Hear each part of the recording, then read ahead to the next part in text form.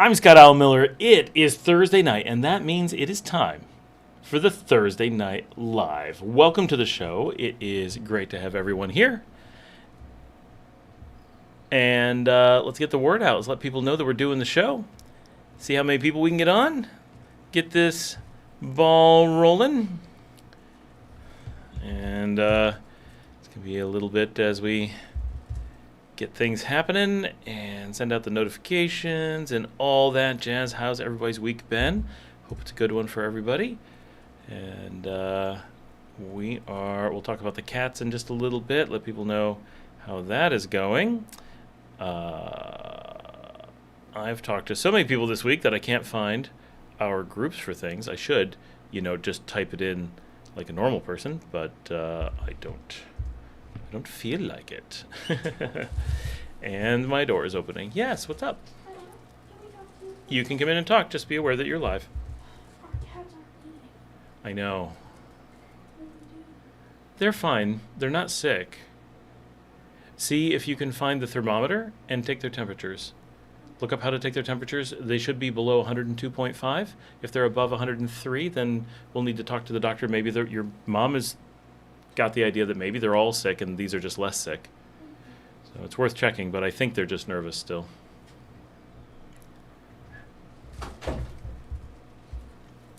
So that was very apropos in a show about sick cats. We have, as you guys know, 7 cats that live inside the house. We've moved 4 of them out to an outdoor area for them, and they are very unhappy, and to the point where they're not eating. I'm going to make a note to my kids.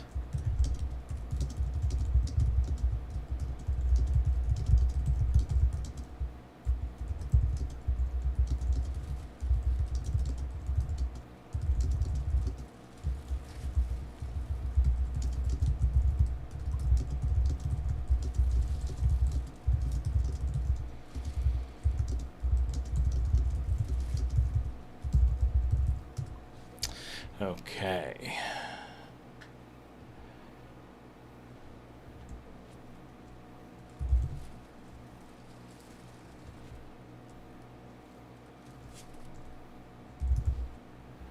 I think we've got enough people out. Let's get on the Expats group. For those who have not signed up, we actually heard that there were some problems this week signing up in the forum at expats.nicaragua.com. And so if anyone has not signed up yet, this would be a great time to do so on the live and let me know. Or if you're watching this recorded, do it then and let me know in the comments. And just make sure that you are able to, in fact, sign up. And if not, we will get that sorted while we're on the show.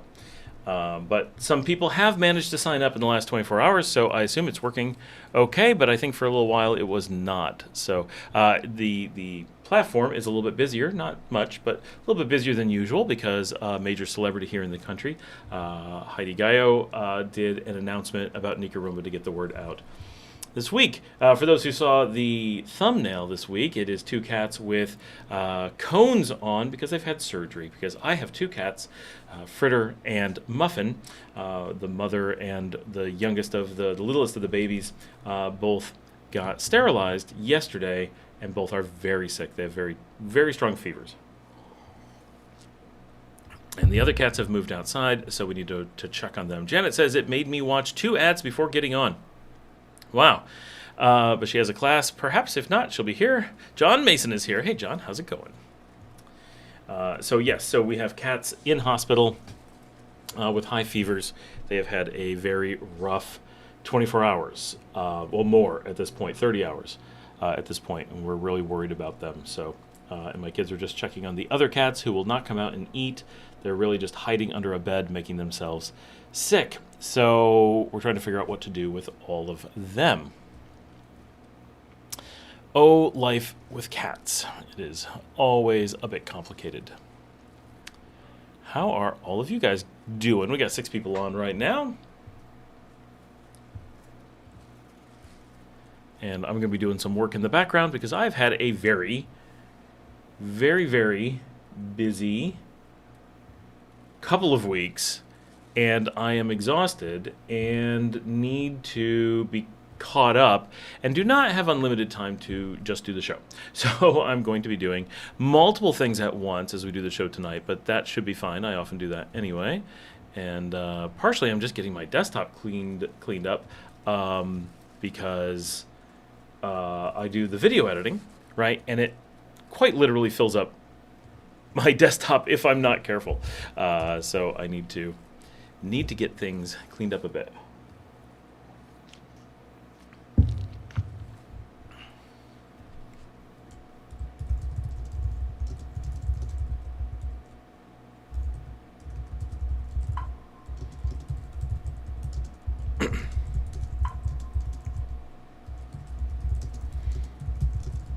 Someone asked, has the air quality at El Crucero improved? I just want to be clear that air quality issues caused by a volcano that have been going on for tens of thousands of years are not going to clear up during the time period of this show. Sulfuric acid air is just part of the game, living downwind from a volcano. It's not the end of the world, but it is not something that has been going on for as long as human history and then is suddenly going to just clear up because we started measuring it.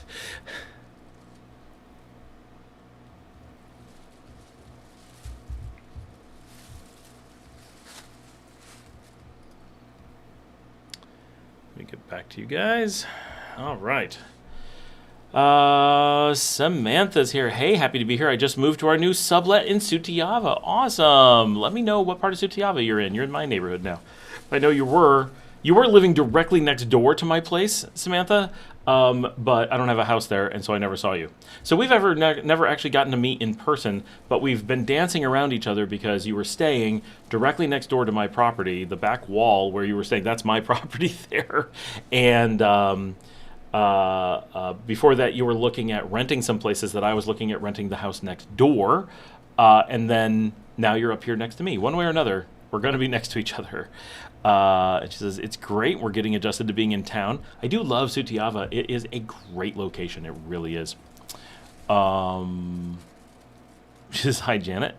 Janet says, hi, Samantha. And I'm getting a phone call. Of course I am. Everybody needs to talk to me live. Sorry, guys.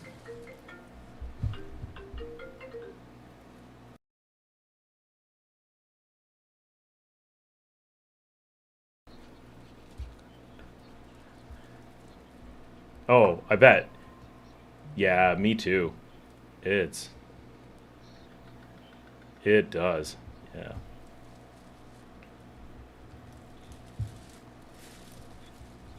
Yeah.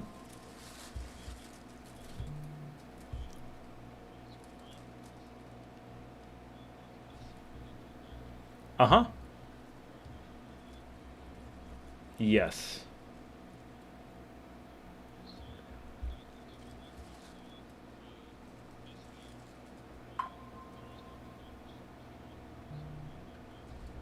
Okay.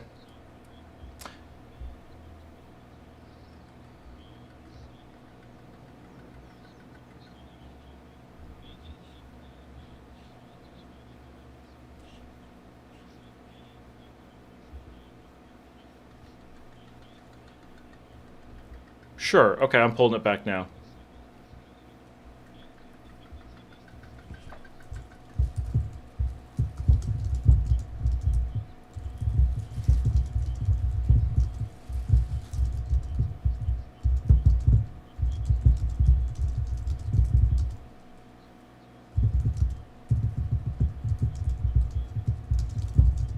Awesome. Okay. Yeah, I've already pulled it back. I'll get that message out to him right now.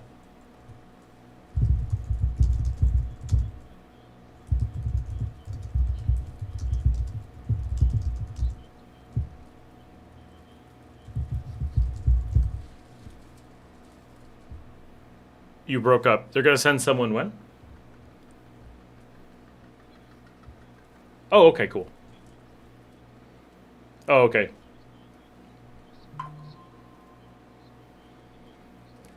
Yeah, he's going to be there any minute, actually. I think. Yeah. I took care of it. Yeah, a little bit. But Ken is there, and Wally is not alone. Yeah, he's doing some racking and cabling. I don't know. He just said he was doing something. He didn't tell me what.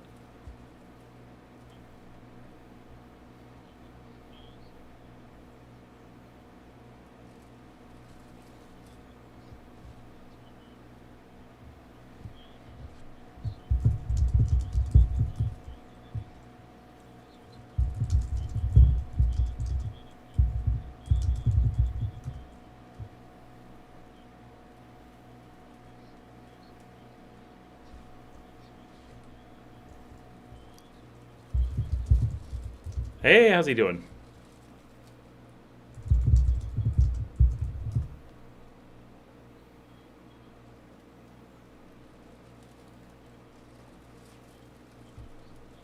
Right.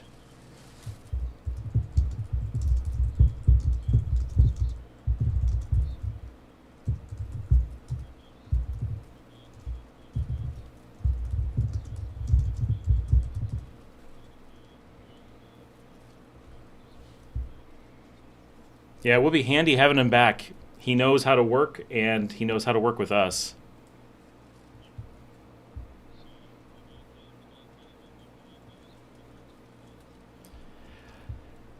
Only for a few seconds. I've been trying to. The one I've only managed to speak to for a few seconds, and the other has not responded to me in a little bit. So we've had good conversations when we have. Just they've not been able to get back to me since our conversation.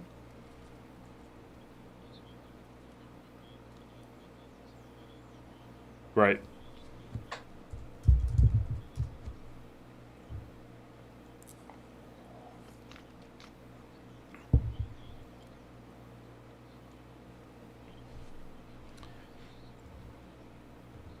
Yeah.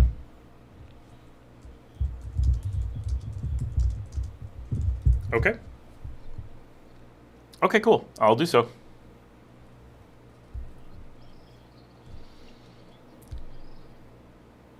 Yep. No, we're doing well today. It's I don't want to say it's quiet, and I've got a midnight deployment that I've got scheduled with 200, but all's good.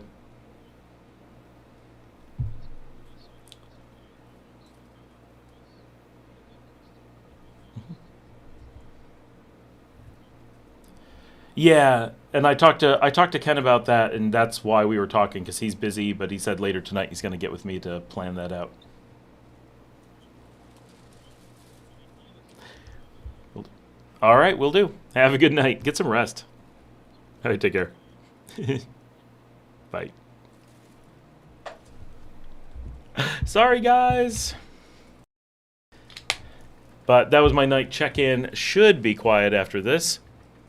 We will see. It's a little bit tough always being the manager because every shift wants to talk to me and go over things. And it's good. It's good. But it's also, there's never really a break, not in a significant sense. So I apologize, but at least it's a little bit something different. In Digital says multitasking. Absolutely. Beverly Evans is here. Hey, Beverly. Beverly, are you getting my emails? Because I did get yours. When they come from Gmail, I get them. I want to make sure you're getting my responses. Let me double check. Yes, I guess we have gone back and forth. Actually, Beverly, how's tomorrow? Give me a time for tomorrow, and I think I can do it. Um, And Digital says, yes, email. That is the. John Mason Scott, have you had any dealings with the guy? Oh, I mentioned that. Yeah. No, I don't know who that is. That doesn't sound familiar. Maybe I have, but I don't know who it is. Digital says, I wonder if there are channels to watch people work Orwellian reality. Orwellian, really. It would be Orwellian. I guarantee that there are those channels. If there's not, if you can't find one of those channels, I will do that. I will just turn on the camera and work all day, and that would be kind of hilarious. That cannot be entertaining, but if anybody wants to see it, that would be hilarious. That people would watch it, right? Like, but I'm down to be watched while I work. I can do that.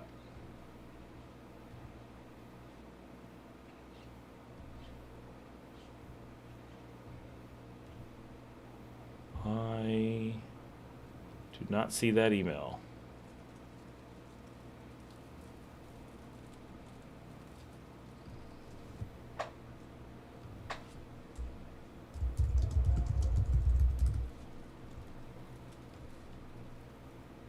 Yep. WP Tonic. Hi, Scott. I've been enjoying your videos. Well, thank you. Welcome to the live stream.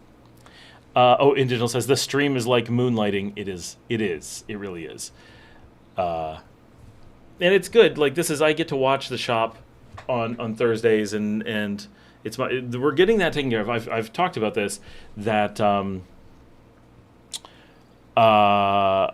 we have a little bit of lack of coverage just because it doesn't make sense to hire someone for 2 shifts, and so it's easier because they're slow shifts, and I just take it over. But it has gotten a little bit busier, and that's a little bit of a problem. And so I'm going to have half coverage for those, in the hopes that I don't completely step away, but I can mostly step away, which is nice, right? Just not needing to sit here or whatever. But I am sitting here during the show, so it really doesn't make any difference at this time. I'm going to remind people that I'm hoping to test out the logins. This is for new people. If you're already signed up, certainly feel free to sign in and say hello. But if you are not yet on the forum, please consider signing up. That is the link, expats.nicaragua.com. Nicaragua.com. This is our forum for all things Nicaragua, whether you're a tourist or enjoying the live stream or live here. It's just a place for us expats to talk to each other and have a forum that isn't controlled by some commercial entity, like so many Facebook groups where they're trying to sell you something. It's organized by the channel here, but there were some login issues or account creation issues recently. So if anyone has not signed up, I'd appreciate it if you gave it a try and just make sure things are working. You can sign in using Google. So you just go to it and it says sign in using Nicaragua, and then that lets you sign in with Google, and it brings you right back, hopefully, and that'll be pretty cool. Samantha's hitting 3 months. I'm going to get an extension of our visas next month. It will be my first time, but I did accompany someone else. What has your experience been? I don't recall the cost, hoping it's reasonable. It's not a lot. It's around, I want to say, $35. Maybe I'm wrong on that. I think it's about that. It's like $1 a day. And we always had a very easy time with it. We do it here in Leon like you would. It's right down by the museum now. It's much easier than it used to be. You can just go and park right in front, walk right in, get there super early in the morning, be there before 8. They've got I think it's been a while since I've had to do it, right? So I don't know if things have changed, but it really is pretty straightforward. You go in, you get up to the window, you say, I would like a extension for my time, and they'll give you a piece of paper, and then you fill out that paper, and then you got to have copies of your passports, maybe it's just the passports. Unfortunately, it has been a little while since I've done it. I'm a couple years now without it, so but it's not bad. We've never had problems. Link sent to your info. Relocate. Oh, where do people find that email? That one goes somewhere else, which I need to fix. It goes somewhere that I control, just to be clear.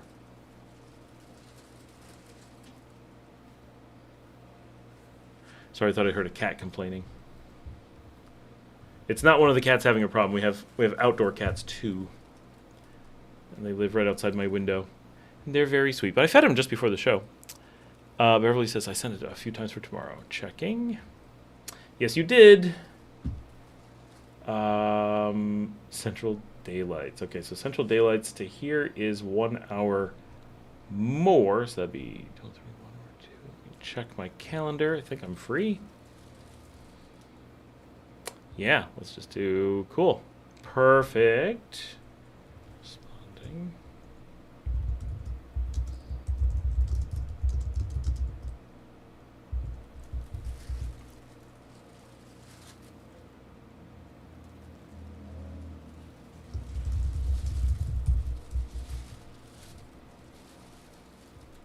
There we go. Are you having issues getting new hardware? The AI bubble is creating shortages. So yes, I have some need for AI capable hardware, not for AI purposes, and it hasn't made it impossible to get or anything. We're not using we're not using things actually for AI, so the stuff that the AI people are gobbling up like crazy, it's not quite affecting us, but we're adjacent to it in high-end video rendering, live studio work. And so there's a lot of crossover there. And so we've seen prices go up, availability go down. It's not terrible, but certainly, we're seeing the biggest thing is we just see the price increases on memory is killing us. That's the big thing.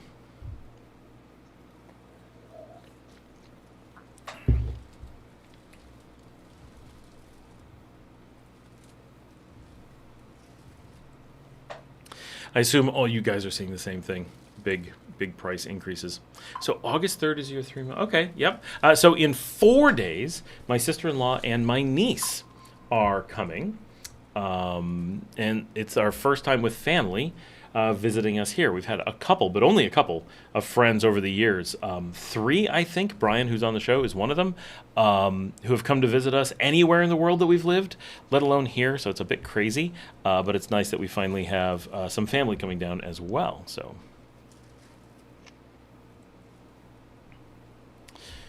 apparently I just got a DocuSign. Yep, there it is.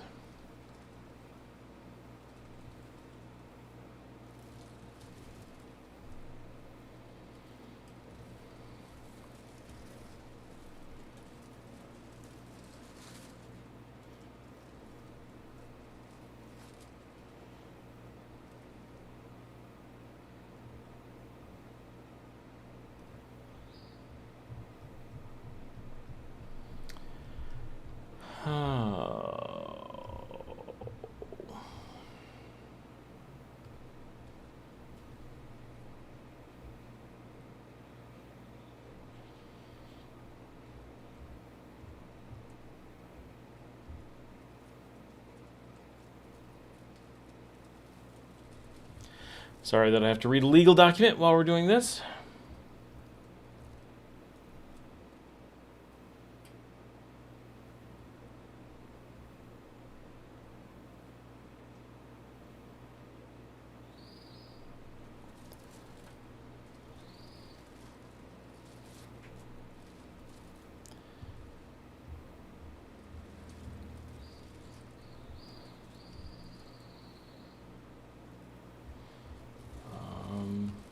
Is that my only signature?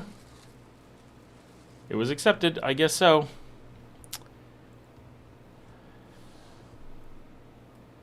Is Buy Me a Coffee a good tool? Who competes? So Buy Me a Coffee, for those who don't know, this is how, if you would like to donate to my show, help sponsor what I do, it is buymeacoffee.com/Scott Allen Miller. It is a direct competitor of Patreon, and I like the Buy Me a Coffee thing. I just find it a more pleasant website to use, and they take less overhead. So if you're buying me a few coffees, I get more of that coffee than if you go through Patreon. They take a bigger piece of it, so that's nice. Sam says, enjoy a visit with your family. Going anywhere special? No. Their whole thing is they don't want to go anywhere. So they are coming here to Leon, and we're just going to go between the city and the beach, and that's it. They are not traveler people. They don't really like seeing things broadly. They've never been, my sister-in-law never has been anywhere except for Cancun outside of the United States. And my niece has only traveled internationally with me. If you've ever watched the Take Flight with Scott videos, that was her. She was the main one in those videos. And so she's traveled a little bit, but just in the summer of 2019 for the entire summer. We did the grand tour of Europe with most of our time being in Greece, which was amazing. It was a very, very cool trip. It was so much fun, saw so much stuff. It was so great being back in Europe after we hadn't been away that long. We had just moved back from Ukraine and were temporarily away, and then went back for this bit, and then moved to Nicaragua, started the move to Nicaragua permanently just weeks later. But it was really, really cool. We had so much fun. Did a very different trip with my nieces, which is very cool. But then she never traveled again since then. And so she is coming down here as well. But all of their vacations on their own, literally all, involve just camping, more or less locally, or going to the beach, or combining the two and camping on a beach. And that is it.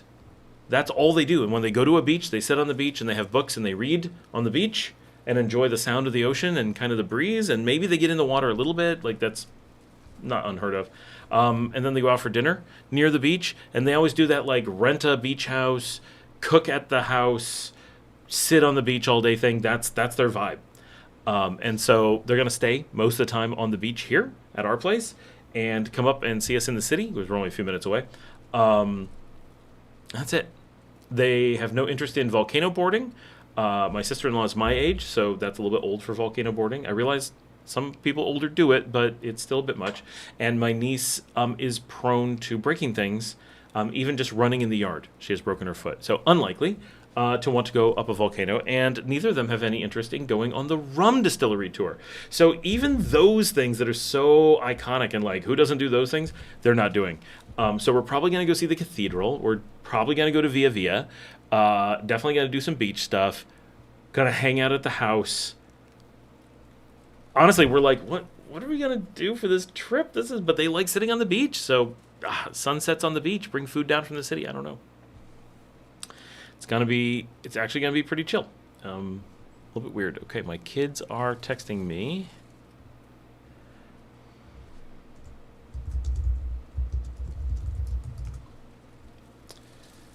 Just about the thermometer.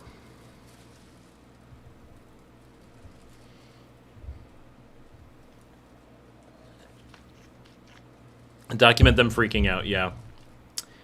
James says, I'm looking at Liberia. I saw that note that coming from Canada, often that is the way to go.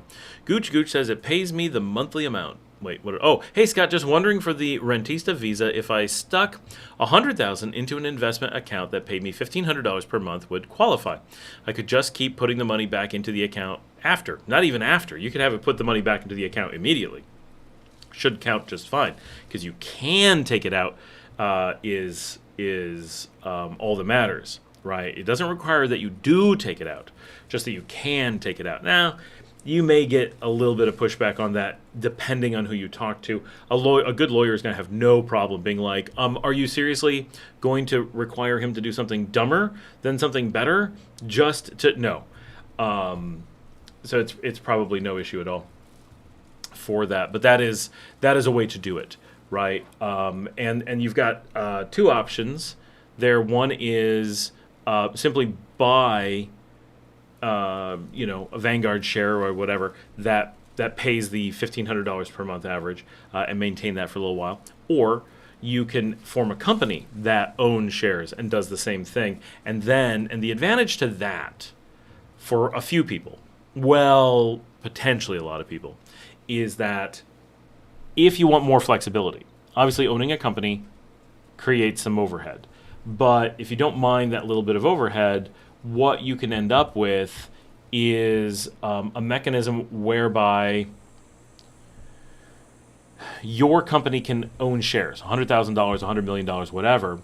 And then if you want to take money out, you have some options. You can, of course, take a dividend payment anytime, and it's exactly the same as what you already got. It's just a pass-through of the dividend payment.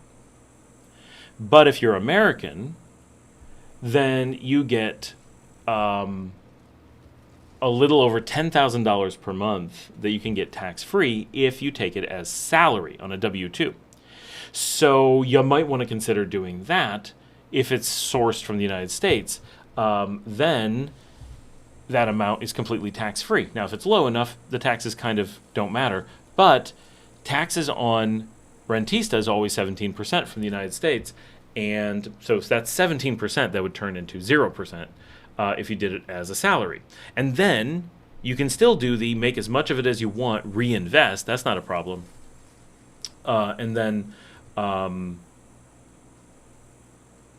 anything that you do take out is tax-free up to that $130,000 a year. Of course, if you go over the 130, you got to pay taxes one way or another. So generally at that point, you take the additional portion as Rentista style and pay the 17% taxes on it. But all that being said, the thing that people miss and that you will jump to if you're not careful is you can't mix all those things. If you want to qualify for the Rentista visa, you need the actual Rentista income where you're paying taxes on it, unfortunately. If you don't need to actually get the rentista visa, which Gooch does. So this doesn't count for him, but for someone else who's listening, you'll be able to take it as salary and decrease that. Or what a lot of people might do is start with the rentista, and if that ever changes and they don't need it in the future, then they convert it to salary and get rid of the tax burden. So there are options and flexibilities depending on where your money is sourced, how long you plan to keep it, how you plan to pay yourself, and so forth. So things to consider because they do potentially impact you quite a bit. 17% is nothing to scoff at, right? If you're bringing in, let's say, $10,000 a month, well, that's $1,700, right? Out of $1,000 a month, that's yes. If you're bringing in $10,000 a month, you notice that, right? Like that's a lot of money. You could live off of just the amount you're being taxed on. So worth considering how impactful it'll be for you.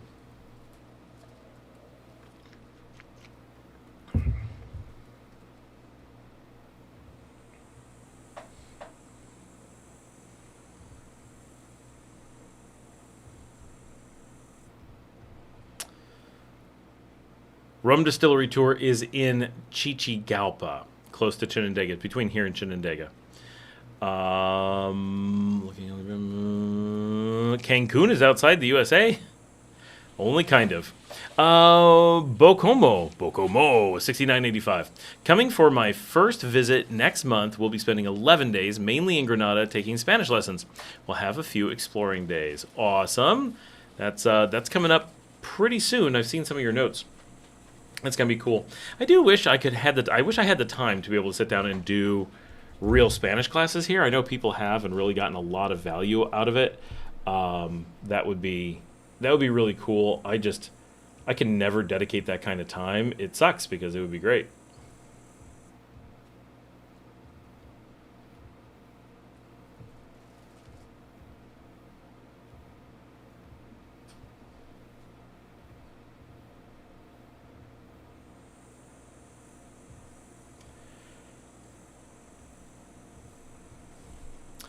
RRSPs are similar to a 401k.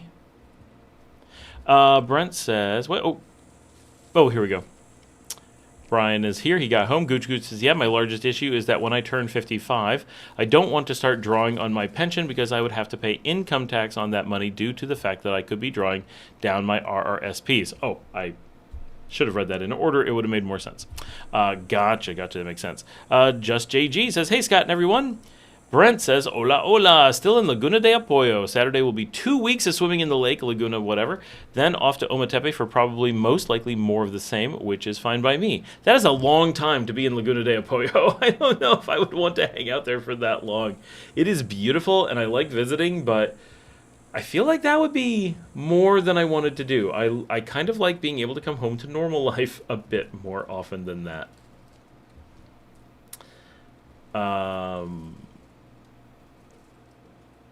You just need to be careful with FEIE. From my understanding, capital gains do not qualify.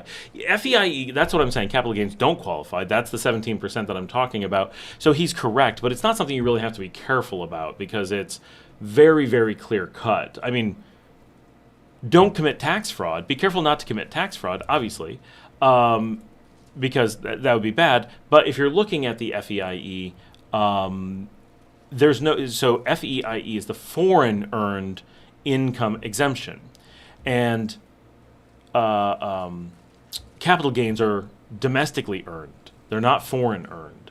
So they very clearly, and I understand, most people are not thinking about the words in the title. They're saying FEIE and just assuming the 130,000. But when you're filling out your paperwork, when you're talking to an accountant, when you're looking at the stuff, it is really, really clear as you go through it that obviously capital gains do not count because they don't qualify. Where's the money sourced? Oh, the money is being earned in the United States. Okay, well, that's different than FEIE where you're doing the work somewhere else, right? Because it's not about where you're paid, it's about where you do the activity. And capital gains, someone else is doing the activity and you're just getting money for it. With salary, you're doing the work and getting paid for it. It's who's doing the work is what is exempted outside of the country. So it is pretty straightforward, but people like to get tricky and be like, oh, I can count everything. Social Security also does not get the exemption because it is sourced inside from retirement, right? It is a pension, not a salary. Um,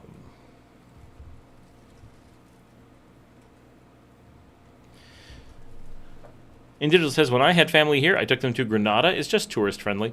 We might convince them to go to Granada. That would not be terrible. I should actually mention that. Maybe we should make a trip. My kids would like to go to Granada. I don't know if they really want to.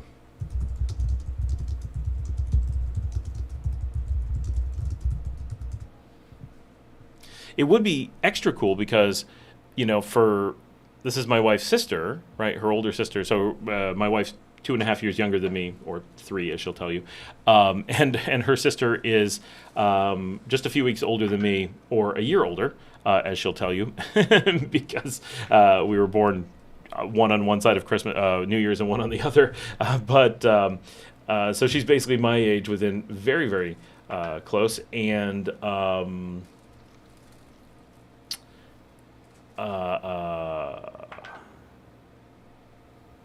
on, just. Oh, nope, can't read that.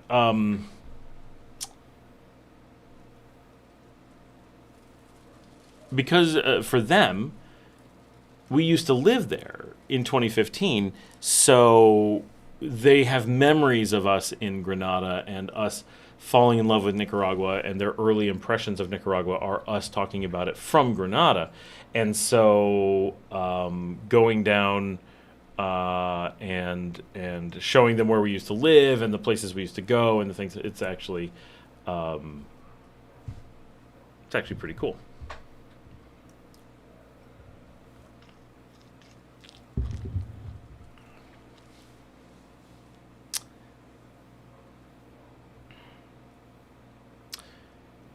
Yeah, but Scott, that restaurant at the top of it was awesome. Brian is talking about at Laguna de Apoyo. There is the restaurant de Train or whatever up at the top of the ridge. That the views are just amazing, and the food was amazing. It was really good, and I never remember its exact name. I'm trying to see if I can find it. Nope. But it's really good up there. I recommend it for sure if you can find it. Tim in Nicaragua. I was at Laguna de Apoyo at Paradiso, which is where I go as well, on Saturday and Sunday. It was a very nice place. We all like Paradiso. It's like the official. It's funny. It's my friend Yvonne went and would always go to Paradiso when she would go, and she made me go there, and so that's just where we've always gone, and it's all because of Yvonne, and so. Everyone on my channel goes there because it's the place I know because of her. It's funny how much she has influenced that particular place. I wonder how much business she has actually caused there.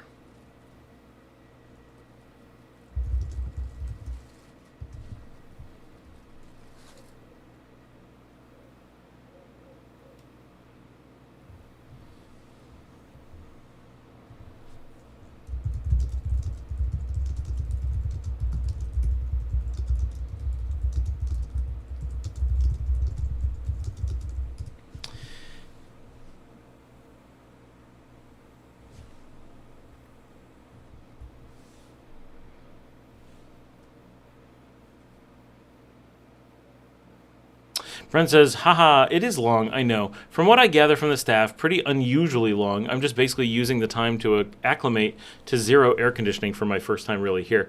Yeah, most people go to Laguna de Apoyo a maximum of 2 nights. Most people do day trips or 1 night. So that is a lot for most people. But neat, you get to really get into the whole Laguna de Apoyo thing. I do have friends that live up there, so sometimes we go up and stay longer. Gooch says, so I do contract work. Would it also work if I just paid myself a salary out of my corporation? Yes. So, well, that depends. If you pay yourself a salary out of the corporation, That works for getting the FEIE, the tax deferment, the tax exemption. But it does not count for the rentista. So you have to choose. That's where it's tough. Loads of people have jobs and receive a salary. That does not count. That is not a rentista. Other people have investments, and that is a rentista. So you have to balance what it is you want. Rentista and salary are two different mechanisms. Rentistas pay capital gains. Salaries get an exemption to a certain degree. Your family can come here if you go to Granada. To Laguna de Apoyo. That is true. That would be really cool. Or would I have to take it as a dividend? Yes, Gooch. You'd have to take it as so what you would do is you take $1,500 as a dividend and the rest as a salary. That's the normal way to do it. Then you qualify as both. If you can get a lawyer who can make the argument, look, he could take it as a rentista, he's just not because this is better tax and more money is going into Nicaragua, they might actually be able to make that argument for you. So get a lawyer who will make that argument and you might be fine. Because this is Nicaragua. It's not like the U.S. where it's just black and white. Like, this is what the rule says and the computer says no. This is, you got to talk to a person and be like, listen, this makes no sense. Why would we pay more taxes to the United States? The only loser here is Nicaragua. Bring that money in here, right? That's an extra, not 170, but $245 a month. That would be coming into Nicaragua to be spent that otherwise would just go back to the U.S. and not to, the poor in the U.S., to the government. So why not have it come here? Indigenous says, you owe me a coffee. Brent says, I'm at Paradiso and probably saw you, Tim. Oh, that's cool. Don Timoteo says, El Paso de Train is the name of the restaurant. That's the one. Love that place. Now let me see if I can find Paso de Train. Wait. Yeah.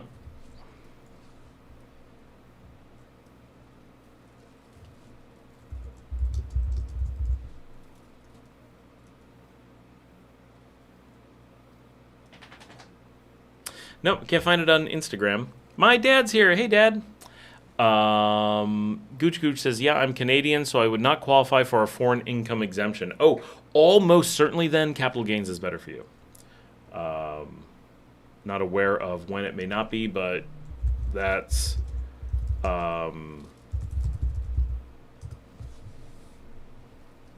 likely to be what makes sense for you. I found them on Facebook, I think. Iberia Airport, arrival 2:20 p.m. and departure 3:20 p.m. is Rivas doable. Wait. You're arriving in Liberia at 2:20. Departure at 3:20. I'm not following. Why are you flying in and out of Liberia with only an hour in between? Missing something. For those at Laguna de Apoyo or potentially at Laguna de Apoyo, this is the restaurant to go to. We all love it. And oddly, they don't seem to be on Instagram.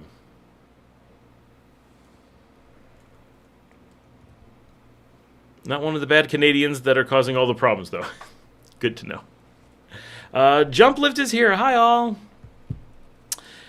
Wesley says, I watched a couple of beer Las Penitas walks, and you walk by that now defunct Turtle restaurant bar small hotel in 2016. Some young Canadians had just bought that place, and I was having a Coke. Just a couple years ago, the neighbors tried to convince me to buy the place. I kind of thought about it. It's not the worst location, although it was underwater just this past couple weeks. Well, I guess month ago. We certainly thought about it, but someone bought it and then never opened it. And like so many things on the beach, this is one of the crazy things all over the country, but in Las Penitas especially, we see this nonstop. Someone comes in, gets all excited, someone convinces them to buy a place for way more than it's worth. Like that place, I'm guessing, is worth about $70K. I might have been able to be talked into $80K. This is 4 years ago, before I bought my second beach place. Now it'd be like, I've got plenty of empty places. I don't need another one. And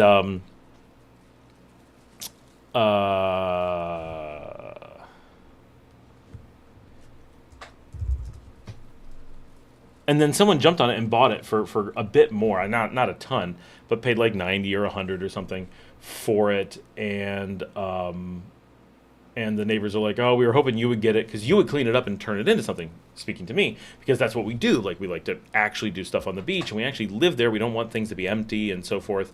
Um, so, uh, um, um, so everyone's like, well, these people bought it. They're going to do all these things with it. And there's always these stories, right? This place sold. Someone's going to do this with it. Oh, someone's going to turn it into something. There's going to be all this. And those of us who are in business are always like, oh, no, more competition on the beach, right? Because it's bad enough as it is. And like, oh, they're going to add, 6 more rooms to beach capacity and another restaurant. And you're like, yeah, great. Like it would be great to have new food, but nothing ever stays open. And,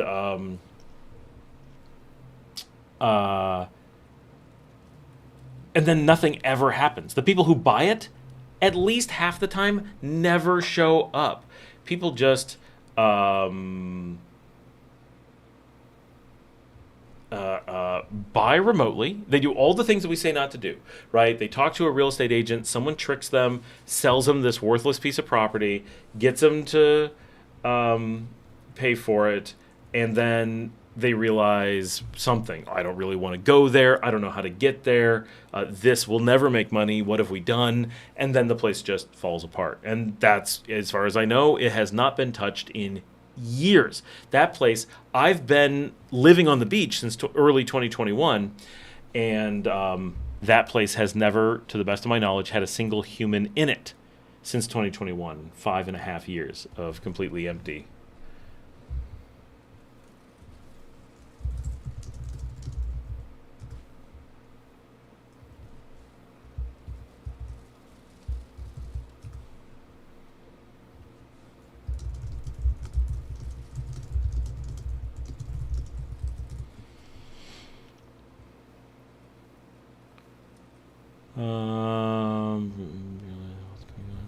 Hey, what's going on with your house build?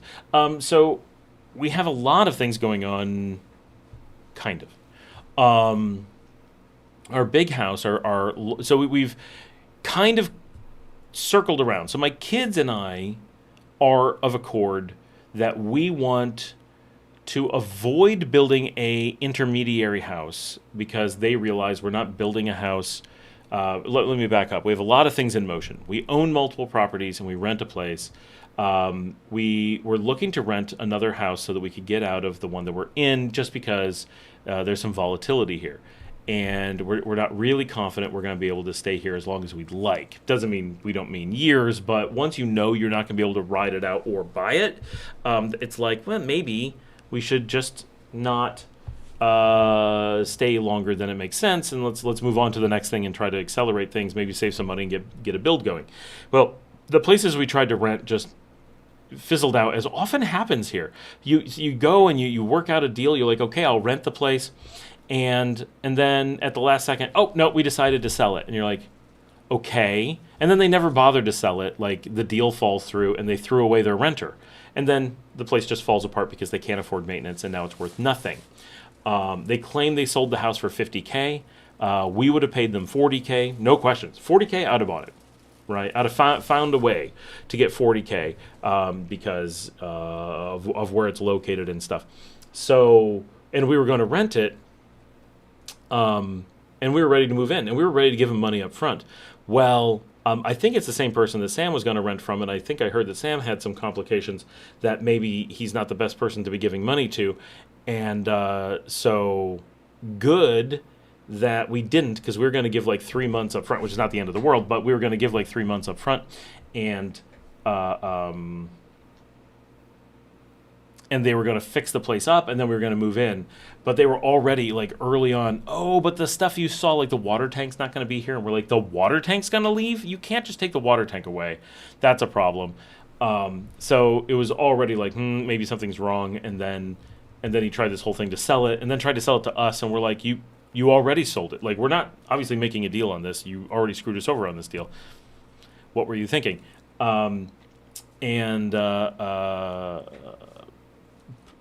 of an ongoing ecosystem of less than savory characters. He's not a bad guy, right? It's fine, but there are some people that I wouldn't trust in a real estate deal, and he kind of falls into that category. Oh, Samantha just says, I gave 3 months security deposit and then 2 months up front. It was a mess. That is almost exactly what he tried to get from us, and I'm about 90% sure it's the same person. And I think that you had someone vouch for him, which is what happened to us from the same person. And like the whole thing was, oh, you should move into this house. I'll vouch for him. You should give him this money. He's going to fix the place up. And then it was a shady deal. So I'm pretty sure for all we know, is the same house. He may have been renting it out twice. That's a big thing here, is selling or renting the same place multiple times and trying to skedaddle with the money before anyone figures it out. So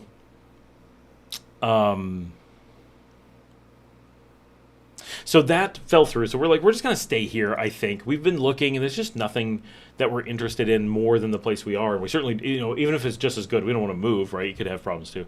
So we do like where we are. My kids would like to buy it. It's just impractical. They want more than double what it's worth. It's not worth that much. I know you guys on the video, because I have nice cameras and angle it well, think it's worth all kinds of money. It's not, right? It's not in an expensive neighborhood. It's not in a neighborhood you want to own in. Renting in a place with an HOA is very different from owning, right? It's when you rent in an HOA, you care about, is the HOA functional that month? And when you own, you care, is the HOA going to make it impossible to long-term live in this community? And so it's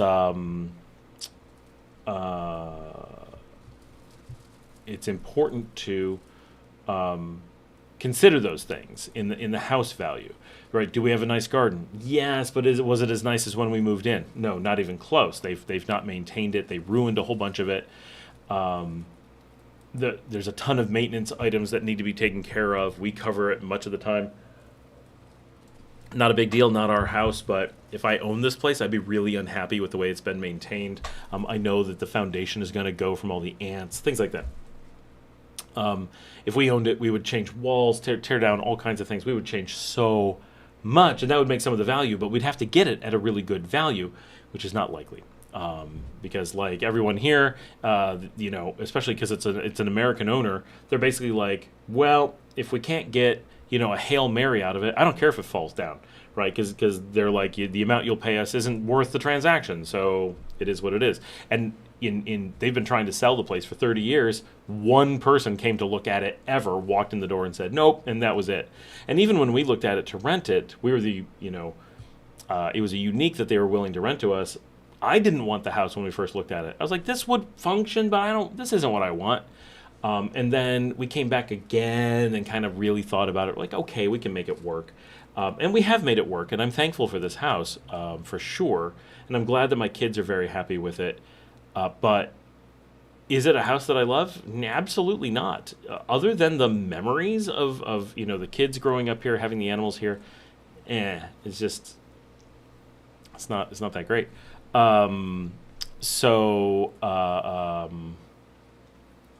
We own on the beach 2 properties where we could put houses. One is smaller and directly next door to where Sam has been living, and one is, and by next door it actually wraps around, so it's on 2 sides of the property, and then another one just up the street, the one which is larger. My wife wants to put a house. Hold on. Someone just has a question for me.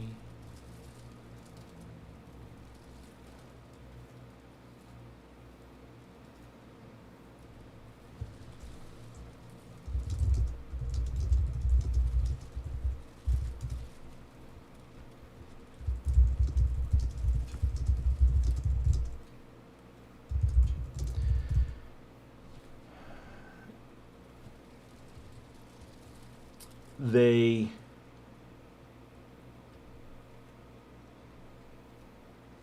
sent in the wrong name when requesting security access. Heaven help me. the stupid things I have to deal with. We do have borax powder here. I did not find it. I'm not the one who goes out and does the shopping and getting other people to care. There's like, whatever, it's not our foundation. I'm not going looking for stuff. I'm just like, ugh. But we have brought in people to deal with it, and it does no good.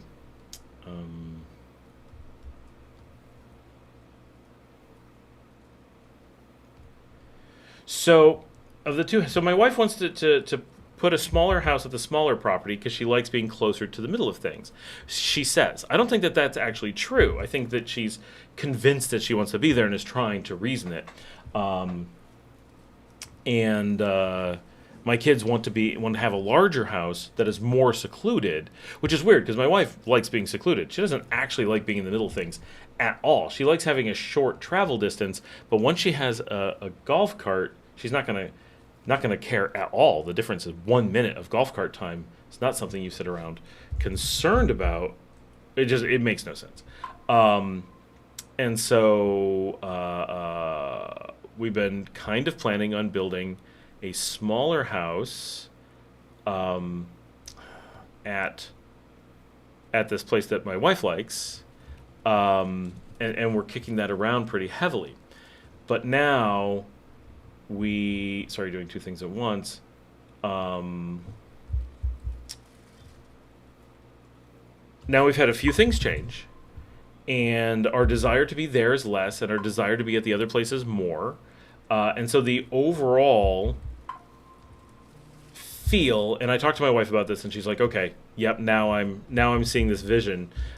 We want to go back to our original plan, which is to use the property next door to where Sam was that my wife wanted to live on but now doesn't, to be rental apartments, like nice beach apartments.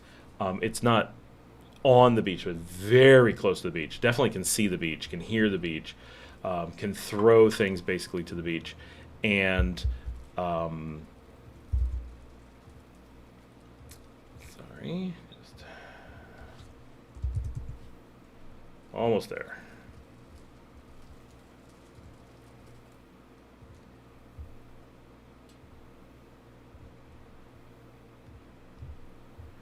Sure, everything's right.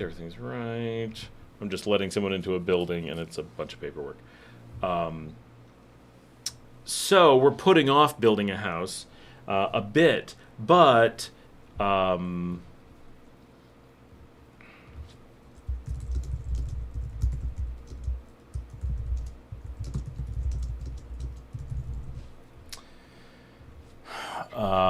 so we're looking at building apartments sooner than we had been thinking, but building our house longer because it takes a lot more. We want to build a bigger house, and we have to put a massive wall and do a bunch of upgrades and stuff. And so that's us happening. We've built the guardhouse. We've built a couple different maintenance things. The walls going up, but it's a long process. But it is moving forward. But the plans are all over the place, and coming up with a permanent plan is hard. Basically, you just make a bunch of plans until the timer runs out, and then you build whatever it is you plan on at that moment. Okay, here we go.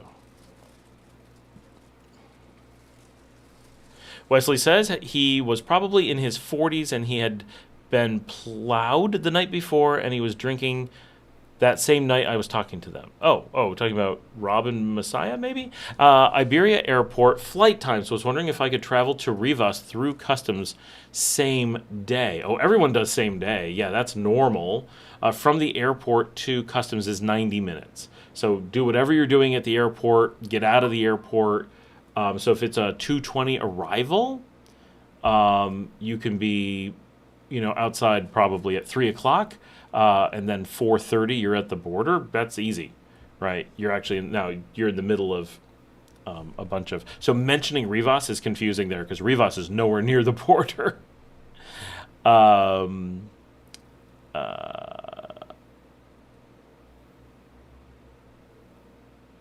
Indigo says, I thought about it. I knew the owners. Oh, yeah. Everyone thinks about it, and it's a terrible idea. Don Timoteo, Rivas is 1.5 hours away, plus an hour or more at the border each way. Yeah, so you would go from Liberia. Let's say you arrive at let's say 2:30 to make it even.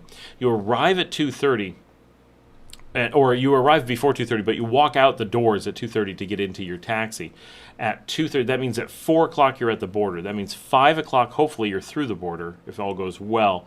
6 o'clock maybe, we'll give a worst case scenario that's typical, 2 hours. Then an hour and a half to Rivas. So 7:30 you'd be getting into Rivas. I don't know what you want to do in Rivas, but Indigenous says, best burger on the beach. That must be at the Turtle Place. That had to be a long time ago. Since then, my place was the best burger on the beach.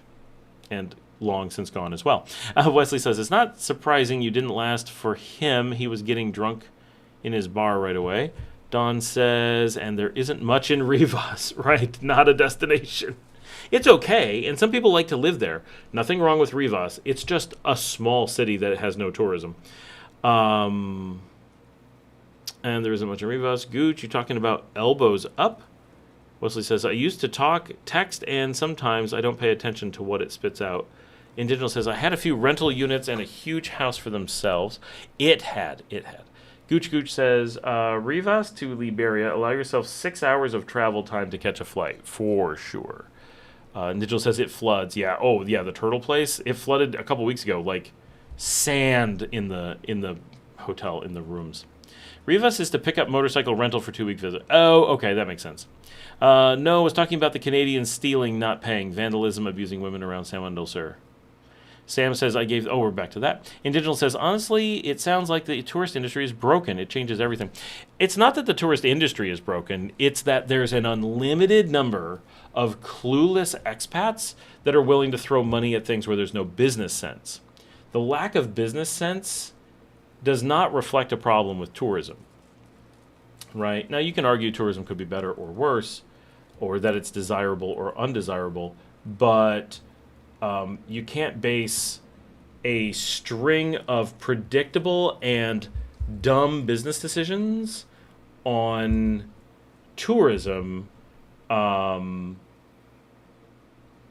because it just... Nothing's going to protect you against that, right? You run a completely insane business in Cancun. No one's going to argue that their tourism isn't fantastic, but the business will still lose money, right? So you always, it doesn't matter what environment. If there was an environment where you didn't have to be good at business or do a good job or think through or compete, well, we would all move into wherever that is and run businesses there and make magic money instantly, right? We would all do it, and we would just invest everything, and we'd borrow everything we could to invest more, and we'd use that as leverage to invest more because it's a guarantee, more or less. But that's not the case, right? Even in a place that's really good for tourism, Costa Rica, for example, if anything, business might be harder down there because there's even more competition. Everybody wants to do it. So the problem is actually there's too much tourism, that we have too many people who are like, well, I just have money to burn and I would love to be here, so I'm going to start a business or buy a business without even investigating if it makes any sense. And so there you end up with the problem. Gooch, for traveling, it will be about 4 hours. You could do it in 3 if the border is quiet, very quiet. Brian says, Texas fire ants? Actually, that would be better. They don't tend to take down your foundations. NJD88, 8K1C, best cities in Nicaragua for long-term living. It's a tough one because everyone has a different opinion, right? For me, my favorite city for long-term would be Matagalpa or Managua. Or possibly something in the kind of the countryside. Leon, I love the culture and the people. I really like being here, but it's really hot. It lacks some things. There's a lot of reasons why I'd want to be somewhere else. Like weather being the big factor. I think Grenada is among the worst for long term. It's in many cases what's good for short term makes it bad for long term. But you've got lots of places that are good for long term. You just find the city that has your vibe, right? Whether it's Huigalpa, Boaco, Jinotega, Jinotepe, Diriamba, Masaya, Managua, Leon, Chinandega, Ocotal, Esteli, Matagalpa, I said Jinotega, right? San Marcos, El Viejo, Nagarote, La Paz Centro, Ciudad Sandino, Doral, right? There's so many places, Rivas even, that you can go, and all of them have some really nice stuff. Rivas Airport, I have never even heard a rumor of Rivas Airport. That's got to be gone for so long. I've been here when Esmeralda had an airport. That's been gone for forever. And Ometepe had an airport really close. I've never heard of one at Rivas. Now, Leon has an airport, and it's still open. Where the heck is the airport at Rivas? That seems crazy that Rivas would have one when Tola is not that far away and has one. Now, Tola's closed, but I don't see a landing strip in the Rivas area.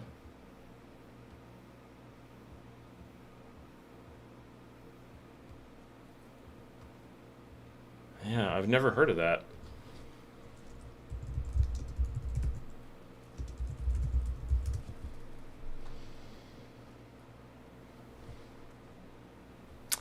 MNRS.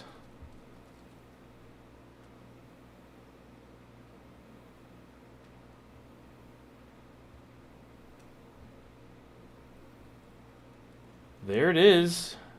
So officially there's one out on Route 72. I have a feeling that has been taken by the Fields.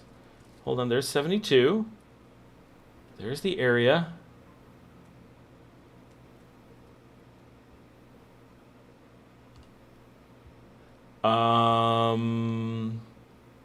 Yeah. They apparently have not retired the code for Rivas Airport, but the landing strip from satellite views is definitely gone. Tola still has the remnants of an airport, but it's been closed for, gosh, 8 years, I think. It was open for like 1 year, and now it's been closed for 8. As is so often the case, so many things did that.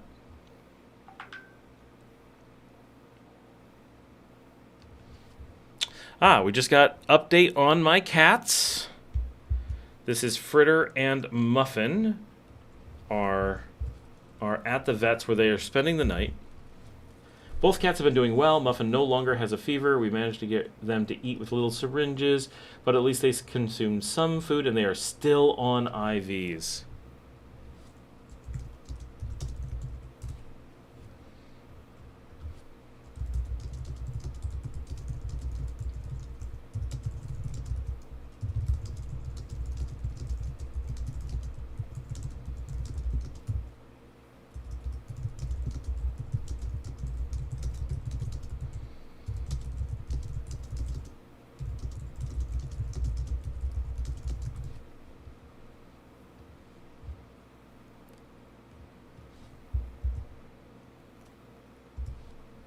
I'm gonna let my kids know.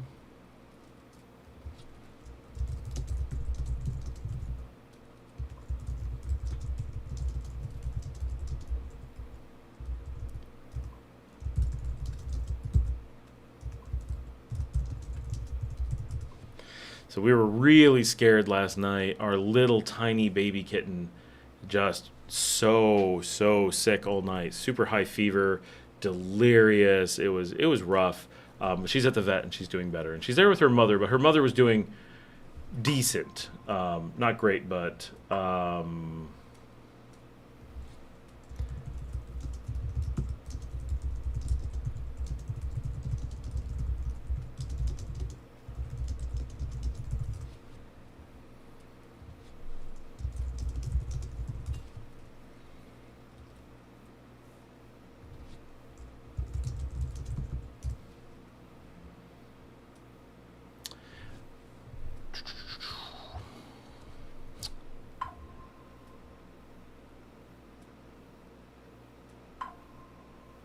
in Leon, that same year, this is Wesley, of 2016, there was an American that owned a restaurant he lived in. It was only open a couple hours at night. I remember he had posters on the wall like a Marilyn Monroe poster. I don't have a clue what that would be. It was kind of like an old hippie. I wonder if he's still around. Oh, is that Captain Jack's?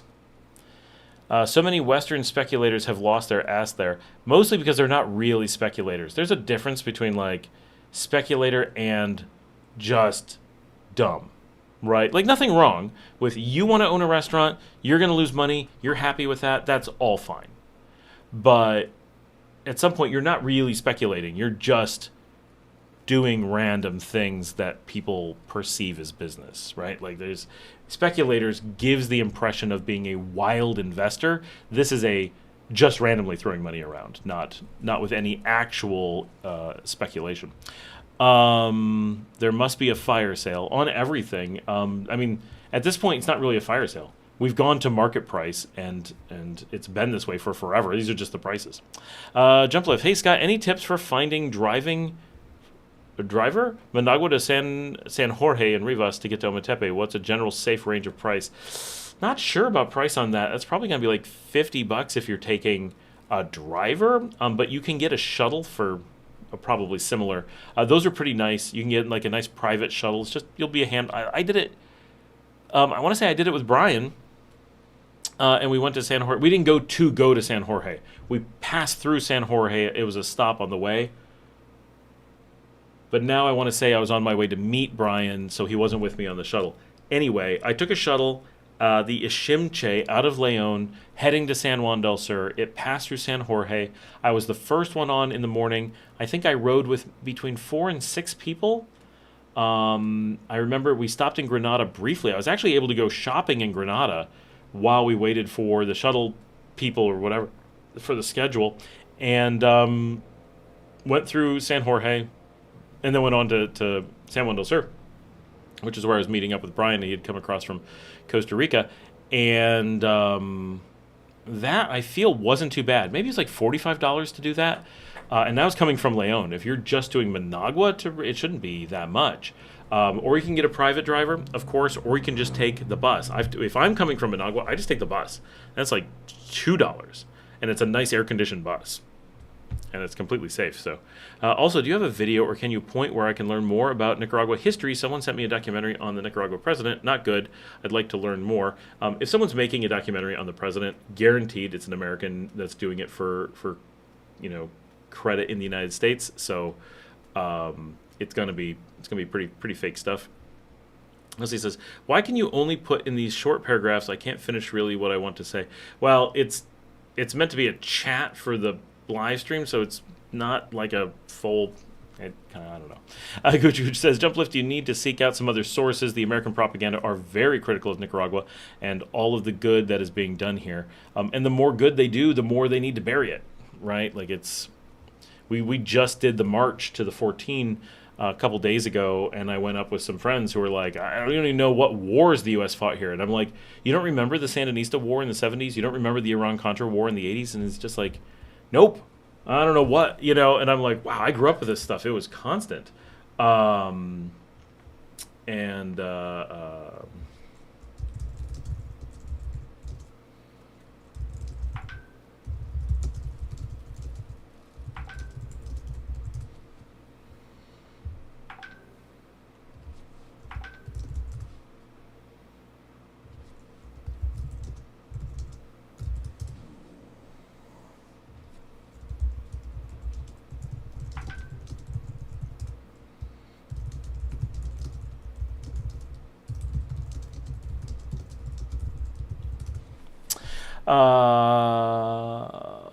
He's on right now live. Wait, who is?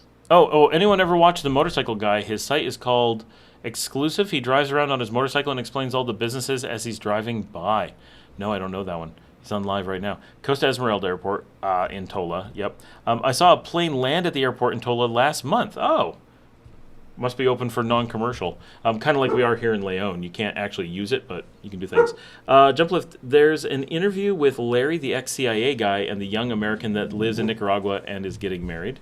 I can't remember his name, but Scott knows who he is.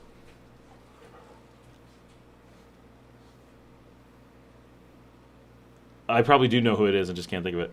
Wesley says, Larry explains all the things that were going on pre-1979 and thereafter. Oh, yes, interview Larry about the Civil War. He cooked all the meals and lived there. He probably just had subsistence living. Indino says, oh, they know their history with the USA. Tim in Nicaragua says, the books I have read have been biased towards whichever side the author was on. That's true, obviously. John says, wasn't Nicaragua part of the United Fruit Wars? It was not. So United Fruit was not that heavily involved here because Nicaragua managed to keep people out for the most part. I'm looking this up. So that's the Banana Wars is what that's called.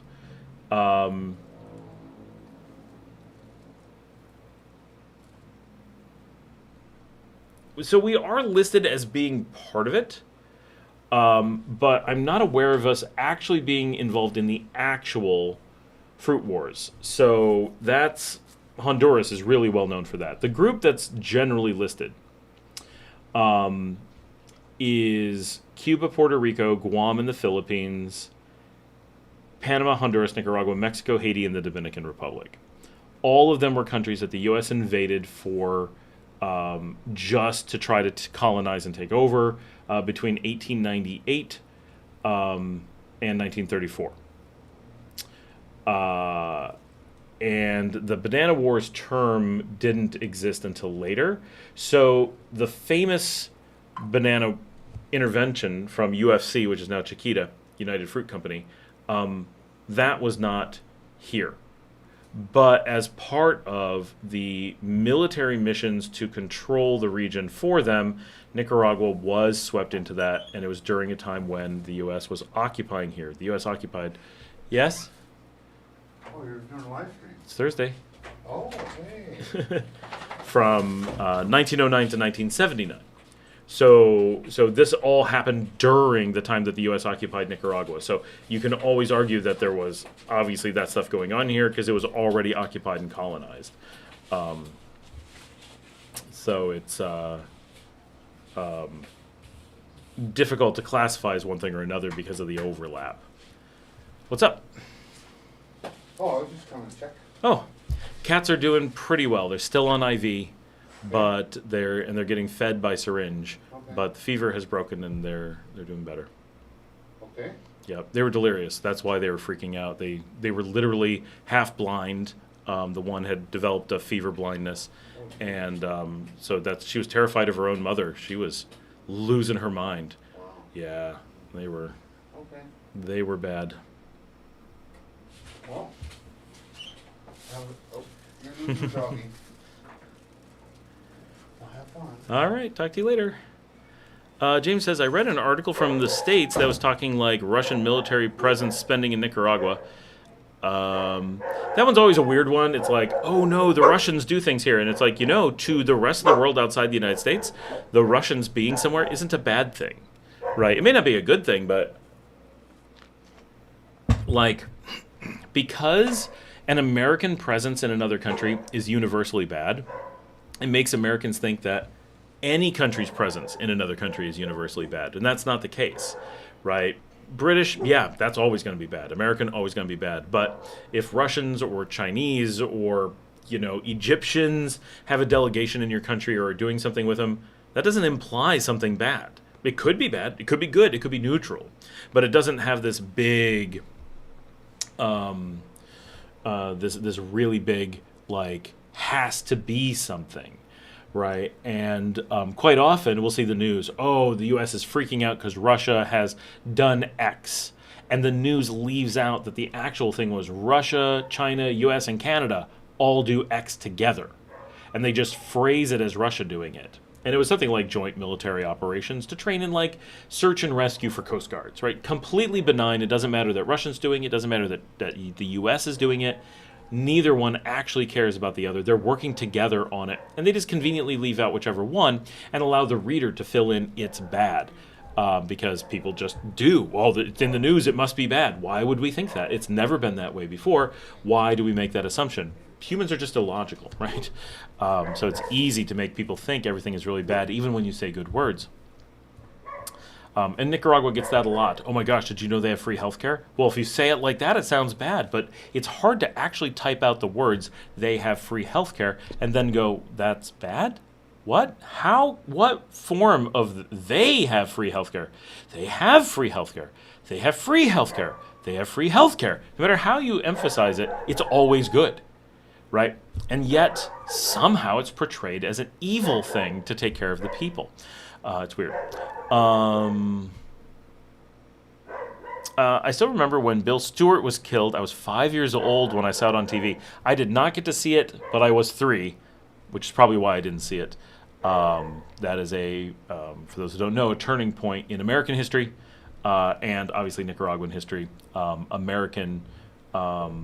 American reporter. So today, this is just normal how things work in combat zones, right? This has become the new norm.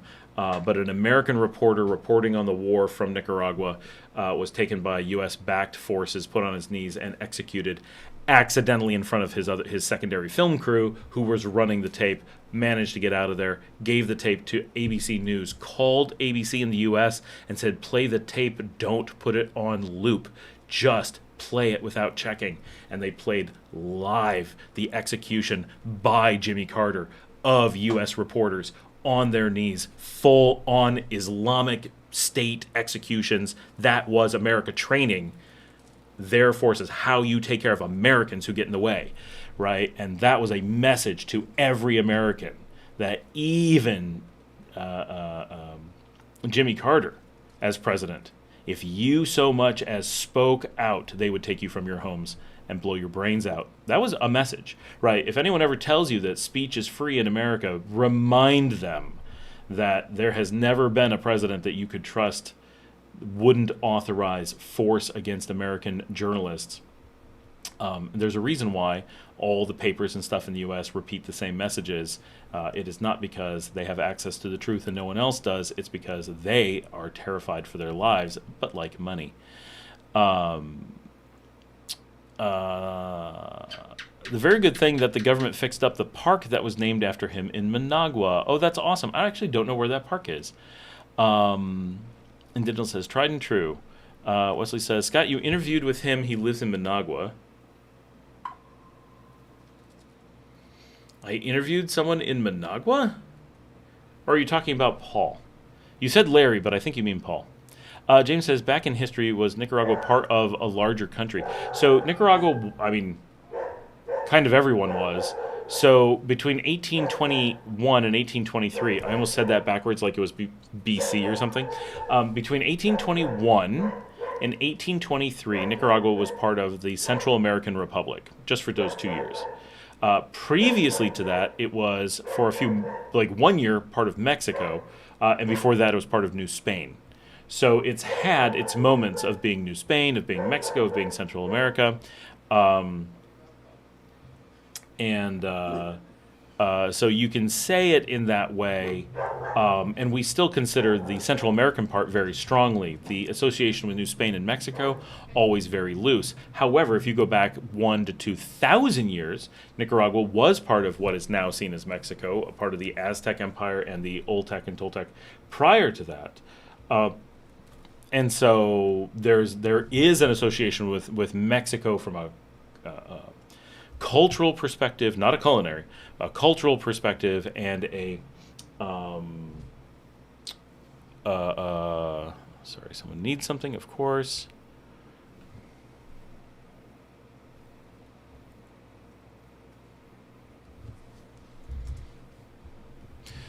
I've got to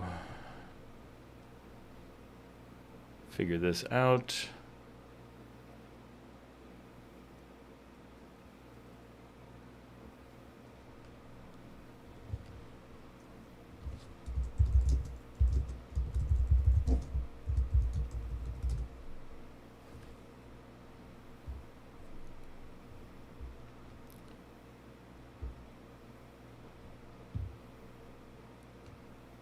I'm trying to help someone with something.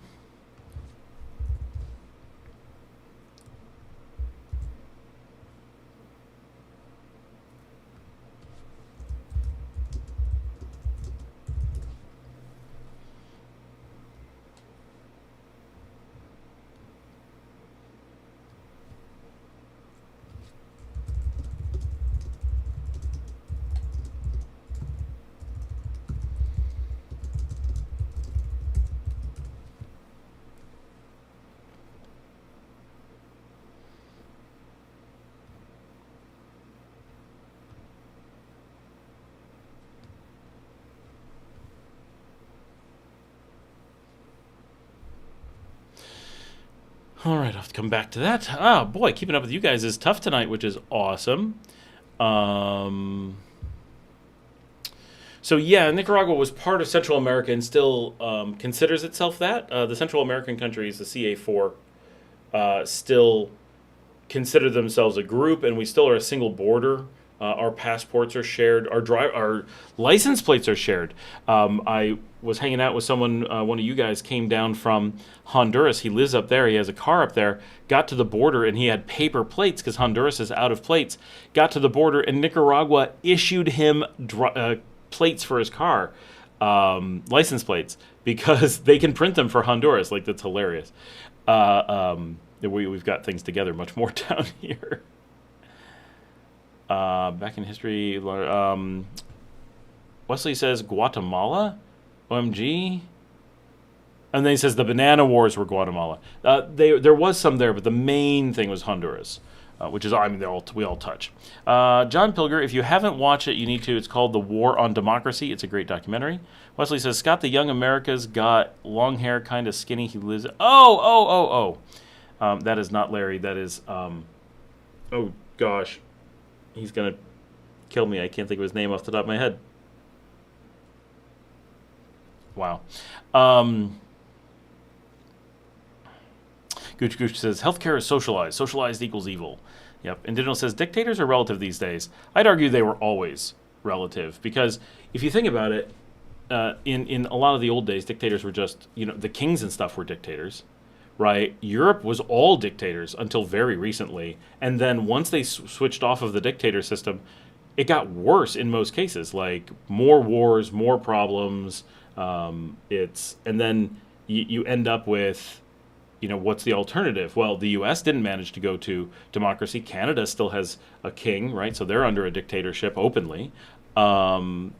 Lots of Europe still has open dictators. Those that don't, a few have some voting mechanisms. Some really don't, right? Like, yeah, Jack Pittman, exactly. Paul Baker, yes, also the other person that you're thinking of.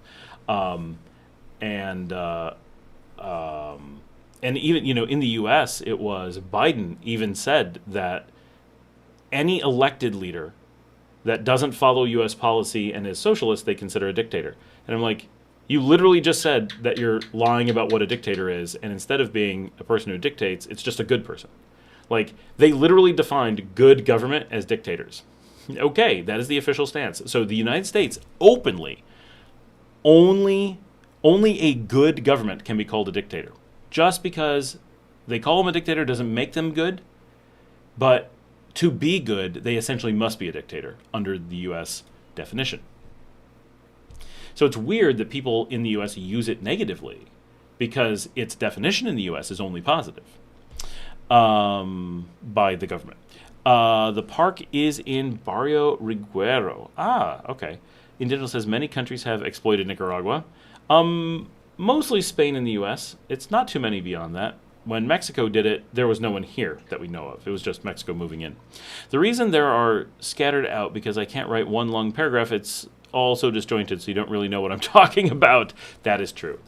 James says, boatload Russian weapons came to Boston, shipped upper New York for refurbishment, load back on ship without destination. 2 weeks later, Ethiopia had a Russian-backed revolt, Russian guns.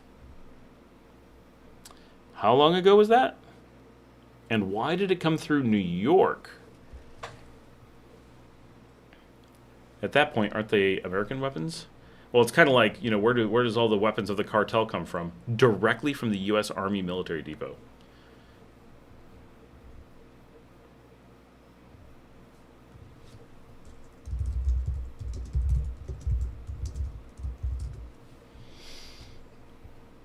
And Jill says, thanks, soulmate. Check out my tickets, make sure everyone is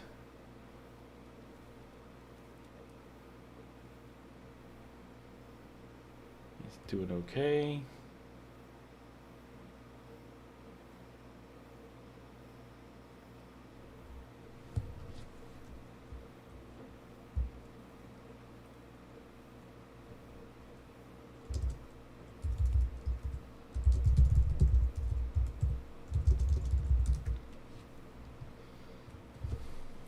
Gold Rush. I got injured and got stitches. I'm a drunk guy. No problem being a USA guy. Healthcare gets an okay from me and my wife likes it. Some treatments are not available in Managua, but getting there. It is true. We have some things we can't get. Some are starting to be available in Leon that are not available in Managua. Not many. Most are still available in Managua and not Leon. But we do have a big hospital here now, so it is possible for things to go in either direction. They're spreading it out a little bit, which is kind of cool. And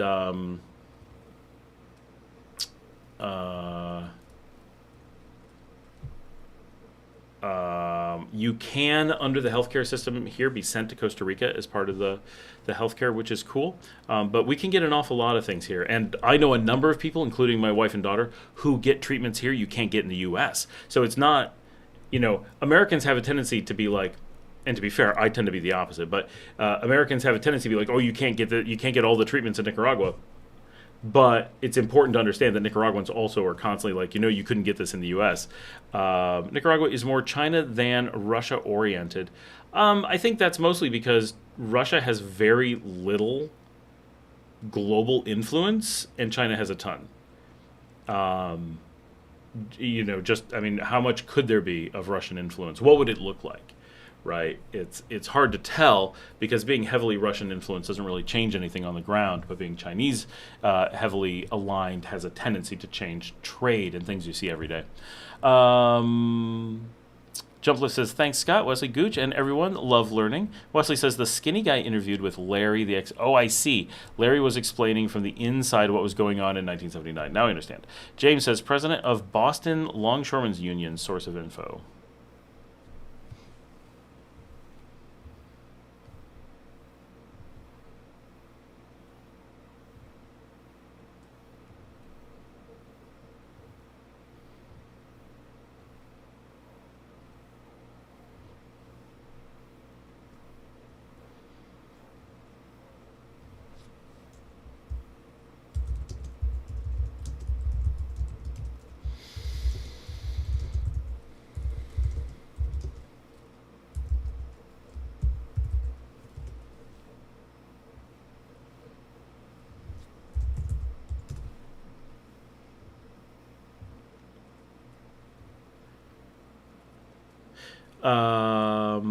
I'm a drunk guy. Yeah, that's what the doctor said. They can get treatments in Costa Rica and Brazil. I haven't heard about anyone being sent to Brazil as part of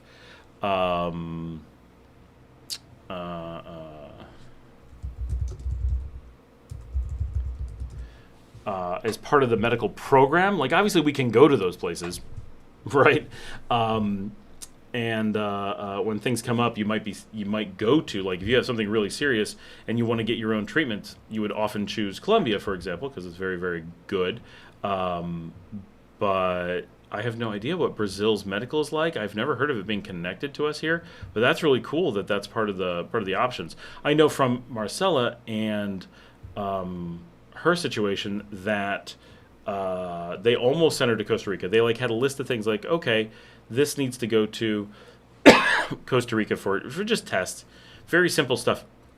We don't have this here. It's not an emergency, so you can just take the bus down, go to Costa Rica. We'll pay for everything and get this, and it'll just take an overnight and come back. And it was really cool, and she was excited. She's like, I've never been to Costa Rica. That'll be cool to go. But then it turned out they didn't need the test, so they're like, nope. Ended up being fine, but...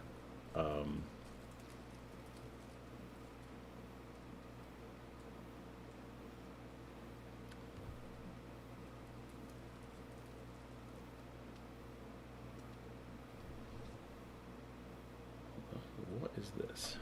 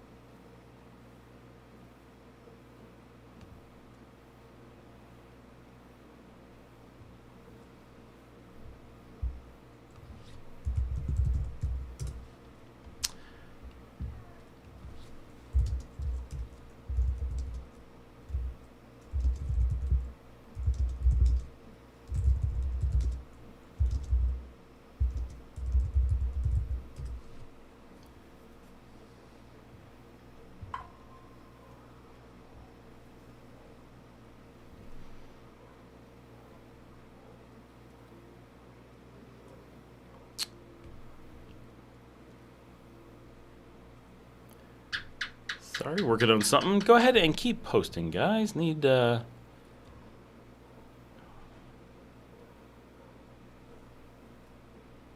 questions to be answering. There we go. My screen went dark, went into dark mode, and honestly, I can't. I like dark modes, but only when I'm in a completely dark room and my screens are kind of bright. And my screens are kind of dark and my room is decently bright, so when it goes to dark mode, I'm like, what? I can't see a thing.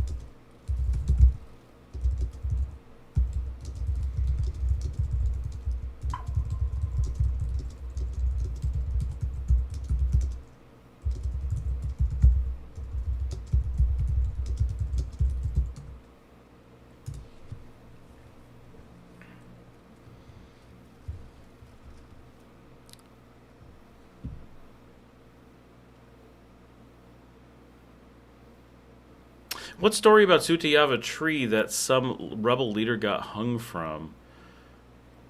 I don't know. We're carrying signs now. Says I'm 4 weeks from coming down. Thinking of reversing the direction of travel so I can see you one day 2 or 3 instead of 7 or 8 of 9 days. Okay, cool. 4 weeks from now. That's early August. Okay. As far as planning on living there until I die, as many people cremated versus buried down there? People are cremated at times, certainly, but many, no. Most are buried, most definitely. That is the norm.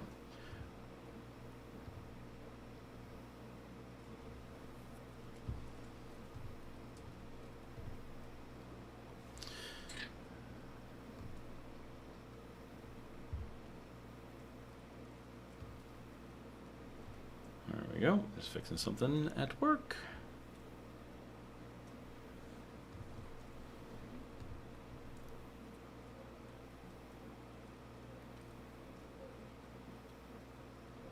Oh, jeez.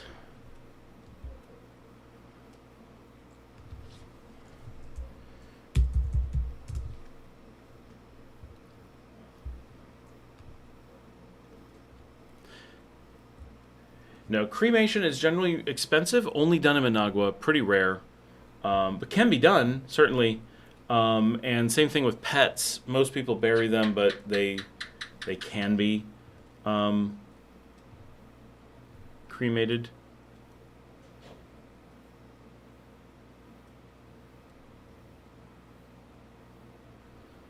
Oh, jeez. Okay.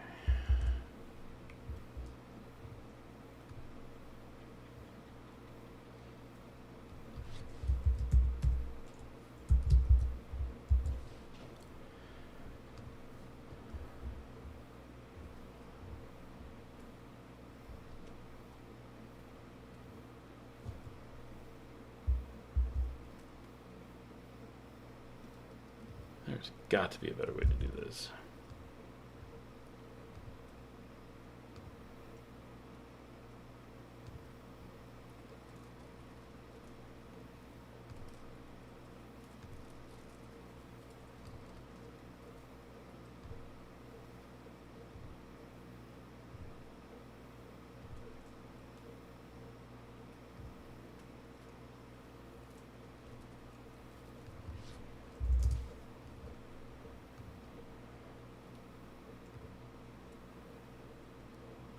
Sorry, scrambling through a million emails. I have so many windows open.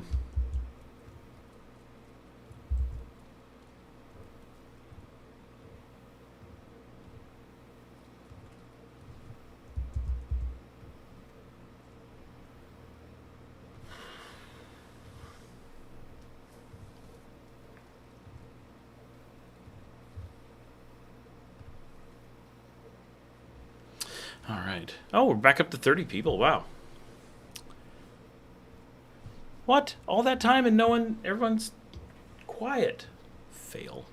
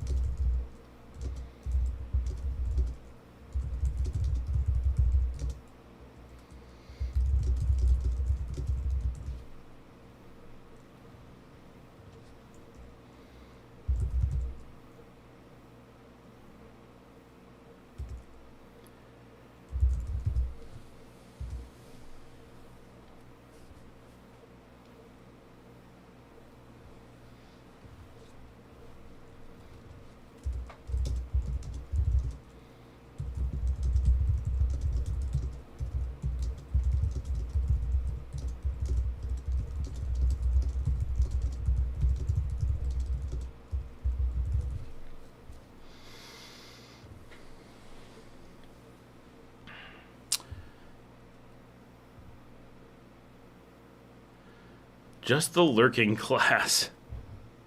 Yep. I might go out and track myself down a beer. I can't have too many. I'm doing a remote operating system install tonight, which is not a big deal at all. Very, very chill. But things to do.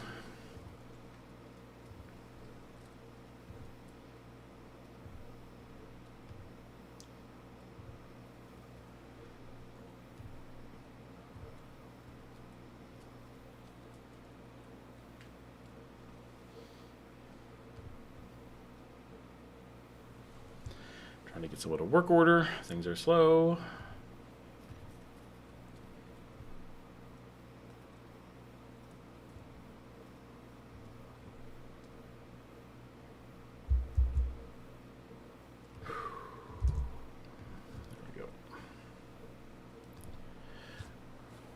When you talked about Indian food in Costa Rica, in Liberia, I did talk about it in Liberia. That is true. I also have had it in San Jose, and honestly, it's better in San Jose. But it was good in Liberia. I had no complaints. It's a small town. You can only expect so much. But Liberia has a few things. It's got Taco Bell and stuff. I'm taking a quick look. It's been a little while.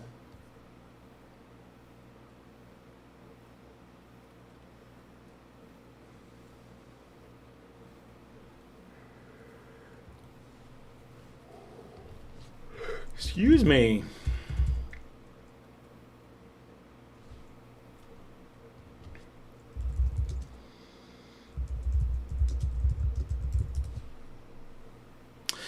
My dad says, I missed the show's beginning. When are the Tocos coming down? So it's just Francesca and Emily, and they are coming down in 4 days.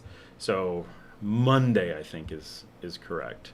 The Indian restaurant that I go to in Liberia is Masala, as most Indian restaurants are. Let me see if I can find them.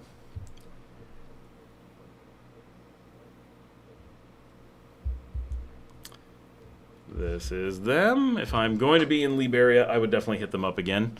I wouldn't travel to Liberia just to eat there, I don't think. Like, it's okay. And there's another one, too. They have 2 locations. I think there's another one on the coast. 3 locations now. They're in Liberia, that's their original. Then they're in Samara, and they're in Brasilito. Little Brazil. Let's see. Welcome to Messiah Indian Restaurant, one of the most loved institutions for authentic Indian food in Costa Rica.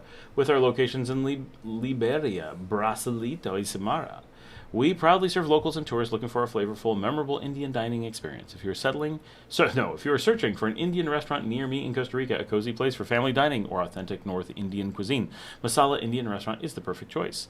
At Masala Indian Restaurant, we combine traditional Indian recipes, premium ingredients, and aromatic spices to create dishes full of rich flavor and authenticity. Our experienced chefs from India carefully prepare every meal to deliver the true taste of Indian culture in every bite. From rich Indian curries and sizzling tandoori dishes to flavorful vegetarian specialties and freshly baked naan, every dish is crafted to create an unforgettable dining experience. Recognized one of the best masala restaurants in Costa Rica, we are also known as a trusted tandoor restaurant in Costa Rica, serving signature dishes cooked in a traditional clay oven with authentic Indian grilling techniques. Whether you are planning a casual lunch, family dinner, romantic evening, or group celebration, our warm atmosphere and excellent hospitality make us one of the best family restaurants in Costa Rica for authentic Indian dining. Guests visiting our restaurant enjoy flavorful curries, delicious Indian appetizers, refreshing beverages, and traditional desserts served with genuine hospitality. Whether you prefer dine-in, takeaway, or want to book your table at Masala Indian Restaurant, we are dedicated to making every visit special and memorable.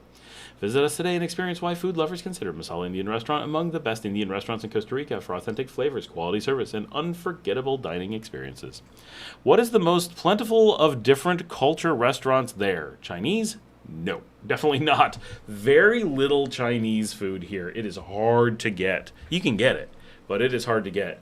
Mexican is also pretty hard. Boy, that's a good question. Italian is probably the most, would be my guess. or American? Italian and American food are the big ones.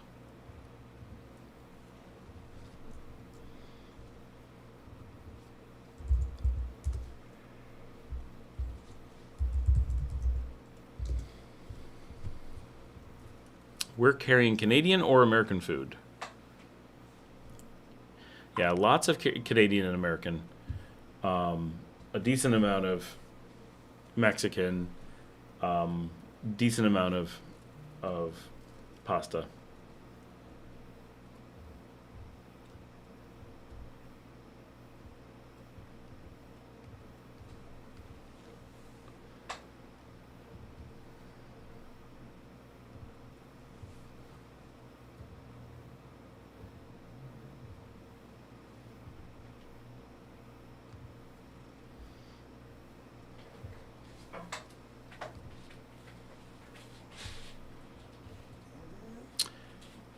You're welcome.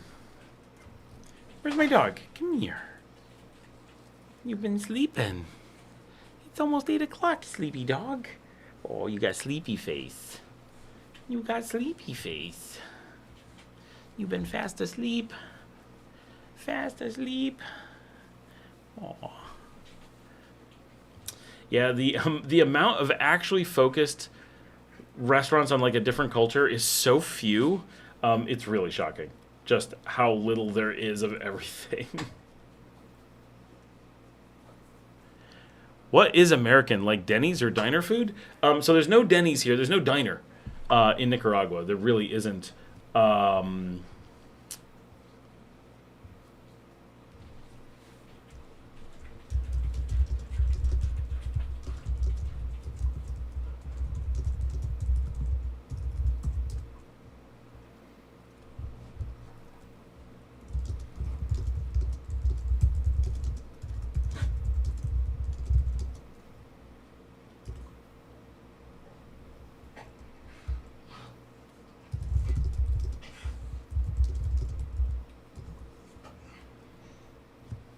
Any poutine, that's Canadian. We used to have tons of poutine down here. There used to be poutine specialty restaurants. That's all gone away. I haven't seen poutine down here in years. I went with a Canadian friend looking for a poutine restaurant that was on the map and had to give up. It was gone. The nearest poutine I've had is Guatemala, which was better than I've ever had in Canada. It was amazing. But it's gone away, but it used to be pretty broadly available.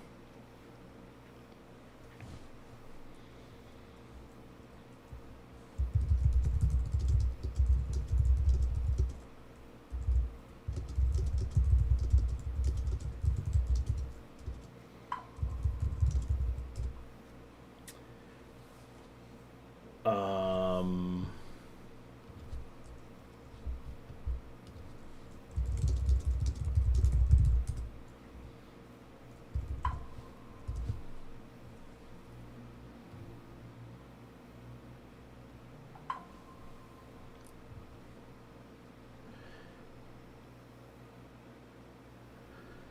Njord4 says, "Hey Scott, how's it going, Njord?"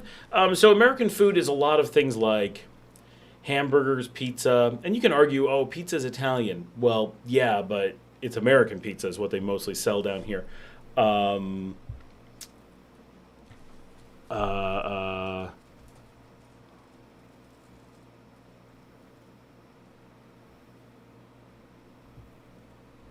and like, so we wish there were diners. Something like a Denny's, not necessarily Denny's, but something like a Denny's we think would go over really well here. But actually finding it, no. Like no one has done it. We've kicked everyone I know is always like, what business would we start? And it's like, I think a diner, but you'd have to like go all out and build a place that's like special to go to, open 24 hours, really does American food well, like Waffle House stuff, Denny's type stuff. You got to have like amazing waffles, great pancakes, burgers, a number of things. You got to keep the cost down and still make Nicaraguans comfortable while coming up with a way to charge enough. Probably extremely hard. And Nicaraguans do a number of American diner items. They don't do clam strips, but they do shrimp baskets, French fries, burgers, hot dogs. Like those things are widely available. Hot dogs are obviously American. Hot dogs are a huge staple down here. Um, the only Mexican food you see everywhere is Cesar salads. That is like so staple Nicaraguan restaurant food, and it's the one thing that's Mexican. Nothing else. Everything else has Mexican words, but they're not the same food. But Cesar salads are almost Cesar salads. A lot of people mistakenly do completely wrong dressings or really mess it up, and some places they've started just using the term Cesar salad to mean salad. So you gotta be careful. About half the places they mean Cesar salad, but without anchovy, because no one here is aware of they have no idea what a Cesar salad actually is, and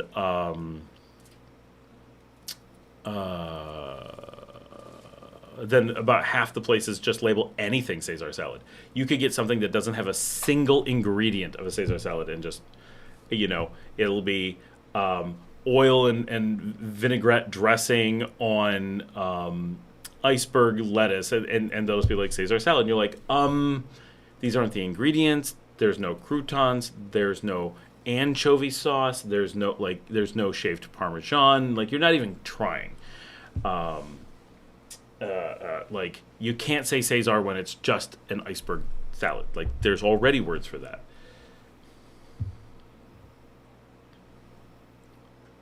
Are the markets similar to Mexico? I mean, the style, like how you shop, is probably similar. But like what you shop for, no. Like the amount of variety and stuff that you would get in a Mexican market, no. It's pretty limited. Are the hot dogs imported? In many cases, there are. We are a famous meat country, so hot dogs are made here. But a lot of places import, like Johnsonville. Hots are a standard in the grocery store in grocery stores here. So if you're going to the grocery store and getting hot dogs, people who have money to go to the nice supermarkets will often go for American hot dogs because of all the extra spices and stuff. And if you are getting gas station dogs or street dogs, they're almost always going to be Nicaraguan-made hot dogs that are probably higher quality, but they don't have all the flavor, I assume. I don't eat hot dogs, so I can't actually say, but that would most likely be the case. The hot dog culture here is really big. Getting a hot dog in like a gas station, it's like in the U.S., like Wawa or Buc-ee's or Raceway and some of those places where they have like mini restaurants in the gas stations, and they're pretty nice. Same thing here, which is relatively new. When I first lived here, we didn't have that. And now we have Super 7, which is a regional chain. We have Pronto, which is either a regional chain or a Nicaraguan chain. I'm not sure. We've got a couple others, and but here, Mia, come here, baby. Yeah, someone honked. I know, it's not nice. Come here. I know. Come here. Yeah. Why would they honk? It's not fair. They get you all worried. You don't know what's happening. Yeah, you're a good dog. Yeah. Do you want to be on the show? You can come over here and say hi. Come say hi. Come here. No, you don't want to be on the show tonight. But so if you go to a Super 7, for example, they do a big hot dog. Like, these are serious hot dogs. Big toasted bun, big hot dog. And then loads of stuff on top, but not necessarily stuff you want, but loads of stuff on top. Lots of ingredients, and especially always mayonnaise. That is one of the things that throws you off in Nicaragua. Nicaraguans put mayonnaise on things that Americans would never put mayonnaise on, and probably vice versa. But for me, like the idea of mayonnaise on a hot dog is just, I can't make it work. There's something about those flavors don't go together, even though mayonnaise on a hamburger is absolutely required. But on a hot dog, it's strange. And on a hamburger, I don't generally need a bunch of mustard, but on a hot dog, that's the flavor I'm looking for. So, Charlie Bradley, I was asking about fresh markets like veggies and herbs. Those are everywhere. Herbs less, right? Like, we're hot. We don't grow a lot of herbs here. But fruits and veggies, obviously, are grown locally. So just around here on every street in Sutiava, as you're coming to or from town, there are street markets selling fruits and veg all over the place. And there's a new air-conditioned verduria here in Sutiava that I need to go film sometime soon as well. We're carrying signs also said, how do you quantify American fast food? That was the second question. Yes, there's a lot of American fast food, so that really stands out because the American restaurants, in many cases, are actually American restaurants. If it's from anywhere else, it's just a local restaurant with food from a place. And obviously, a lot of American places are like that too. But we also have McDonald's, Burger King, Carl's Jr., TGI Fridays, Pizza Hut, Subway. We had Hard Rock, they just left recently. Papa John's. We're supposed to be getting Domino's, Wendy's. Supposed to be getting KFC. I feel like there's a few more. All just, signs of stuff from home. That we have all of that. There's nothing else like that, right? So that really stands out, just how many of those American restaurants there are. And it's not like there's just one of them. McDonald's is all over Managua, plus it's got one here in Leon, one up in Shenandoah, one up in Esteli. We got Carl's Jr. out here, and so forth. So it's not everywhere, but there's a lot.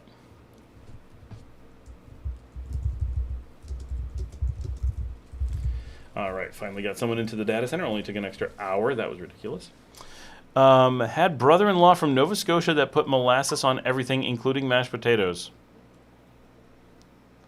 That does not sound good. Weird. How about fresh squeezed sugarcane juice? Is that prevalent? It is not prevalent. I love that stuff. I always have to get it when I travel tropical. It's surprisingly rare. You would think it'd be everywhere. Sugarcane is everywhere. You're surrounded by it at all times. But freshly squeezed cane juice is just not very popular. Yeah, I know people have gotten it. I've seen videos of people getting it, but I've actually never seen it available firsthand, which is just really surprising.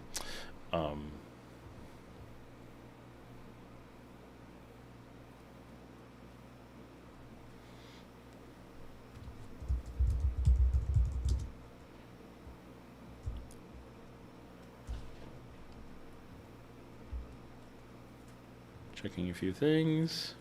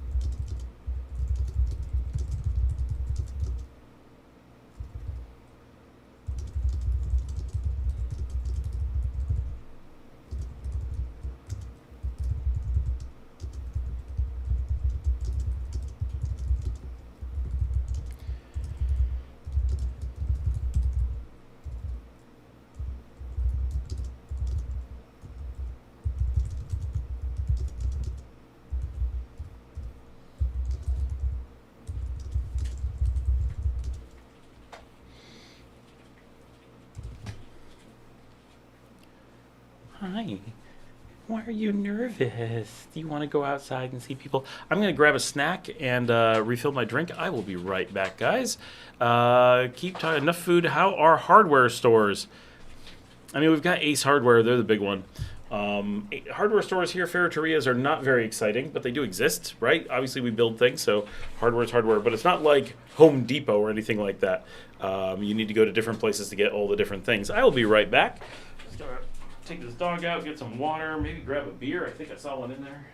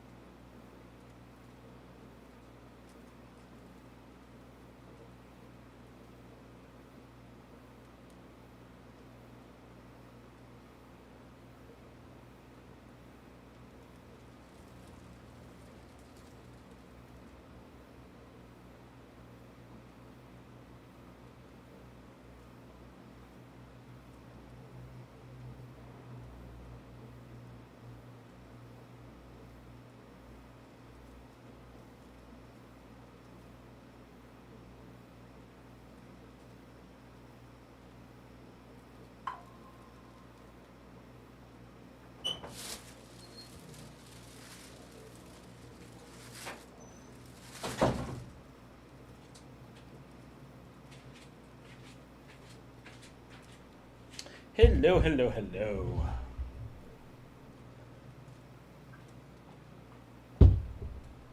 All right, here we are. Here we are.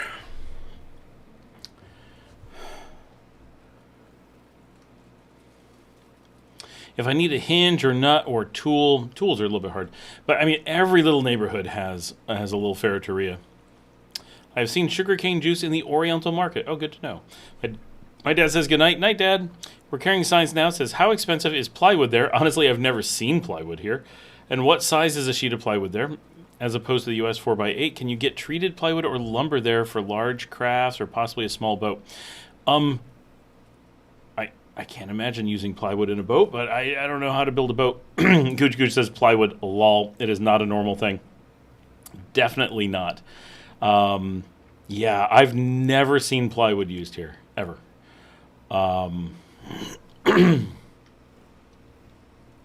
That is not a material that holds up to the tropics, nor would anyone want to use. I can't even imagine what purpose I would use plywood for. You use hardwoods so that termites don't get in, if you use wood at all.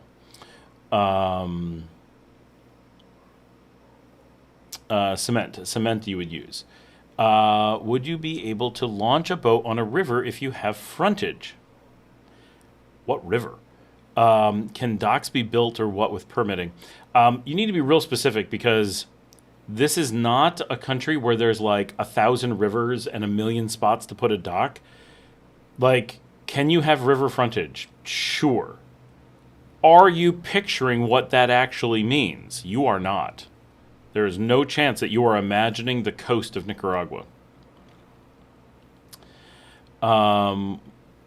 Can docks be built? Well, you can build docks, but there's just physically where are you going to put it?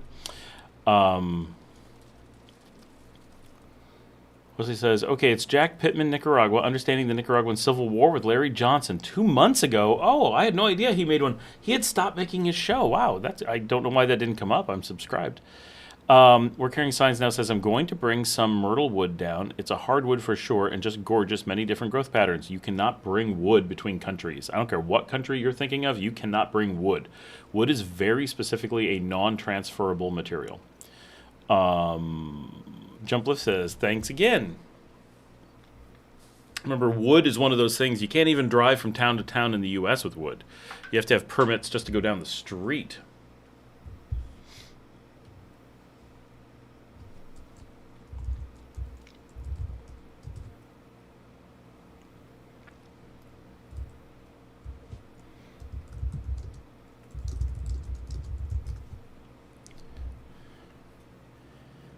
Got some Tonya going on tonight.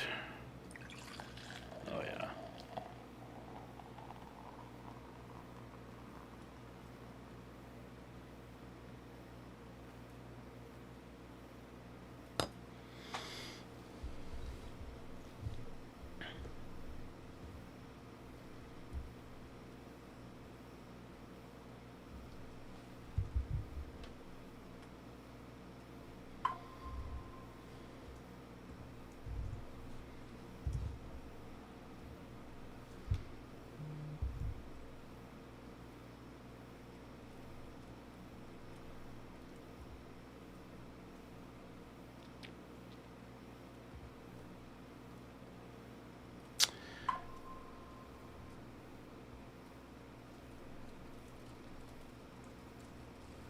All the time you're on break, no ads. You sit down and talk ads. That's funny.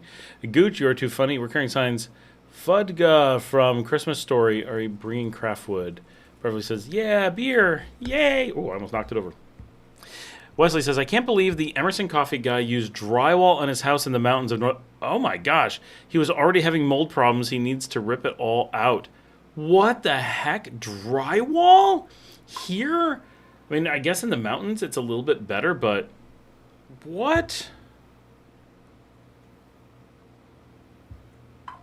And he's Nicaraguan. It's hard to imagine a Nicaraguan being like, I'm going to put up drywall. Immense coffee. Charlie Bradley says, how many tools can you bring over then? Tools are not wood, right? Wood is wood. Like it's wood that you can't bring because it can have insects in it. So wood is pretty much never allowed. You can bring all the tools you want. If you bring more than you would use as a normal vacation, so you're going to have to import them, right? So you're importing things you could buy here, and there's no possibility of claiming a tool is not an import. So the obvious things are you ship them in normally, or expect. I mean, that's it. You never bring them never try to claim you're a tourist. You're going to pay some outrageous amount. Just ship them like anything else, and then there's no limit. You could bring in, entire ships full of tools. No one cares. I'm serious. When you come here, you'll be blown away by the freedom. The law here is basically if you aren't hurting anyone, you are good. Actually, immense coffee. No, it's actually immense coffee with an E. It's a little bit funny. Work wearing signs. If I come down with a trailer or large van, will I be taxed on my household goods and personal tools? We have a lot. Yes, every single thing you're importing. No matter what, right? If you are importing, you're going to be charged for importing. That's the thing that you may get hit by is import tax on every country you pass through on the way here. There's a reason why we always say be careful driving down, right? Because there's a lot of potential, like doing things that are weird, forgetting that just because you're... So a danger that expats have is often blending being a tourist and being an expat and flipping back and forth by what they think is going to be useful in the moment. And so people will say things like this. Well, if I bring down a trailer full of household goods, well, I'm just a tourist. Why would I be taxed on that?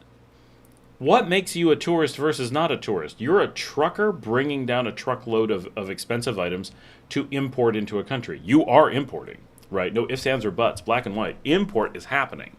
So the question is, are you importing enough that they notice? Well, if you have a trailer full of household goods, that's going to be really hard for them not to notice. They typically notice an extra tool or two in your bags.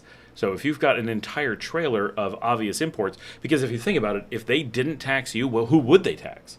There's nobody to be taxed at that point. You might as well have all the big shipping, the semis coming down from Honduras, just let them in free, right? If we're not going to charge, like, what's the difference? So, Geospatial says, Scotty, real quick, I'm at store, just saying hi, y'all. Hey, Geo, it's good to have you. On Jump says, if they don't use drywall, music to my ears. It is nice that they don't use drywall, but it also takes some getting used to. I think it's only $125 a year, but I got to pay for a YouTube. Oh, I got to pay for YouTube no ads. You need to use concrete or plaster, concrete-based plaster. Tim says his house is metal studs also. Metal studs is okay, because obviously they don't go bad. They're aluminum. But I did see some of that construction. I saw the metal studs, and I did think it was weird. That's just not going to hold up like a Nicaraguan house. It's all going to fall down. Yeah, metal studs are starting to be used. Most houses are brick or concrete. Yeah. I wonder if I can make it if I drive there from Southern California. I mean, a lot of people do. So if I ship tools down, won't they be taxed? Yes, but... So shipping is proper import. So ask the real question. Do I import properly? Or do I go unarranged and go across the border and have border control catch me importing? It's not illegal, but I'm here with no arrangement. Give me the maximum you can do because I'm helpless. I didn't arrange anything. I'm showing up at your border. I have agreed to pay anything you ask to come into the country. Or if you ship, it's taxed at the lowest rate because it's all arranged through shippers who work out a rate ahead of time. There's no way for them to take advantage of you because you just won't ship it if the taxes are high. So the question is, do you want the highest possible tax or the lowest possible tax? That's the only question, right? No matter what you're importing, one's just outrageously expensive, one's so cheap that most people don't notice that it's being taxed. So that's the question. Charlie Bradley, I heard as importing you can claim $25,000 of household goods as a relocating person. That is incorrect. you could claim $20,000 worth of goods as a long-term resident. That is extremely different. One, it's a different amount. But two, you generally don't get the resident visa for years, if ever. If you wanted it, you could get it. But you almost never get it. That's not the right way to put it. You rarely get it, right? Most people come down and say, oh, it's so much more convenient not to get it. Why did I think I wanted that?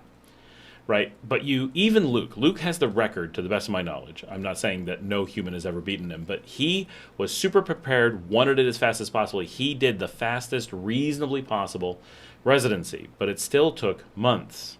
That means that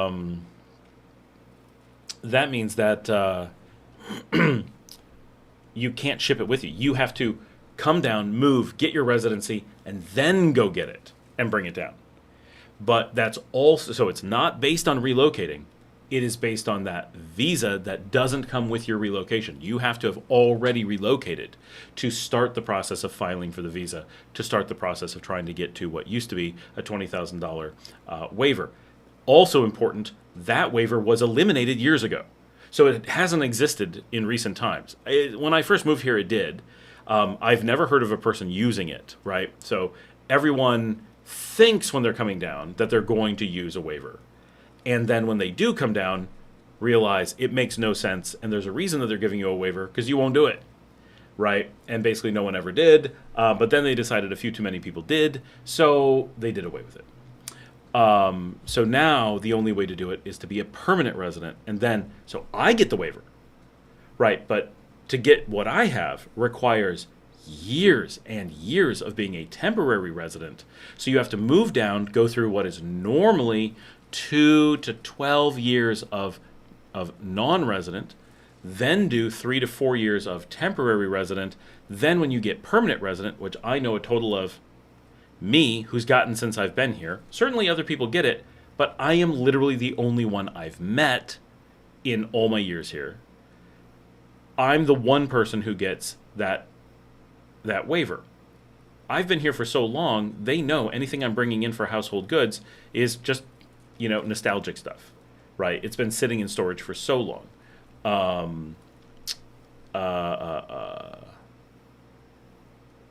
Gooch says, yeah, if you use a regular importer, you will only pay the per pound shipping cost because the shipping is the tax primarily. We're carrying signs now. I am confused on how they assess taxes on tools, clothes, and household goods. They just look at it and give it a value, the same as any country. That's always how it's done, right? Every country looks and says, this is worth this here to us. It's opinion. It's always opinion, right? There's no other possibility. You could use new value or some schedule or something, but those are just opinions as well. Even new price is opinion. Lots of companies, Louis Vuitton, right? Some garbage low-end crap maker. They list one price for people who shop at a mall, another price for people who shop at outlets, another price for people who shop in Chinatown, and so forth. So you can say, ooh, it's Louis Vuitton, it's worth this much. But it's not. That's a lie. Flat out lie. It's worth something just less than the bottom one that they charge. Some people might pay higher, but that's not, it's market value. So shipping in, so the reality is that once you live in a place, the desire to ship things in goes way down real fast. There are still a few people who remain and go, I still do want to ship something in, but they are very rare and, in my experience, always sorry. Even when they've gone through everything, get the tax. The taxes are just not that big of a deal. It's the shipping costs, the waiting years, the going through the process, the incredible risk of the boats losing your cargo. We know one person who tried this years ago. Did it get here? Nope. The shipper just stole it.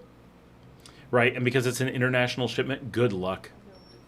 Right, there's no jurisdiction. Right, where was it lost? International waters. Hope you have insurance. Wesley says YouTube Premium, I think it is. James says metal stud is galvanized steel. Oh, I thought they did that out of aluminum. Charlie says, okay, thanks. Wesley says, Scott, Jack Pittman Nika explains why he hasn't been putting out content at the end of the Larry Johnson video. He did a video some time ago explaining why he wasn't putting it out as well. Jumplet says, interesting, Wesley. I just downloaded video. I'll watch soon. This is, I feel, really old beer. But yeah, shipping does not have... So this is one of the things that Luke talks about a lot, that the Rentista and Pensionado visas really don't have the value that people assume because of three major false assumptions.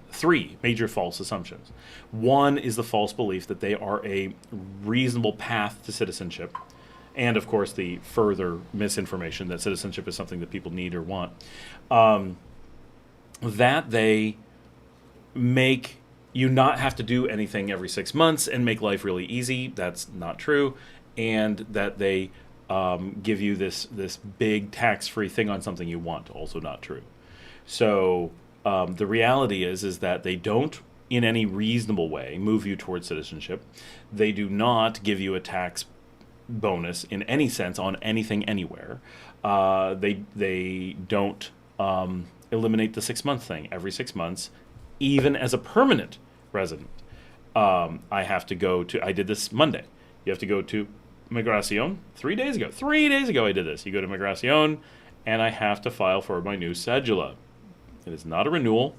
People lie about that left and right. The amount of misinformation about residency is crazy, and it barely ever changes. The numbers are so stable. The processes are so stable. The changes are rare, and yet everybody has complete misinformation about it. And so people are like, well, if you do a border run, you have to go to the border every 6 months. But so I want to get residency. And you're like, okay, but you still have to go somewhere every 6 months. And sure, every 6 months it's a reprint of a cedula, super easy, but you still got to go to Migracion and deal with it. But every year you have to reapply. And that's a bunch of paperwork and more money and a big effort and just a pain. So most people, once they've seen it up close, go, oh, no, I don't want to do that. Wesley says, Jump Lift, I would highly recommend that John Pilger documentary I mentioned earlier. We're Carrying Signs now says, how then do I get my stuff down? You don't, right? 99% of the time, the answer is don't ship stuff down. Why do you want your stuff? Answer that. If I don't trust any shippers and want to bring my stuff and dogs down in one load. Obviously bring the dogs down, right? But so the question is, what of your stuff do you actually want? Because bringing it is expensive. Importing it is expensive. If you're moving to a new country, the general rule is you don't bring stuff with you. I've lived all over the world. It has never even crossed my mind to bring my stuff with me. Now the mistake I made was not getting rid of all my stuff early enough and well enough to simplify, so that has left me with some pain in the butts. But this is a universal. Nearly everyone thinks that they want to ship their stuff, and once they live in a new country, especially one like Nicaragua, then realizes that was not the case. They were not picturing the financial situation, the realities on the ground, the practicalities, the changes in their lives, the way that they should be looking at things. Coming from North America, we tend to be so fixated on our items that before we leave, there tends to be this strong, I got to bring this stuff with me. And then once people get here, they're like, why would I have wanted that stuff? Now, obviously, when someone's like, well, I'm a woodworker, I want to do stuff with tools, I have things that I've collected, that gets tough, right? We're only considering bringing things down because it's a promise to our children to bring their childhood memories down. The stuff we're shipping is so light, we would bring it down in backpacks if it wasn't for, if it wasn't so bulky and buried behind so many things. But if it's a tool, just buy the tool here. If you don't trust a shipper, you're going to have problems no matter what. It's shipping the containers that gets to be a problem because no one does it, right? You can't go out to someone and be like, what did you use? Nobody ships anything like that, like the household goods, the big things. So so you can't go to someone and be like, how did you do it? Right? It's just not an option. And so, but like regular shipping, I ship in a box of things every 2 weeks, right? That's easy and super cheap. And I don't know why anybody worries about the taxes. Like, the taxes are so low that you don't even notice them. Like, for real. I'm completely lost by the concern in avoiding a tax that no one even notices, right? It's not like I'm going to the grocery store, well, I'm going to a restaurant and, the tax on dinner is, I don't know, 12%. I really don't want to pay 12%. I don't think that's what it is. I think it's like 1%, right? Maybe 2%. It's a really low number. And so by the time you're shipping stuff in, going to pick it up, the effort of picking it up costs you more than the taxes.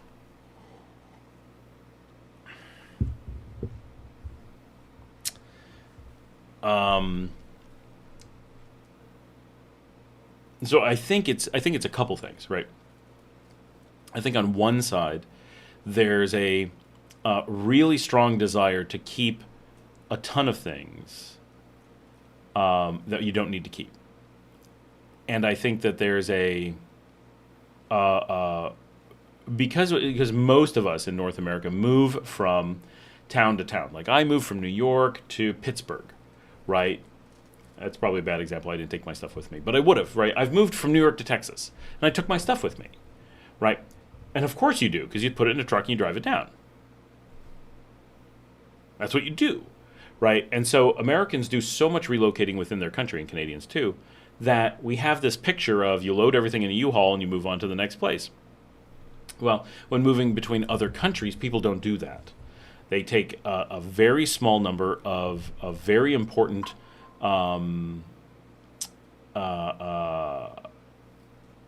very important memories that they take with them, and beyond that, they leave it all behind. They give it away, sell it, whatever. Now, most people not coming from the U.S. Do not. They don't really have that much stuff, right? Nicaraguans moving somewhere else, they don't have box trucks full of things to bring around with them. So most of the world, this stuff doesn't even occur to them. They don't have this problem. What?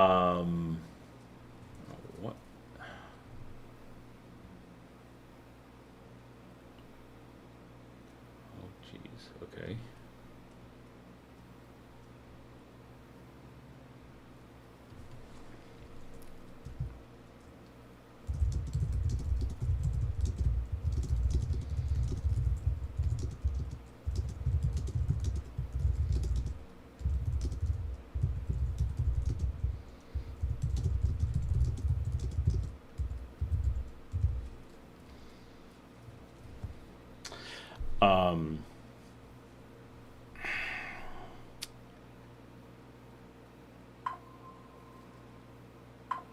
And then I think that there's a fear of normal shipping of products, the things that we do those of us who live here and in other countries, the things that we do every day and are super cheap and super easy, people are afraid of until they move here. And then once they do it, they're like, oh, right? It's like when I say, we have access to Amazon just as good as anyone else.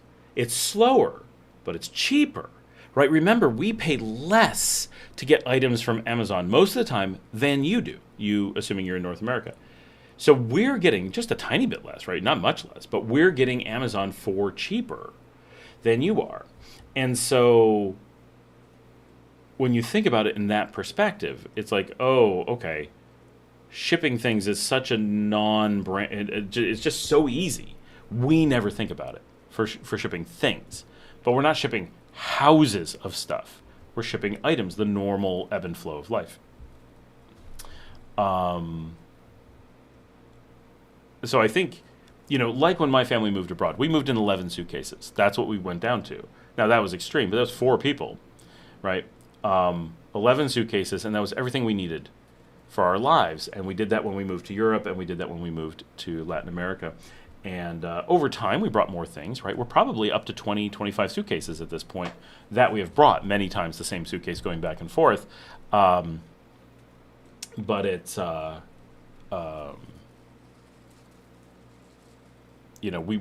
we actually wish we didn't bring all the things that we did. So the real question that you really have to ask yourself is just why do you want to keep so many items? And some people have really good reasons for it, but most of the time it's because it really hasn't been evaluated. It never really came up as a, wait, this isn't what people do. Oh, I should think that through, right? Because it's just, no matter what, even if you're moving to a country that you can easily ship everything into, which is pretty rare, you are still going to pay a whole bunch for the shipping and making it difficult, and paying, you're rebuying the stuff that you already have. There might be a better way to do that, especially because when you rebuy, you can actually choose exactly what makes sense for you and get new items and whatever, right? Rather than just keeping, I understand there's some sentimental value, but from a financial perspective, generally that doesn't make sense. If I was doing woodworking in the US and I had these tools, I'm moving to Nicaragua, I may not use the same tools, or I may want new ones, or slightly different sized ones, or slightly different styles. Well, maybe buying just the right ones for what you want here versus just keeping the stuff that you already had. Right. Documentary, how to get my stuff down. Do they have microbrews there? Kind of. It's really not a thing. Cerveceria, which owns Tonya, does own Moro Potente, and they do kind of a microbrew thing, which it's excellent, very, very good. There's one or two little tiny places, extremely hard to find the beers around the country. Cerro Negro was doing it here. I haven't seen theirs in a while. Their restaurant closed. I don't know if they're still in business. Probably they are, but I'm not aware because I have not seen the beers. There is no culture of microbrews here, no interest in it whatsoever. No, everybody has tried it. Every place has gone out of business. There is zero interest from Nicaraguans in microbrews. Not a thing. They don't want draft. They don't want specialty brews. They want what they have. Right? It is just like the food. They do not like variety. There is no benefit to that. So even in San Juan del Sur, where there was a long-running microbrew, honestly, it wasn't very good. But some people liked it, but it couldn't hold on. It had a great location. It was well established. Still couldn't make money. Went out of business.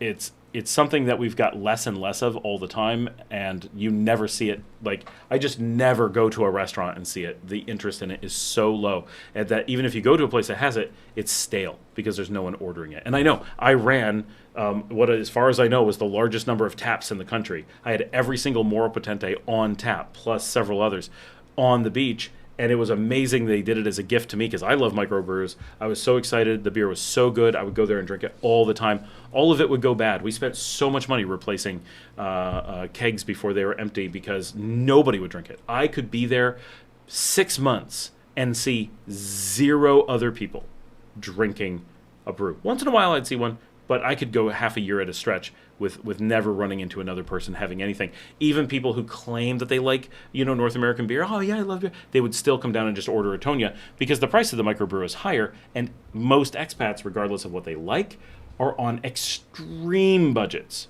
right? And you may say, oh, but I know a few who aren't. Sure, but the vast majority, 80 to 90% of expats in Nicaragua are on crazy tight budgets, and having the cost of the beer go from $1.25 to $2.50 or $3, even if the quality goes through the roof, is not something they're going to stomach more than once. They might do it and be like, oh, I want to try that. Cool. Got to go back to my affordable beer again. Gooch says, you sell your stuff, that is the best solution.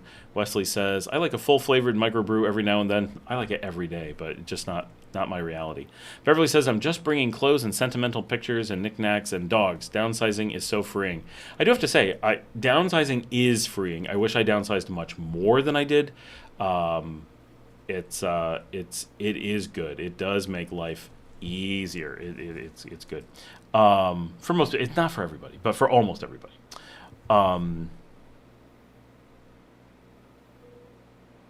Wesley says, Scott, what happened to Puerto Rican guy that you gave a ride to the Honduras? Is he still in Nicaragua? That's my friend that I always mention.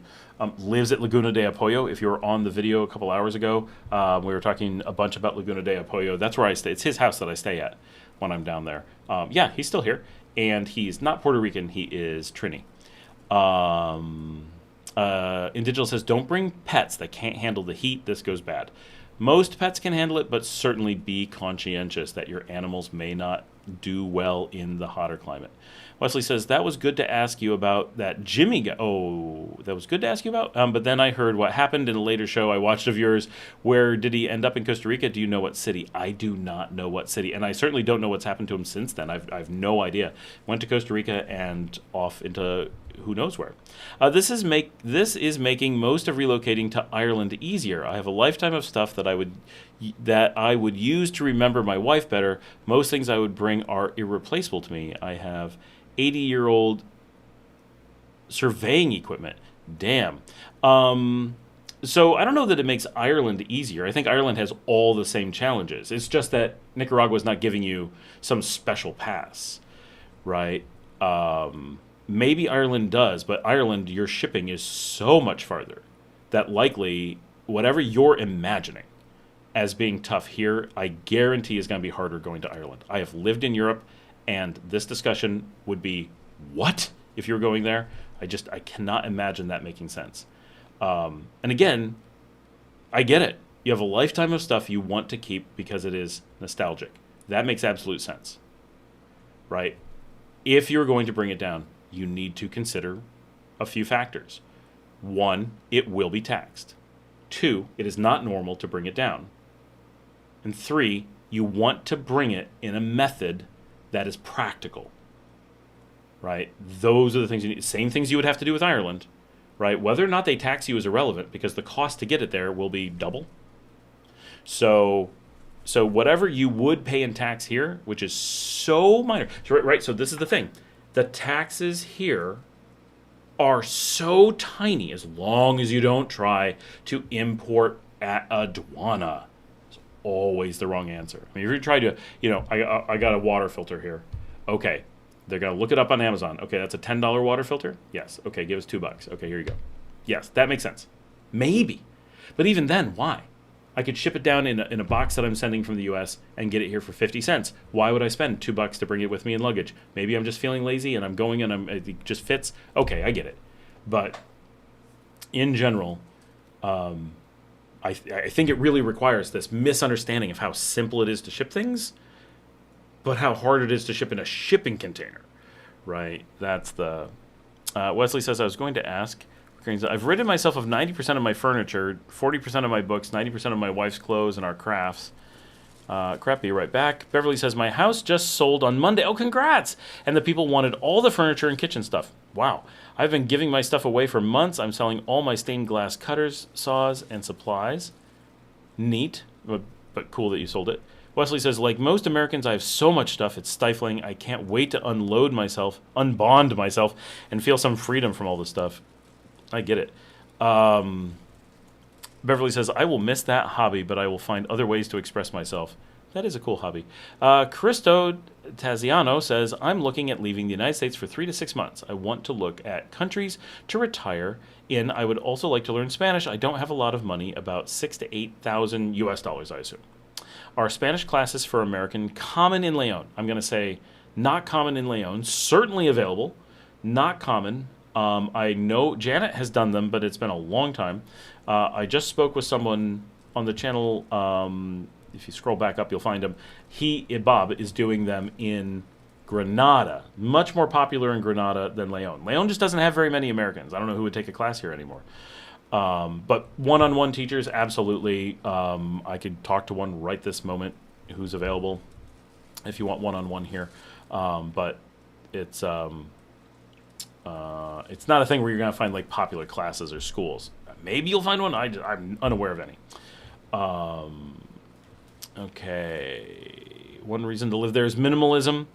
Individual says, yeah, can't grow hops. I tried. Yeah, hops really don't grow here. You can do a border run to CR. Lol. I'm not sure what that's in reference to. Wesley says, you can have bottled microbrews. I had some in Costa Rica last April.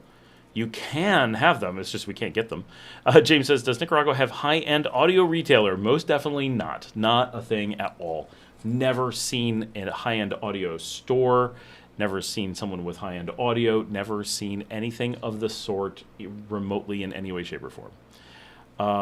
You will not fit in with regular Nicas with a bunch of Western BS. That is true. All right, so in digital, I skipped them a little bit because it's an actual discussion, and I know I could come back to it. In digital asked, I'm pretty sure it was in digital. I'm just going to try to scroll down to it. Why don't you have citizenship? So this one's actually pretty straightforward. If you watch my videos about citizenship, it's two things. One is the expected path, if you will, the way that people just kind of expect you to kind of approach citizenship, because there are laws about it, and they say you have to have a certain amount of time in country, then a certain amount of time as a temporary resident, and then a certain amount of time as a permanent resident, and then some unknown, really difficult qualifying factors. And then, with all of that, then you may begin the expected incredibly difficult and unlikely process of applying for citizenship, which could easily take you decades. I know people, it has taken 40 years, and they got it, but it took 40 years. So it is not a foregone conclusion. It is not simple. And the final step, after you've gone through all this time and effort and hoping and whatever, is one of two things. Either the president has to personally approve you herself, which is fine. If you can get her to do that, you're all set. Or you have to get the National Assembly to put you on the docket and vote on you. And that is the more likely one, right? It is much more common that you are going to get voted on by the National Assembly, because that is one of their jobs, right? They do this from time to time. And generally, it's not, as far as I know, the most arduous process at that point. Getting to the point that they're willing to put you on the docket, pretty hard. I think once you're on the docket, probably pretty easy. But how often do they vote on that? I do not know. Not often.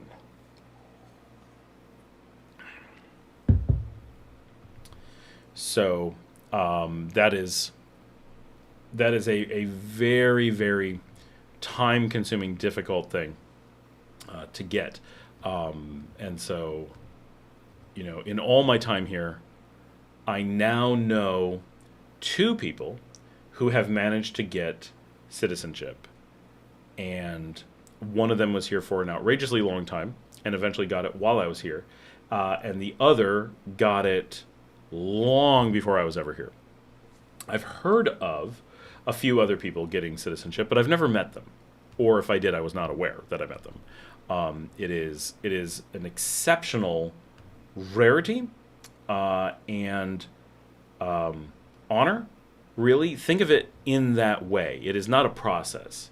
It is an honor to receive citizenship here, where you're being recognized for contributions to the country, or the perceived believed contributions that you will bring in the future. It could be financial. Maybe you've come and done an outrageous amount of business and hired hundreds, thousands of employees, and have been here for a while with thousands of employees and treated them well and done a good job. That may lead you on a path to citizenship, right? You're creating prosperity for our country. That's a good reason to consider you above residency. Because remember, citizenship is very different from residency. They sound very similar. And for me, I have permanent residency. So I have this really strong connection to the country. It took a really long time to get. It took a lot of application. It took a lot of money. It took a lot of dedication. I had to go through a lot over a long period of time to get that permanent. That permanent gives me the right to work. It gives my children the right to school. It gives me a very different reaction when I hand my card somewhere, right, my cedula. People look at it, oh, I see, right? You're not a tourist passing through, right? You are part of the country, just clearly not a citizen. And so it's a completely different reaction from people, from anyone. Completely different treatment in official channels, right? It's not that you get special treatment, but there's when you're temporary, it's very much I see, you're a transient person, you're here while it's good for you. But when you have permanence, there's really okay, we're not absolutely locked into each other, but we've made quite an effort and quite a commitment, and no one's walking away from this casually. And so they just see you differently. Everyone, every conversation. So I have that. So getting citizenship doesn't give those things. It keeps those things, but it doesn't give those things. What citizenship does is one, it actually gives you the right to vote, right? You're a citizen, you're a Nicaraguan at that point. So you don't want to give that away in any country casually, right? You want to make sure that it's a person who cares about the country and is tied to it, right? It's so important for, for a Nicaraguan, born Nicaraguan, I should say, a born Nicaraguan,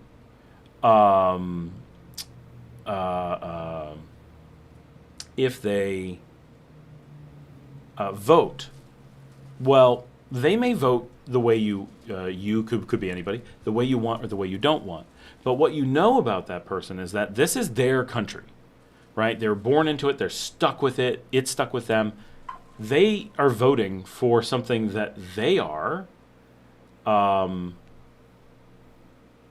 stuck with. If they vote badly, okay, they're just one drop in a bucket. But if they and tons of other people vote badly, well, they've screwed themselves. They live with the damage they've done, and then they have to figure out how to correct it. That's how voting works, right? And so you don't want someone who can just pack up and leave voting, because they can be like, hey, let's try something crazy. Let's see if this works. Woo, it didn't. Out of here. Right? You don't want people voting who can escape. You want people who are stuck with the ramifications of their decisions, and that their children are stuck with those ramifications of those decisions. That is how it really works. Right? So you also have this extreme permanence. Right? Hold on, I gotta let the dog in.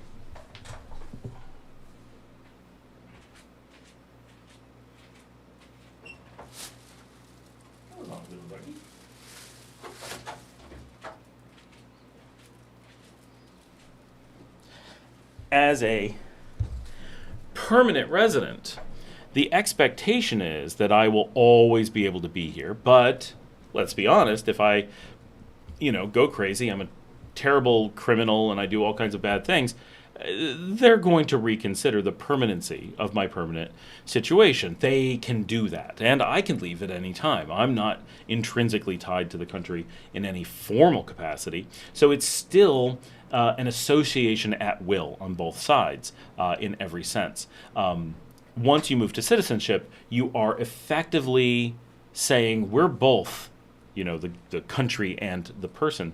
We're so comfortable with each other. We're so sure of where we're trying to be, what we're trying to do, who cares about what, and whatever, that the country, in theory, says you are valuable to us because you care about us as a collective, and they're willing to make a commitment to you. They're making the big commitment. The country makes a huge commitment. You make a small commitment by accepting citizenship. That citizenship does mean that you are potentially liable to the laws and stuff as they extend internationally from the country. But certainly the country is making the much bigger commitment at that point, which is why you apply and they approve, not the other way around. And So that does not happen lightly, especially in a small country, and especially under the circumstances where you have to deal with the potential, right? If the United States wanted to mess with Nicaragua, they could just send 10 million people down to apply for citizenship, and that would give them the voting bloc that controlled everything overnight, right? Not quite, but you get the point. The United States could trivially provide so many people to skew the vote that it's a real risk. These are the kinds of things that people actually have to watch out for. And so places like Nicaragua have to be careful to whom they give citizenship. They need to make sure that those people actually have the best interest in the collective Nicaraguan experience at heart. And the best way to do that is to ensure that that person really intends this to be their people and their culture and their place. And some big places, they don't care about that so much. The United States doesn't care about that. Argentina doesn't care about that. They're different cultures, right? They don't have enormous countries off their shore looking to just send over loads of people to skew their vote. They don't have to worry about people just casually coming in. Like they're hard to get into. They're expensive. They just have different factors, right? Bigger populations. So that's why it's so difficult and why we don't have it, right? It's just not something you just get, right? James says, how do people get a motorcycle without a cedula? Border runs is best and easiest for me. So of people I know with vehicles, I don't know any who do a border run in one. So that's rarely how it's done. I don't know. We got a vehicle without a cedula. Our lawyer just applied and we got one. So I don't know what the process was. I have no idea what she did. She just did it. We just got it. Like, it was no problem at all. So that was really easy. But most people have found that it's very hard to get it. So I don't know what necessarily has to be done in order to make it work, because it's clearly not a repeatable process. And that is one of the negatives of Nicaragua, is that quite often processes are not necessarily incredibly straightforward, right? It may be, in this jurisdiction, this thing works, in this one works. Rules are not necessarily uniform throughout the country. Oh, crap.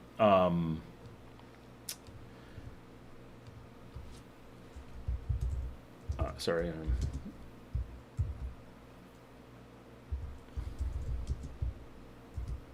This is such a weird name for a venue. Sal si puedes. I have no idea what this is. I was going to say it's a bar. I have no idea.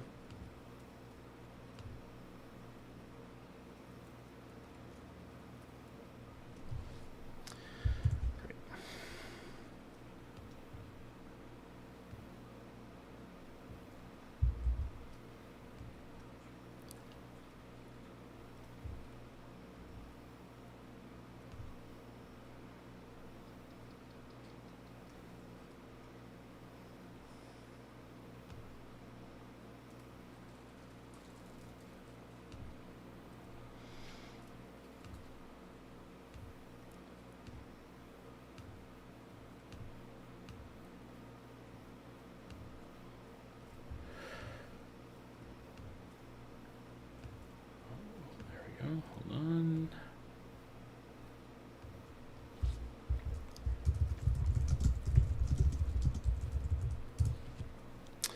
Okay. Trying to get an event uploaded. I'm going to skip around a little bit.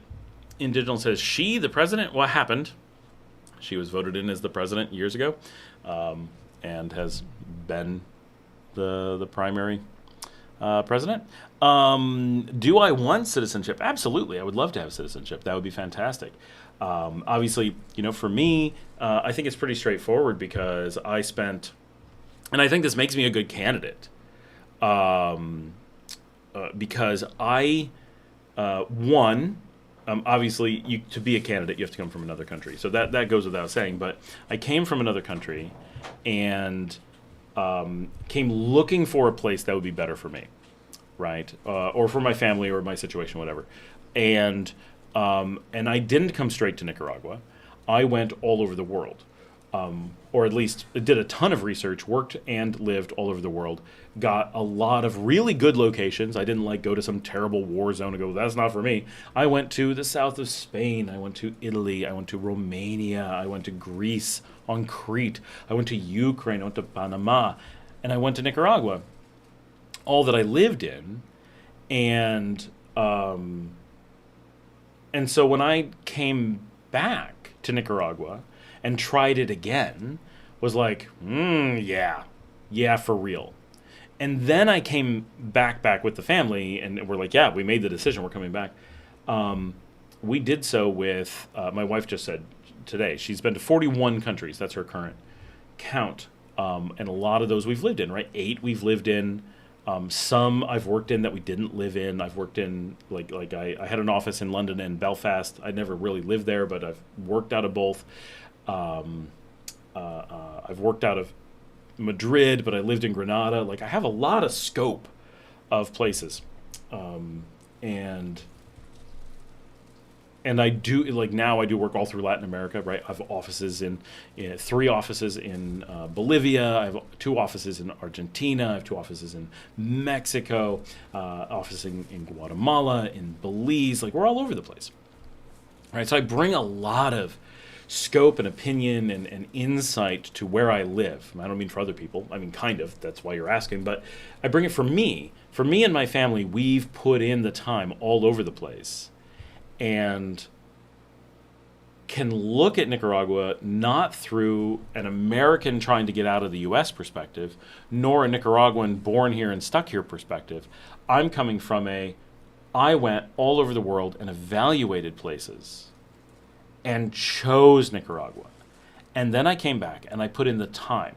I've been in Nicaragua, and I keep loving Nicaragua. I keep choosing. I can pack up and leave, right? There's a lot of expats who are here because they're kind of stuck, right? Which is unfortunate and not a good reason to be here. But Nicaragua, being as welcoming and affordable and safe as it is, does become the necessary country of last resort for a lot of people. Not because they choose it last, but because they're not in a position of choosing. They're in a position of having to accept what's available. Now, they're lucky that the place is beautiful and safe and all those things, but that's not why they're here. They're here because they don't really have a choice, which tends to make people quite a bit unhappy, right? It does not make for the happiest of expats because they didn't say, this is where I want to be. It's like, well, this is what I got to do. I have the option to leave. I could move to any one of my offices today. I could relocate yet tonight and probably be able to pack up and be on the road. I wouldn't be to the border.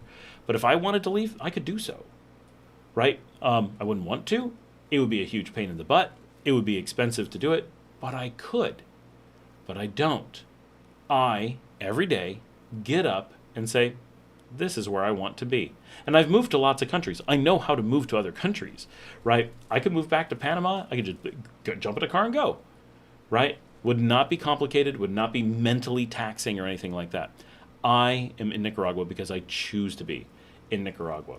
I want Nicaragua to succeed. I put in large effort to investing in my community. Maybe not Nicaragua on a large scale, but I invest in Nicaragua on my village scale. I put in a big effort to supporting my village and making that better for everyone.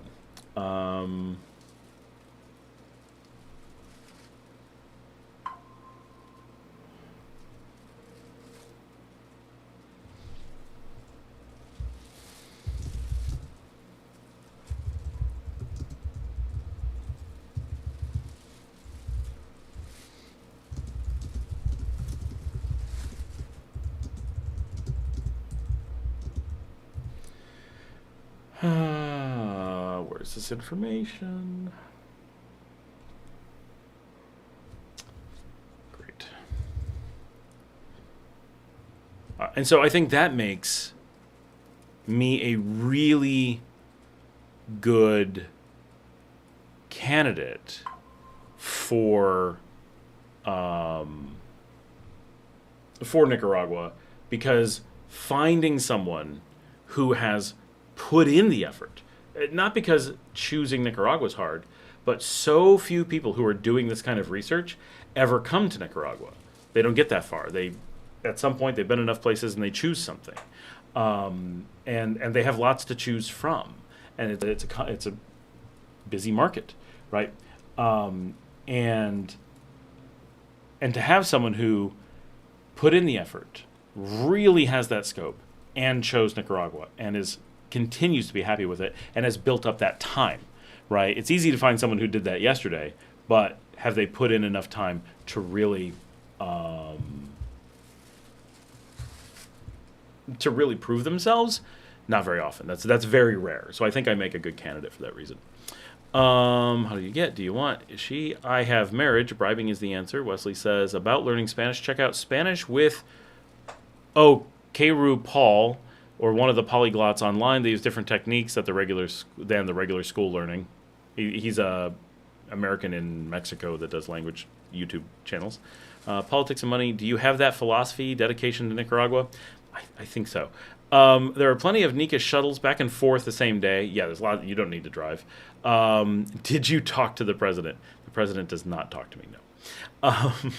James says, when you got back from visiting father and family stateside, did you experience I'm home? Oh, absolutely. Right. I experienced that 6 years ago 9 years ago, whatever, before we had actually fully moved. Yes, being back in the States, for me, growing up in the States, there are places that feel homish, right? I grew up in a very rural area, in the same place my entire life, from I was 90 days old, 100 days old, to 18 years old, lived on the same plot of land.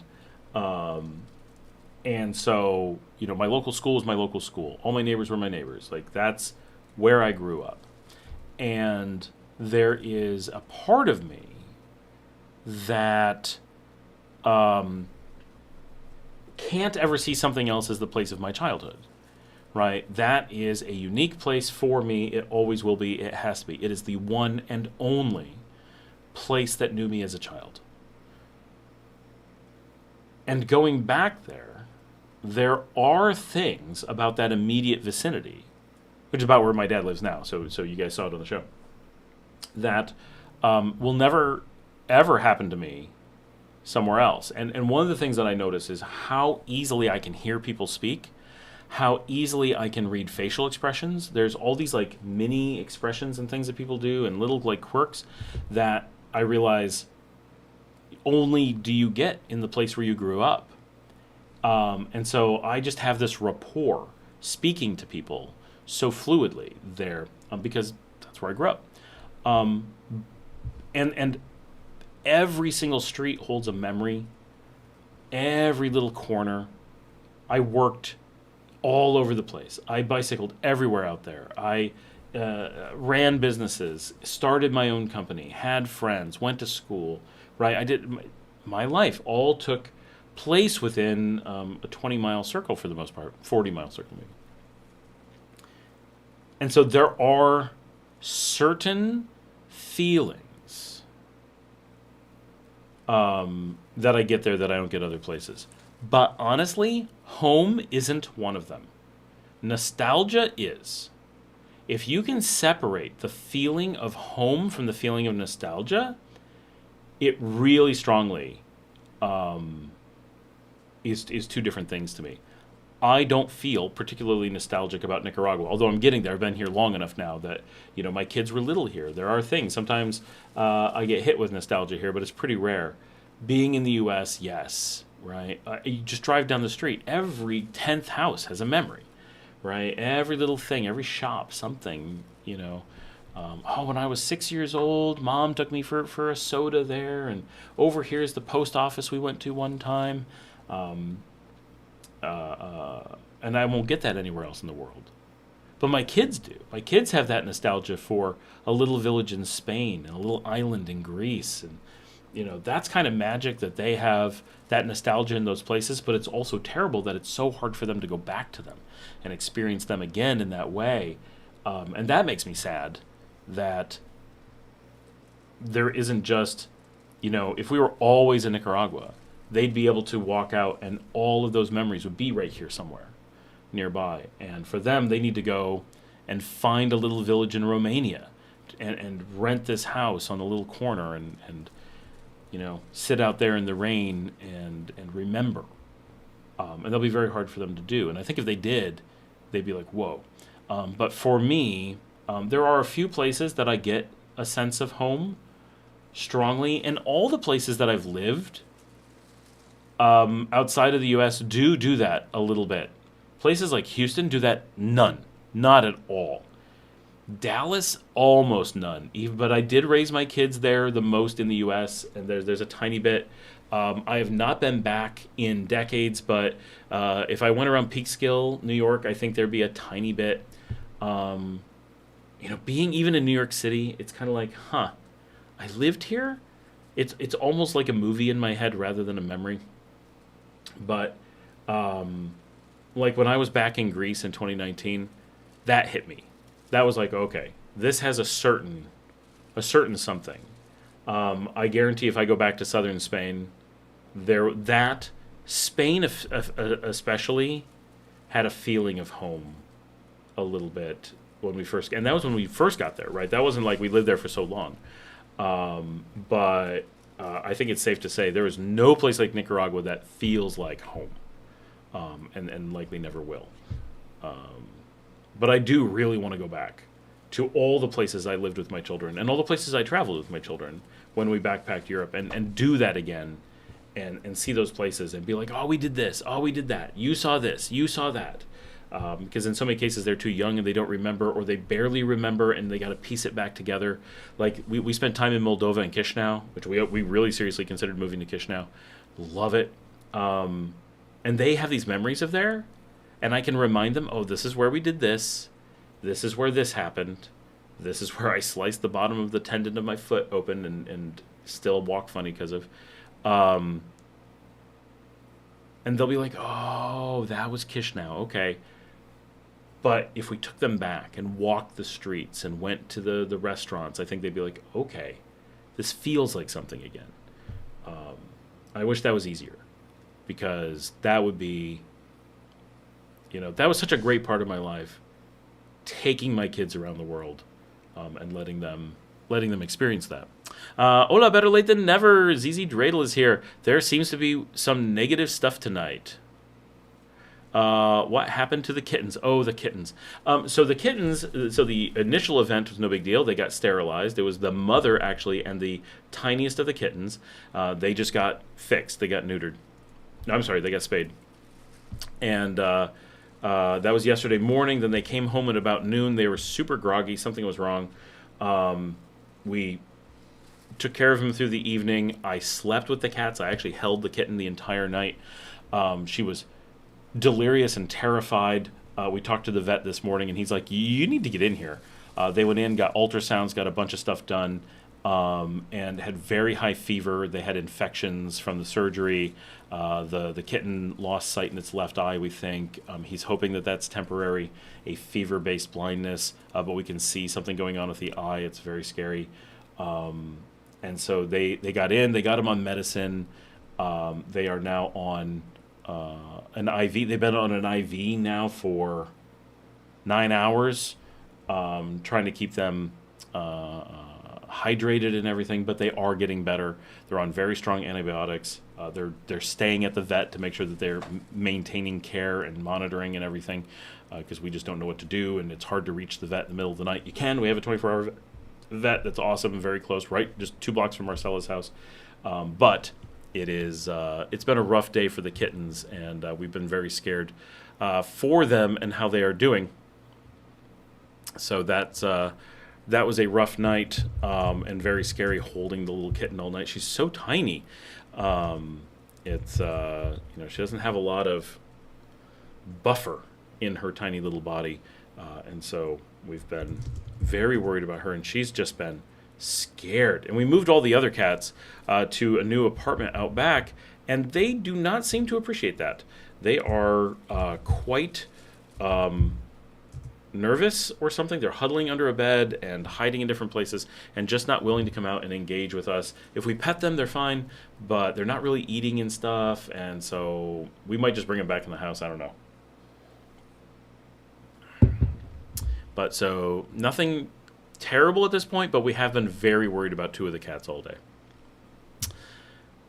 And Digital says, I agree with you. I'm an advocate. ZZ says, why do people want to bring the USA to Nicaragua?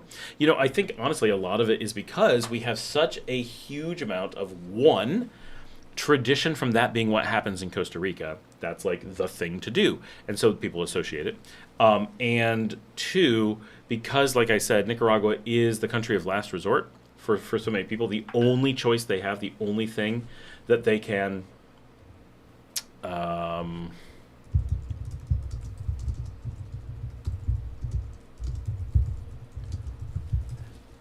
the only place that they have that they can choose, right? They're just stuck for better or for worse. And so they aren't here because they were looking for Nicaraguan culture. They're here because they had to be. And so in many cases, they have this connection to U.S. culture. They naturally want to bring it. So that's one of the reasons that I dislike that we're as affordable as we are, as we're welcoming as we are, because it does create this, well, I'm just going to bring that with me kind of thing. Why would I give it up, right? I'm looking for the same thing. And then people get upset because it's not what they were hoping for, right? Instead of coming to Nicaragua going, wow, this is for me, I want to stay, they go, well, I want X, I can't have it, so I'm going to go to Nicaragua and hope it gets as close as possible. I'm so ready to completely leave my life in the USA behind. Costa Rica is too overrun with tourists and expensive. I don't have that much holding me here. I went to school in Poughkeepsie.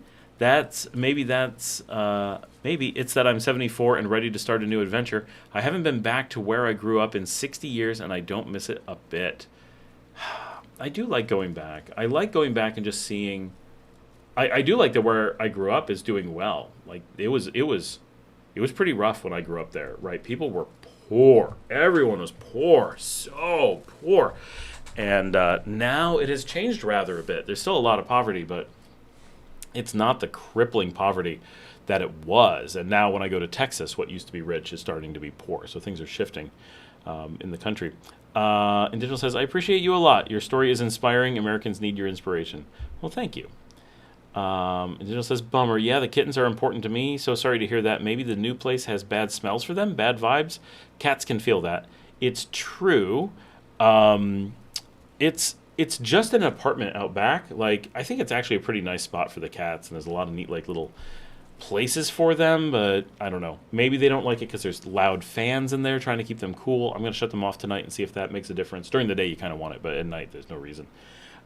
Maybe they don't like the way the light is. Maybe they don't like that we're far away. Maybe they just don't like it because it's new. It's still, on the property. It's still right, I don't know, 30 meters from where they were born. Like, it's right there. It's a place they know. So I'm not sure. But we may just bring them back. It may not make any sense to keep them out there. And actually, I need to remind the kids that maybe we should do that.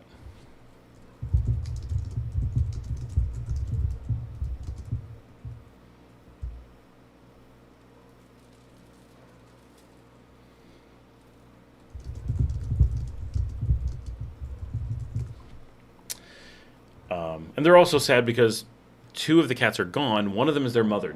So it's a mom, Fritter. I think someone's dragging a plastic bin around outside. One is the mother, Fritter, and then it's 5 of her 6 kittens. One didn't make it. And so we have a total of 6. Now the 6 kittens, 2 of them are pretty big. They're the size of their mother. And then 3 are small, but they're long since weaned. And they're all generally really healthy and super sweet and awesome. But in reality, not one of the kittens has ever been away from its mother for more than like a day. And their mother has never left before. She's never been to the vet or anything. So this is a very first ever trip for Fritter to a vet. And it may be that the kittens are just very upset that their mother is gone. That could be the factor that she disappeared on the same day that that they moved to a new place, and so they're there without her might be really traumatic for them. So trying to make decisions around that. Marcella should give language classes. So that only works if you already speak Spanish because she doesn't speak English. So not really a thing. Now, the person I know who's a Spanish teacher is with Marcella right now. So that's kind of a funny coincidence. But all right, I fixed the thing. Now I've just got to upload this thing.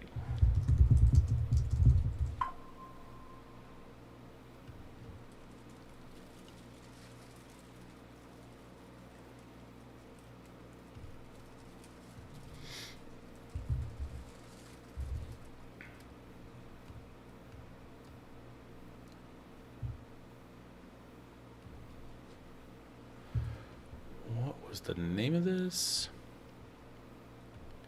So let's see.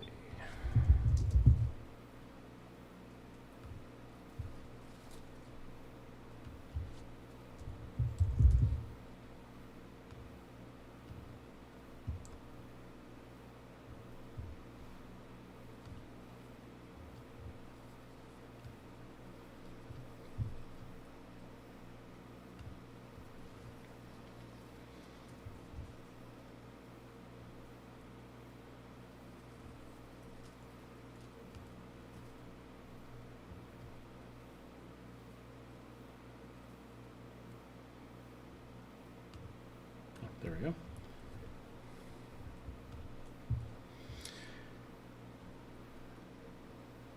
I fixed that. All right, good. Yay. There we go.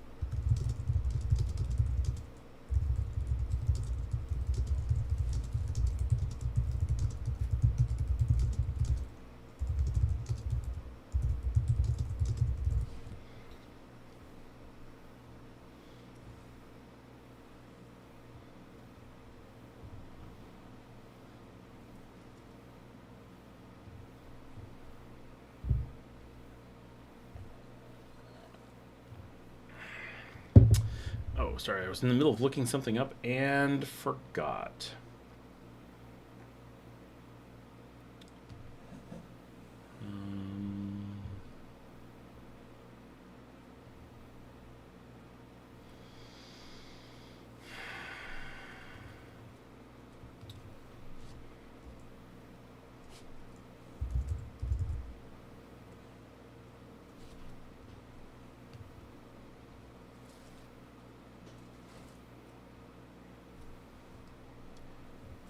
This for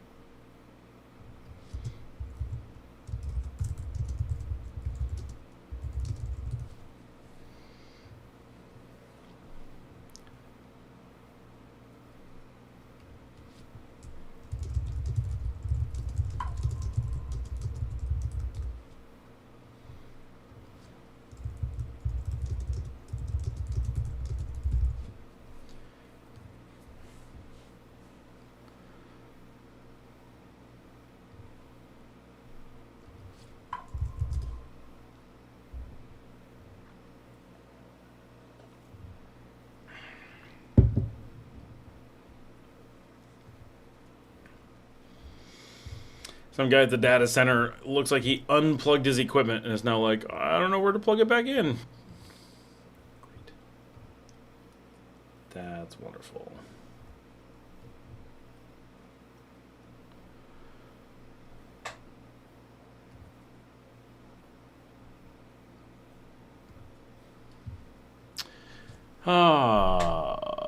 Think about baseball. Scott, have you been to Lima with that church with all the cats? I've not. I would like to do that. I've been to Lima only in the airport. I do want to make a trip to Peru for sure. Wesley says, if you ever go there, you have to jump off the cliff of Lima on the tandem parasail. That was quite the experience, quite the rush. Just got back from El Centro. This is Janet. Zizi says, I didn't get to finish watching your latest video. Is flying into Managua better than flying into Liberia? Almost always flying into Managua is better than Liberia. It's more of just there's some isolated circumstances where it makes more sense to go to Liberia. Mostly it's when you're coming from Canada or need to fly on a specialty airline. That's about it. Or you're only going to San Juan del Sur and not going into the rest of the country, then it's right there. So it makes sense.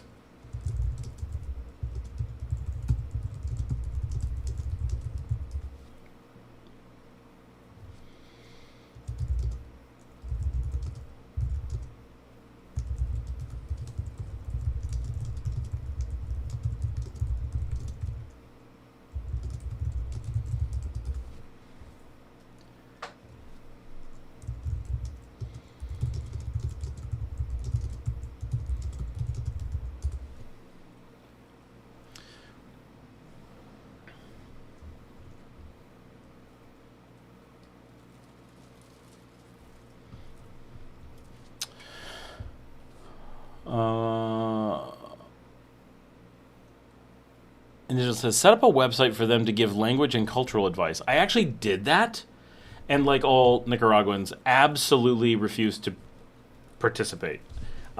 She was desperate for a career change, and I'm like, you can do this. Like, you've been teaching for forever. Let's make you a website, make it really, really easy for people to sign up. I helped her develop a program to make it as straightforward as possible, make it very inexpensive, had everything she needed, and would never, ever do the thing. And one of the things that I've talked to investors about this, and we've done some shows on it, and coming from North America, one of the things that makes us extreme is that we have hustle. North Americans move on everything. You need to do something, we do it. We get things done. We're looking for the next opportunity. Oh, you got a thing for me to do? Boom, let's do it, right?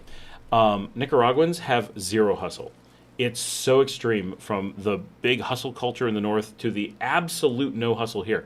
Put everything in front of someone with on a silver platter, and they're just like, I can't be bothered to eat that.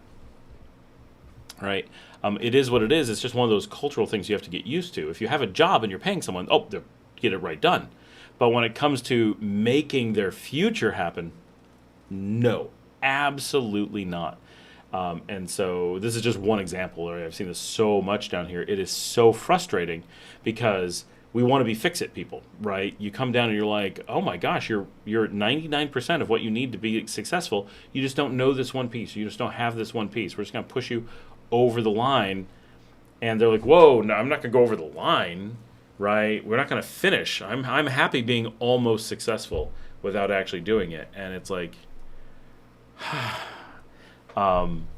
very, very difficult. And these investors I was talking to, they're like, we had this tour guide, and he was awesome. And when the tour was done, we're like, what are you doing? He's like, nothing. And we're like, you want to get a beer? He's like, yeah. So we went with him to get a beer. And they're like, why don't you have any more tours today? And he's like, oh, well, I had one. And they're like, but you could be busy, and like, what are you doing? Well, I don't know, one scheduled one. They're like, well, what are you doing to get someone to schedule one? He's like, what? Tell people about my service? What? Like, the idea of promoting himself just didn't exist. If people didn't ask him for something, he wasn't going to do it. And they're like, zero hustle, right? Can't fault the guy. Doing what he wants to do. Fine. But Americans would be like, wow, I could get more customers. And he's just like, if they come to me, they come to me. Wesley says, I guess it's called paragliding. I just looked it up. CZ says, is crossing the border from Costa Rica easier than customs at Managua? Well, so you have to, if you come in from Costa Rica, you go through customs in Costa Rica, which is not bad, and then customs in at the border, which is these days. So I just went through the airport, and the airport was super easy. So I don't think the border gets you any benefit. I think the border is harder overall. He says, are any of your properties available to rent, as I'm serious about coming right after the rains let up? So mine are like hotels. They're on Airbnb, but they're like hotels. They're set up as hotels. And so they're generally available. And you can book pretty easily. I'll just throw my two properties up here.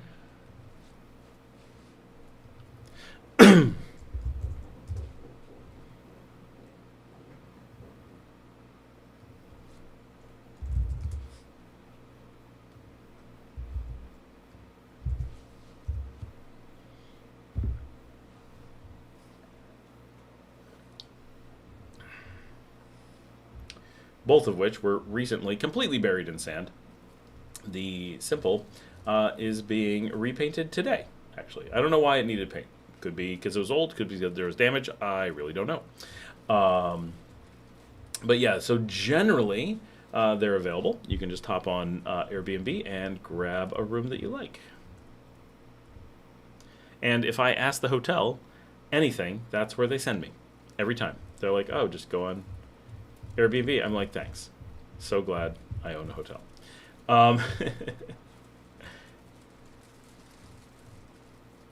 How's the site in German? Is it good? Does it work?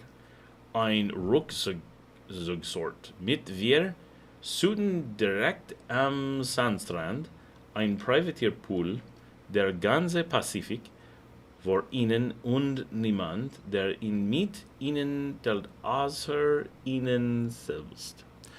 I've been through it. I love the culture regardless. What did I miss? I gotcha. Thanks for trying. Nika time. Wealth is measured in free time. Kind of. Right. But there's also he just had nothing to do.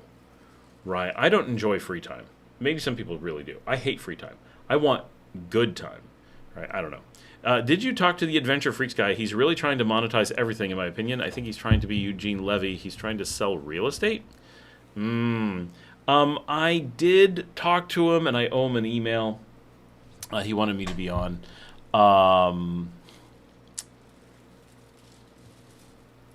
I never watch his show. I don't know what he's trying to monetize, but that's pretty much what everyone is doing.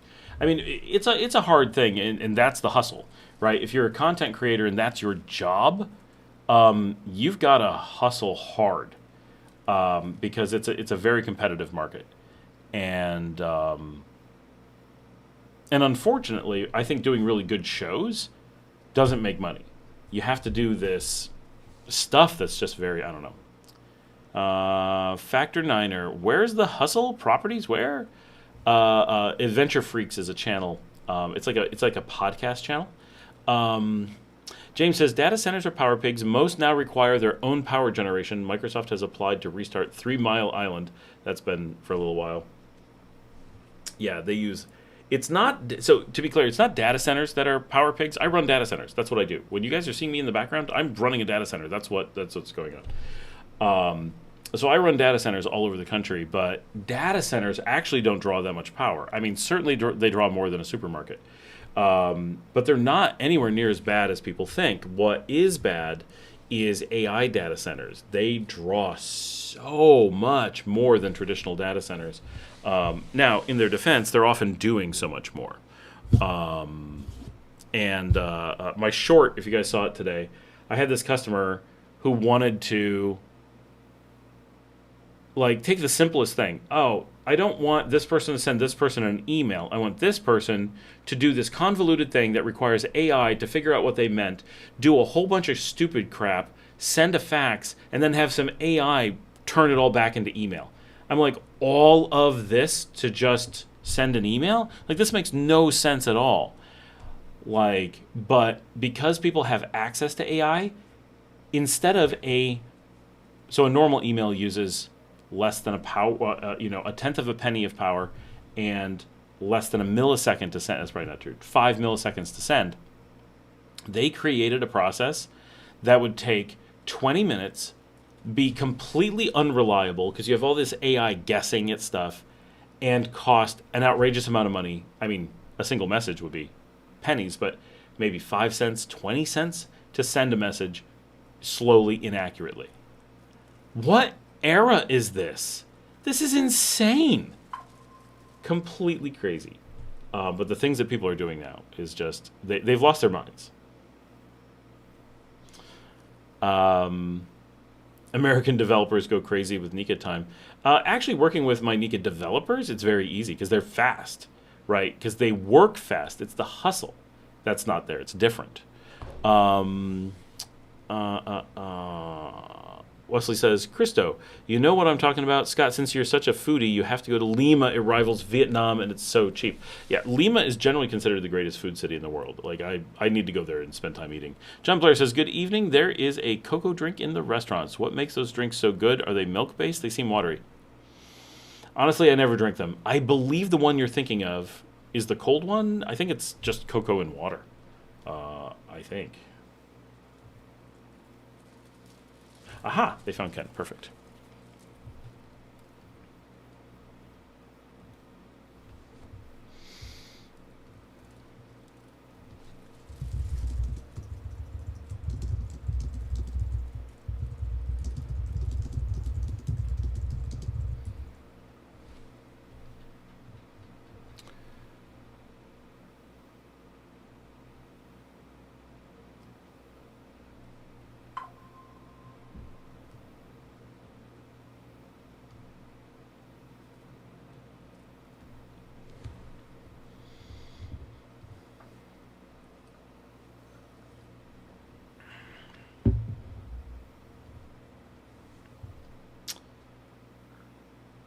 Wesley says, when do you talk about the canal? When I was in El Castillo in 2016, that's all the locals were talking about, which is weird because I was here in 2015, and by that time it was so over and dead. It had been the thing in like 2010, 2011 that people talked about it. So to me, that's weird that people were still talking about it in 2016. However, El Castillo, I assume you mean the one that I think in Rio San Juan, which is way out there. Like, that's a pretty remote area. I can only imagine that you're dealing with an area, because you're a couple hours from the lake, right? Like, how long does it take to get to San Carlos from there? So if you're in a place like that, I can kind of imagine that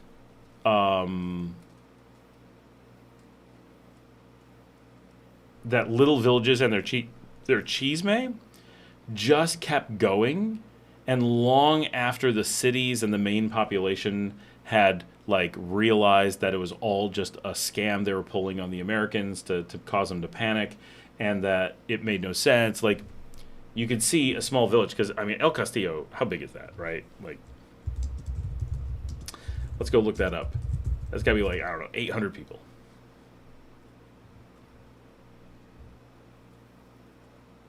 Population. Oh my gosh, population 20,000. What do I know? But it's still way out there. So in a little remote community like that, that's so isolated from everything, you have the very real possibility that rumors and stuff linger in a way that they don't in other places. Because definitely, being in Granada in 2015, being in San Juan del Sur in 2015, like the canal, we all remembered when the canal was a thing, but it was already like absolutely no. Like, so dead by that point. And like the signs they had put up for it were all grown over and gone. We did find it interesting. I remember seeing a sign and being like, oh my gosh, remember the canal? Here, they actually had a sign up. This is where it was supposedly going to be. Ha ha ha. Right, that's a very clear memory from that time. So yeah. So now we never really talk about it. About an hour boat ride from San Carlos. Okay.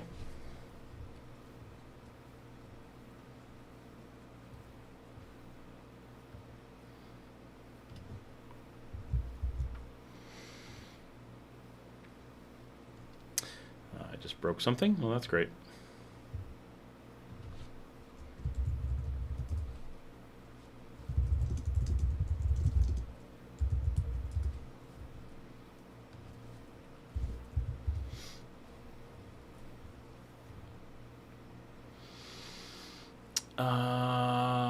Coco Canal. Larry says, couldn't be prouder as a member to have both my messages skipped over. Oh, sorry, Larry. Wait. Oh, there he is. Just woke up from a long nap after Nkontiki dinner. Did I miss your comments on my new custom furniture? You did not. Wait, I have not had a chance to see your furniture. I've been working like crazy. I've not looked at any messages. Guadalupe wants to know if you have a cap on donations to your channel. I do not. And sorry for skipping over your messages. I did not see them. I saw that they had come up. Oh, yeah, look, I skipped a bunch of stuff. Is it easier? Any of your properties available?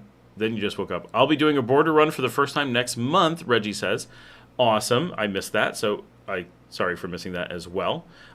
Any rumors about data centers? That must be what prompted the later thing. No. I've never heard any rumor ever about a data center. I can't imagine anyone really doing that here. The need for it is so small. We're connected directly to Miami, so we have access to data center stuff pretty easily. Would it make any sense here? I could make a case for it. Is it likely to happen? No. Right? How many people in the country have the expertise to do that? Probably just me.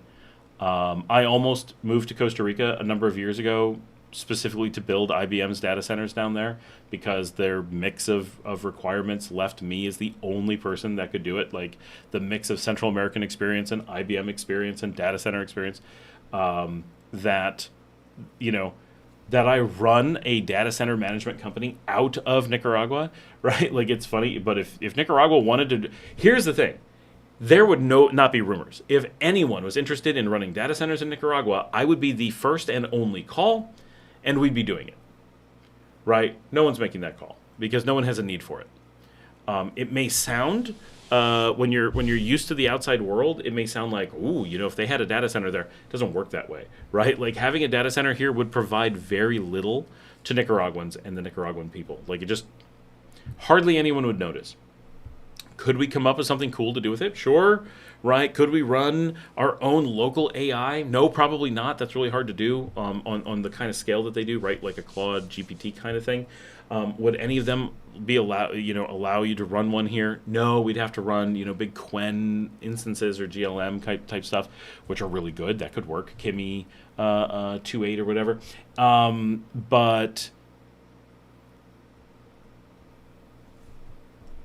But no Nicaraguan's looking for that. No one's like, you know what I need? AI and it running in my own country. Could we get the latency down? Sure. But is it really a big deal? And the much bigger deal, right now it's the hot button to say data centers. Let's put a data center there. Well, do you mean data centers the way all the Americans do now, which is AI data centers that they're not sure what they do? Or do you mean traditional data centers where you can just get your websites and stuff served out of something inside your country? Everything in Nicaragua could serve out of a single rack of computers. We don't even need a data center. You just need someone's nice garage, and you could do that for real, right? That's enough for the whole country, and that's not a terrible idea. It'd be neat to have something like that, but literally, that would be sufficient. And going past that, you start getting into a real struggle to figure out what you're going to use it for. So I just don't see that happening. We're just not a country that's doing that kind of stuff, which goes against all the government spying on people. Really? Where's the data center? Right? There's a heat footprint for doing that. You would see it from space, and I bet you can't. So no, not even a rumor about it, because it would be silly to chisme about. ZZ, okay, I get it. I guess it would make sense if I was living on Ometepe. I'm not sure what he asked. In digital, it will be soon. Not sure what that's to. Cristo says, I have been to Cat Park in Lima, Miraflores. That would be cool. There's the Zero Hustle. Data says we're power pigs. Blah, blah, blah. Okay, now we're down to... In Digital says, I did mean the AL Big Biz data centers. AI Big Biz data centers. It's just a matter of time. I guarantee it's not. Like, I mean, I really am the person who talks to the data center investors and stuff. And there's just, where would the ever making money come from for it. It's not like in North America where you can build things and get paid and the thing never made money. We just don't have those economics here. There would have to be a purpose for it. And Nicaraguans aren't using AI. And so it would be Nicaragua providing AI back to where? The U.S. or something? Americans don't want to do that due to jurisdiction reasons, right? The U.S. government doesn't want AI processing leaving the country to go to non-friendly countries, right? Like that's some jurisdiction stuff. Would it make sense to have one here? Well, possibly, but you can't do that, right? It's anything but interchangeable the way that you would with something inside the U.S. or Canada or Mexico, right? Plus, there's latency and all kinds of things. So it just doesn't, pan out in a logical way. Doing large-scale AI, one of the things that people worry about a lot is latency, because you notice, so I currently do some AI stuff, and we have AI running in Amsterdam, and what's making people really interested in a lot of this stuff is moving AI processing directly co-located with their regular processing, so you get that millisecond turnaround on stuff. While its responses are not like a database, they're very, very slow. You still notice that it's there, right? And there's a lot of benefits to co-locating.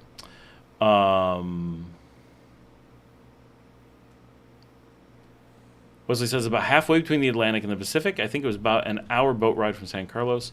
I had an exact feeling as a child in the summer here in Nebraska. It was hot and humid. The community was out in this big baseball diamond. Each corner had a different age group practicing and being taught baseball. Back in the 70s, people used to get out and socialize. I remember those days. ZZ was on Maui in the 70s. Factor 9, we're carrying. What is the coldest beach area town, let's say, in a max 5-minute drive from the beach? What? So anything 5 minutes from a beach is just a beach. Basically, the ones in Leon and Chinandega are the hottest. But they're all almost exactly the same. There's no real temperature variation on the beaches because you're just on the water. Only maybe 2 degrees. Probably San Juan del Sur is the coolest, or just south of there, but that's about it. Is the AI data centers that people are talking about not like call centers or billing departments? It's the AI data centers that people are talking about, not the like call centers or billing departments. Right. Well, I mean, call centers are not data centers, right? No. So the term data center generally has been established for decades, right? I've been working in and running data centers for 40 years. And they've always meant the same thing, and they remain the same thing, right? The data centers that I work with throughout the U.S., they haven't changed, right? The way that the market works hasn't changed. The cloud data centers haven't changed. The colos haven't changed. And they just keep doing the same thing. And they don't use all this power. Now there's this one new thing that specifically AI uses this huge amount of processing, and there's a few big companies, Amazon and OpenAI and Anthropic and such, that have their own data centers and are doing some crazy stuff. But the majority, when we're talking about AI data centers, is one of two things. Either adding AI into normal data centers, which we do, right? This is something I do every day. I've done it this week. And that kind of barely moves the needle. You really don't notice. Or you're building data centers specifically to handle AI because they need a lot heavier density of cooling and power supplies and such. And you can go to traditional data centers and just get those. But then you'll generally pay more. The thing about the new AI data centers is they're trying to get the footprint down so you can get more in a smaller space. And that's really where you get kind of some of the problems. But tons and tons of those data centers are private companies that are just spinning up high-density AI for private users. We're not talking about more ChatGPT or more Claude. We're talking about places like us that are like, you know what, if we had our own dedicated Quen 3.5 platform, we could do this thing and that thing and the other. And so companies are putting up smaller scale AI within data centers that are very, very densely packed on a very regular basis. And it's a big deal because if you have data sovereignty issues, so this is nice. Like my company, we run our own AI. Right, we're big enough that we have our own AI platforms, our own AI chatbots. So our internal AI is called Bianca because there's an IA in there, and we're Spanish.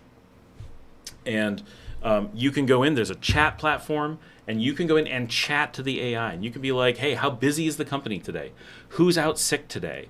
Can you?" And like literally, I can go into our AI and be like, "Hey, I'm going to bed. Can you let whoever's on know?" And the AI will actually go into the equivalent of Microsoft Teams. It'll go into our chat room, Quixotic chat room, and it'll pop in and be like, "Hey, whoever's on call," because it knows who's on call. It'll be like, "Scott's in bed. If you need him, I'll wake him up." Right? And you could be like, "Hey, Bianca, what's my schedule like today?" Or do we have a lot of tickets to go through? Or you can ask it, technical questions. I need to do this task. I'm not sure where to find this documentation. It'll be like, "Oh, here's the documentation, but let me summarize that for you," and like spit it out. We actually have this completely internal, but it has private information, so it has to be private. This isn't stuff you would pass to a Chat GPT or vendors like that. So being able to do that, and our entire team can just use it to their heart's content. It's completely paid for, right? It doesn't cost us a penny extra to use it. So they can use it all day long for everything. Summarize all of our tickets that were done today at the end of the week. Go through all of our commits and give us an overview of what we worked on during the week. Or find all the people who are idle right now and let's have a meeting. Set up a meeting. Tell all of them about it. Check my emails. Make sure I haven't missed anything. Right? It's really cool to have that internally. And the thing that I like about it is that we have, we're a big company with lots of people. We're running 24/7, and we've got people all over the place doing different things. And I love that I can be in bed, and I can just hop into this little Bianca chat on my phone, and be like, "Hey, figure this out within the company," or let people know, or communicate. It just does things on my behalf. It's super cool. The one thing that we don't have yet that I'm really interested in is getting it to where you can actually talk to it. And that requires a voice to text engine that we have not implemented yet. Very easy to do, just a couple hour project. That would be super nice, right, to have that capability as well. But is that working? Oh, good.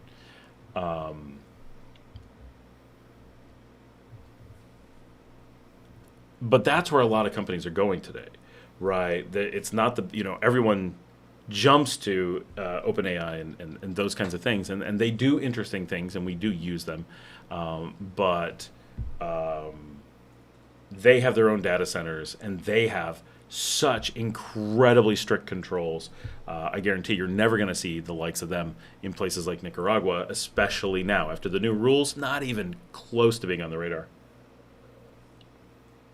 Because everything has to be approved before it leaves the U.S., all kinds of stuff, and having that data at rest outside the U.S., not something that people are going to be in government too thrilled about. So, could a Chinese provider be in Nicaragua? Absolutely.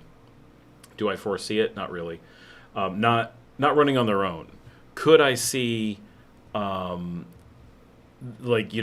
and those things running here by Nicaraguan businesses? Maybe. But honestly, I don't know of a single Nicaraguan business that has ever done that. And our power here is expensive. So if you did want to build a data center here, the laws won't stop you, right? That's fine. But you're going to pay so much more for power that it will be super costly. You'd have this latency from the U.S. You'd have these legal issues from the U.S. because all your customers have to be in the U.S., right? There's no customers here. You're doing everything over that Miami link. You have that extra latency, the extra cost. It's hard to imagine it ever getting floated as an idea unless someone had a real way to come at it for Nicaragua. Each corner, different group. Coldest beach. AI. The canal will always be in play. Geopolitics is unpredictable. That's the thing. It's not in play. It's never been in play. Like, it just isn't. Right? It feels like sometimes when you're in the U.S., they talk about it, but down here, it's not been in play we're pushing 20 years. And it was never really in play. It was always just a prank on the Americans. Like, it's really hard to say the degree to which there's never been a canal, and there is, right? Saying the canal is in play is like saying the spaceport is in play. Somebody somewhere is going to mention, I'm going to go make a post about this, right? The new Nicaraguan spaceport, and then everyone can be like, well, it's in play, right? But it's not, right? There's no politician who's actually promoting it. There's no one actually considering it. There's no one funding it. It's just a thing that people remember having been mentioned. And so you can say, well, it could exist. Well, sure, the spaceport could exist. Our attempt to revive Atlantis might exist, but not really there. Zizi says about the airport. Wrong is just another endpoint. It would not be to serve Nicas. It would definitely not be just another endpoint. It would be double the cost, super high risk, and with the new export things, imagine trying to run a thing you're not allowed to export out of a place where you've already exported it. You would almost overnight also have the problem that the chips would be outlawed from the U.S. Factor 9, data centers U.S. are to process surveillance state, flock cameras, explosions, satellites, facial recognitions like China. Nika is highly favorable, not needing nor wanting. Digital says, you're wrong. There will be data centers any and everywhere there is power and a warehouse of CPUs. It does not matter where they are. It really matters. I work in data centers, right? That's not how they work. High cost, far distance, dangerous jurisdictions.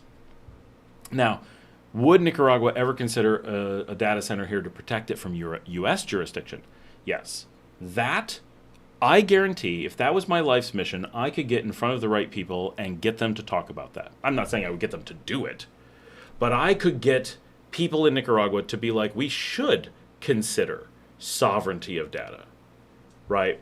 It would be a big investment. I don't think they would go for it, but you could get to where they are. But there's a reason why there aren't data centers in Nicaragua, right? It's because it doesn't make sense. Because places like IBM, the big cloud data centers, they've been looking at countries all over the world for decades. And some of them make the cut, some don't make the cut. Could Costa Rica get an AI data center? Maybe, right? Power is cheaper and jurisdiction is favorable to the big cloud players. But Nicaragua's not, right? It is, for many reasons, absolutely not really a factor. Say there was no Panama Canal. Doesn't matter. There is no scenario on this earth that makes any actual conversation about the Nicaragua Canal happen. None. It makes so little sense. The reason that it was discussed in the 1800s is because they hadn't figured out how little sense it made yet. Right? They had looked at maps from afar and said, this might work, that might work. And now they've been here and they go, wow, this doesn't work. There's no feasible path across Nicaragua. None. Not in the wildest dreams.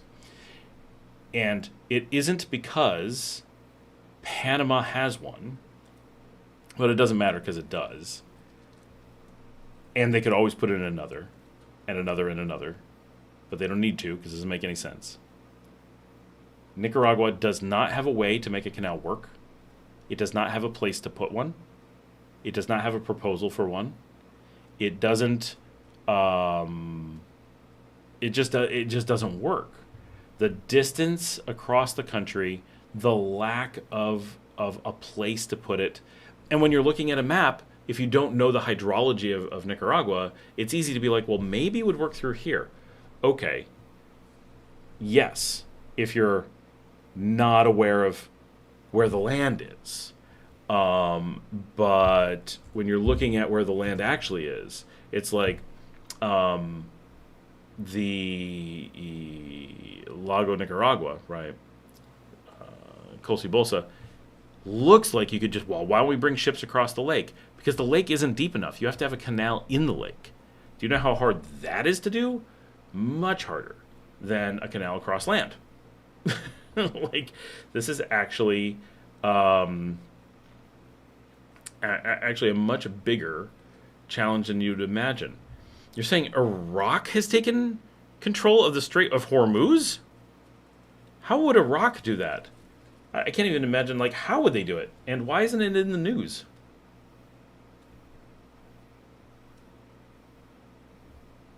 That feels incorrect.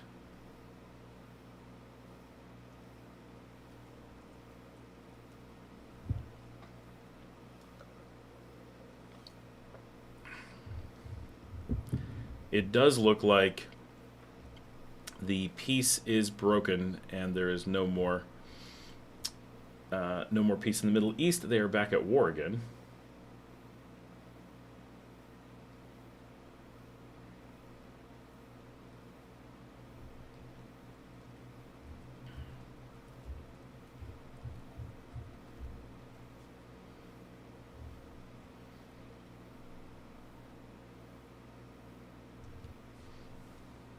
I don't see any news whatsoever about Iraq.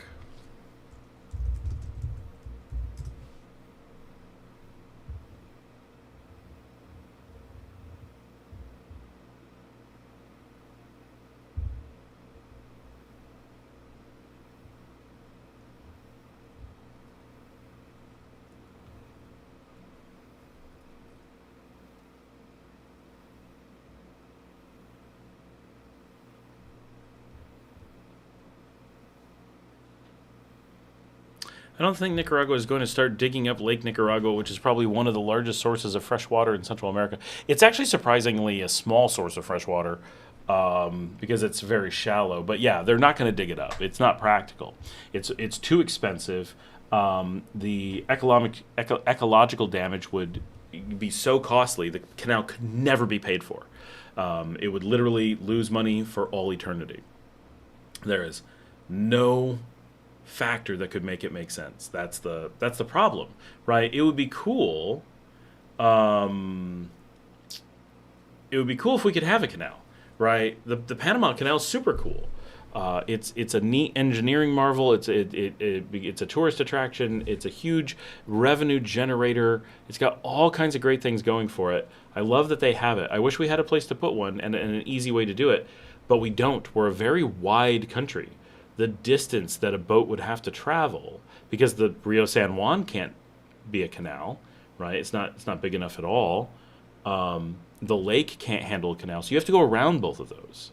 You're going through deep jungle, right? If you think about it now, yeah, it's been a long time, so we're better at this in theory now, but there's a lot of things we're not as good as we were in the past.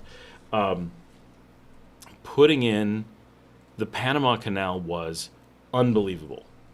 The engineering that went into that was really something.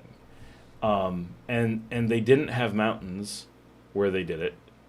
They had a very tiny distance that they went. If you look at the total distance, it's like, if you just measure it on a map, hold on.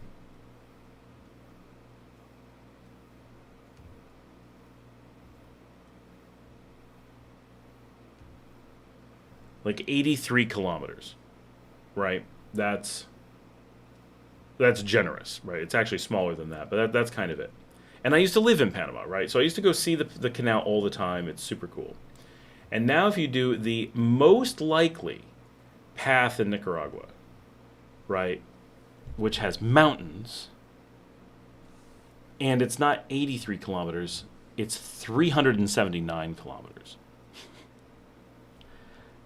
That doesn't just mean that the cost of building the canal is impossibly high. It's also that operating the canal is essentially impossible. That is such an unbelievable distance, and the mountains create such an unbelievable lift that you have to do, that we would never be able to build a canal large enough or anything to possibly be affordable. No one would be able to use it.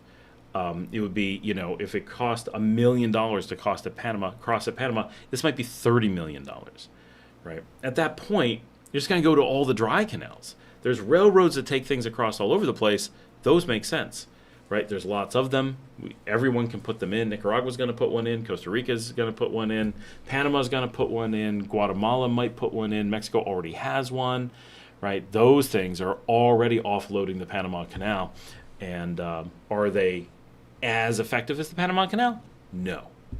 But we can have lots of them in lots of different situations. They're far more protected from things. They just make more sense, and they don't have the ecological impact, and they can double as passenger rail. Angel says, whoops, Iran. Okay, that makes more sense. We're carrying signs now. Iran asserts control over the Straits of Hormuz is the latest I've heard. That makes sense, because they got bombed, and they're not playing around anymore.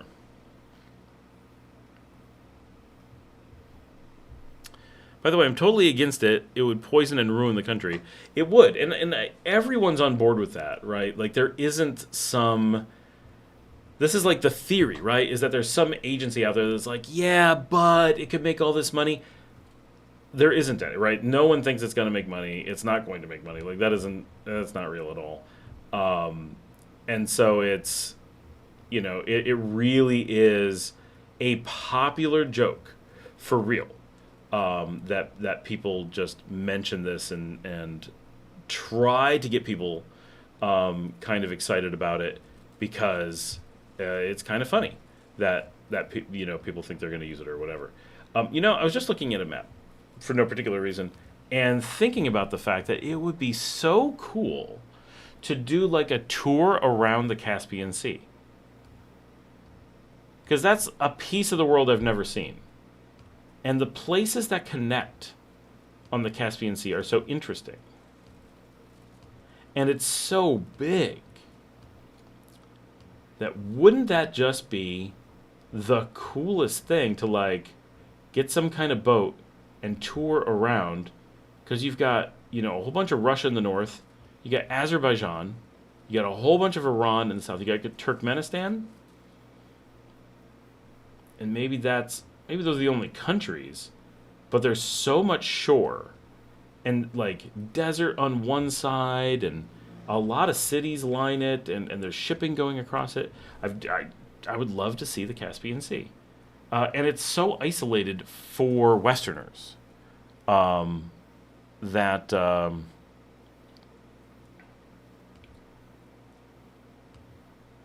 I feel like I'd be the only one who ever went there, and I'd love to do it.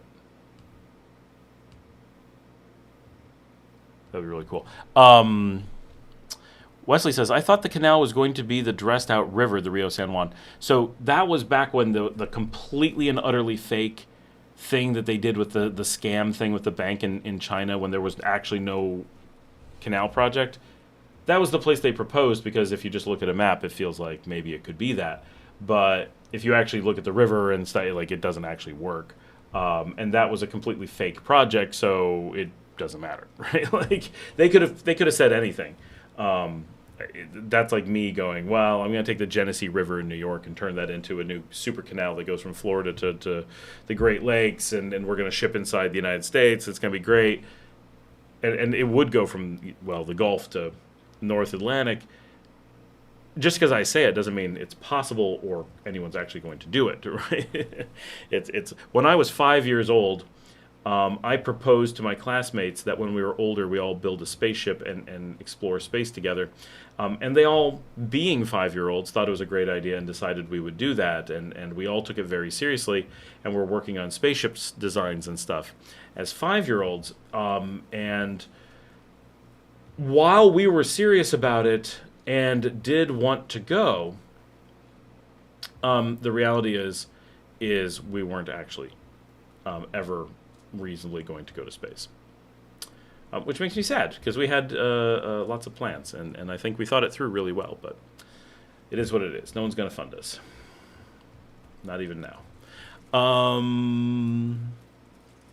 It says, I wish the whole thing was an eco-reserve and protected by the rest of the planet. Well, so that's part of it, is that it is an eco-preserve. The place all the places that anyone has ever proposed it is an eco-preserve.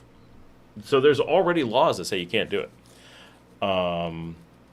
Larry says, much better money maker for Nicaragua would be an international airport in or near Leon. In or near Leon. I thought you were saying an international airport in, INN. Like, yeah, we need a new international airport in. Yeah, we're short by that. No, we need an international airport in or around Leon. He is right. We have an airport here in Leon, right next to Larry and my house, actually. But it only flies crop dusters. If that thing had flights to Costa Rica, Guatemala, stuff like that, my gosh, I'd be on that all the time. That would be freaking awesome. We need that. Ecotourism CR has ruined their routes. Digital says, I'm in. Are you into an international airport in Leon or a trip around the Caspian Sea?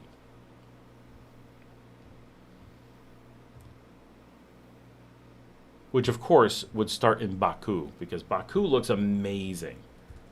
I wonder what my situation is with entrance to Baku. Can we just go there?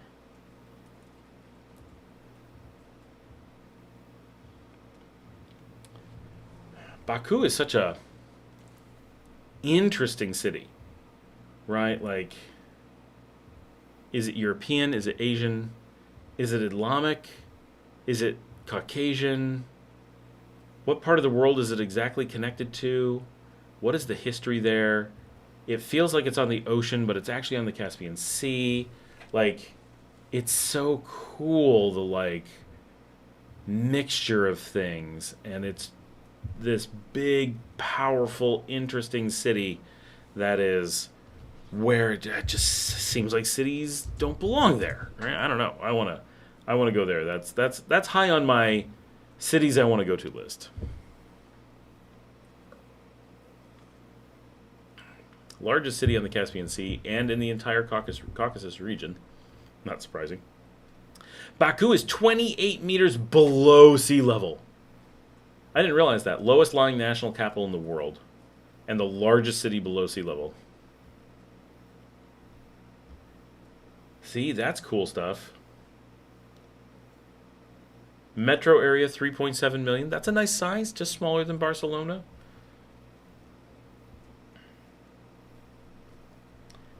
And it's weird because when I was a kid, it was a Russian city. It was part of the Soviet Union. So, like, such a different world than now. And now it's this super rich, like, it's hard to imagine what it must have been like during the Soviet era to live in Baku and be like, yeah, we're Islamic, but we're Russian. I mean, obviously lots of places were like that, but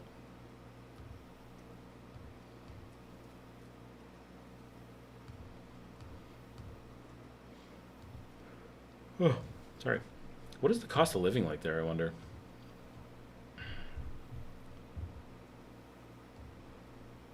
That's a rich country. Very small, very rich country. Yeah, it looks like it's not too bad, probably.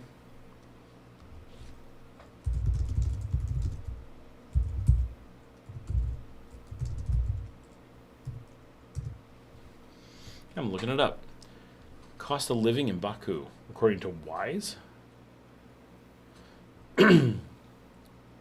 The Windy City offers a striking mix of medieval and modern architecture with very affordable luxury living.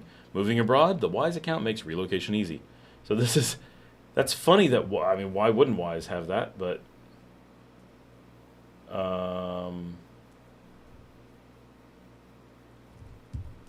seems to rank okay. Not the best place for comparisons. Numbeo, they're generally good. Both, okay. Okay, cost of living. They give a very different cost of living, but... Oh, no. Estimated monthly cost for a single person, $576 excluding rent. Okay. Rent is on average 88.4% lower than in New York. Baku is 66.1% less expensive than New York. Okay, that's great. I'd love to see that compared to a city I would actually consider living in. Leon was almost the capital of the country, right? So Leon was the capital of the country. Leon and Granada used to go back and forth. as the capital, right? So that's how it was, and then they were ridiculous about it, and they kept causing problems, and so the country eventually said, okay, neither of you can have it, and they put it in the middle in a little village on the lake, and then Managua became a huge city after that. But Granada and Leon were both the pre-Managua capitals at different times. Cost of living in Baku is 16% lower than Bogota. Including rent, it is 18% lower than Bogota. How is Baku that much cheaper than Bogota? That's crazy. Crazy.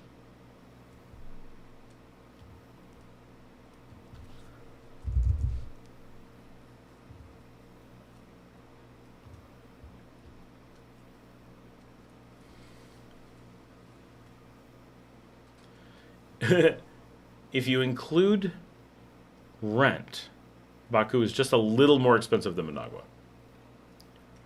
1%.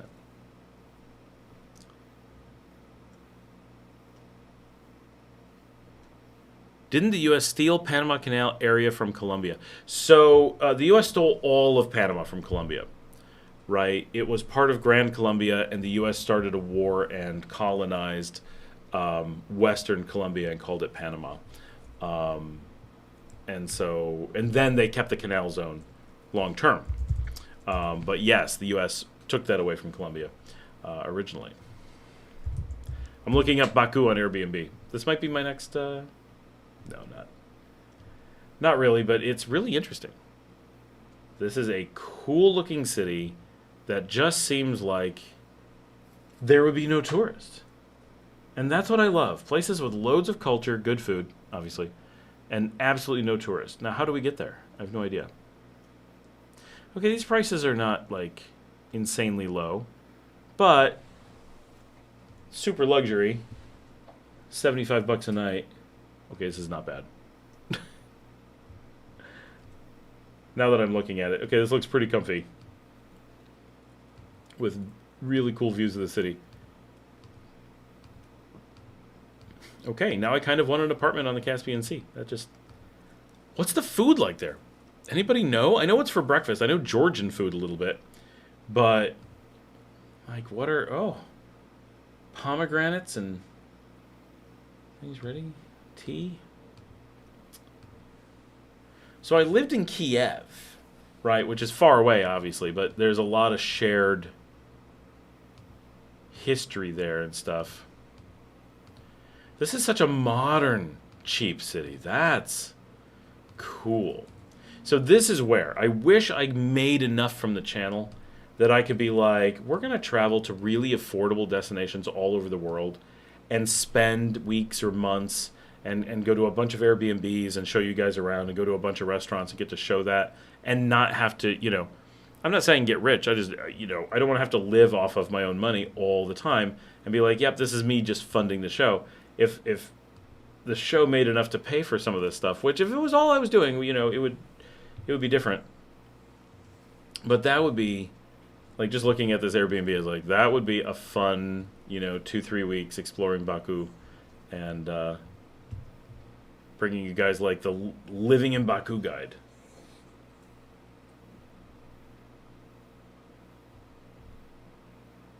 If only I had a sponsor that could pay for that kind of stuff.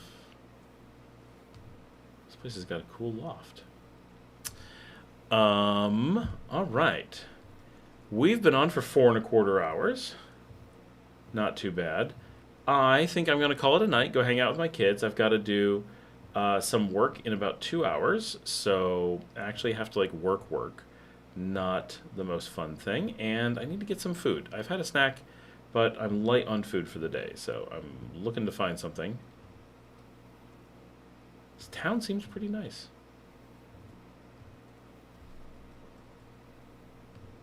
Kind of sold on Baku. In the middle of the Caspian Sea. It'd be really nice if you have a passport and can easily travel to Iran because it's right there.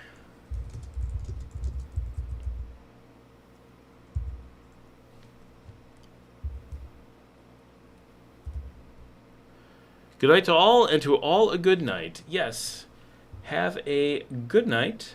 Thanks, everyone, for joining us on the show. As always, really appreciate you. Remember to give us a thumbs up. I forgot to mention that the entire length of the show. And tell someone about the show. Do all that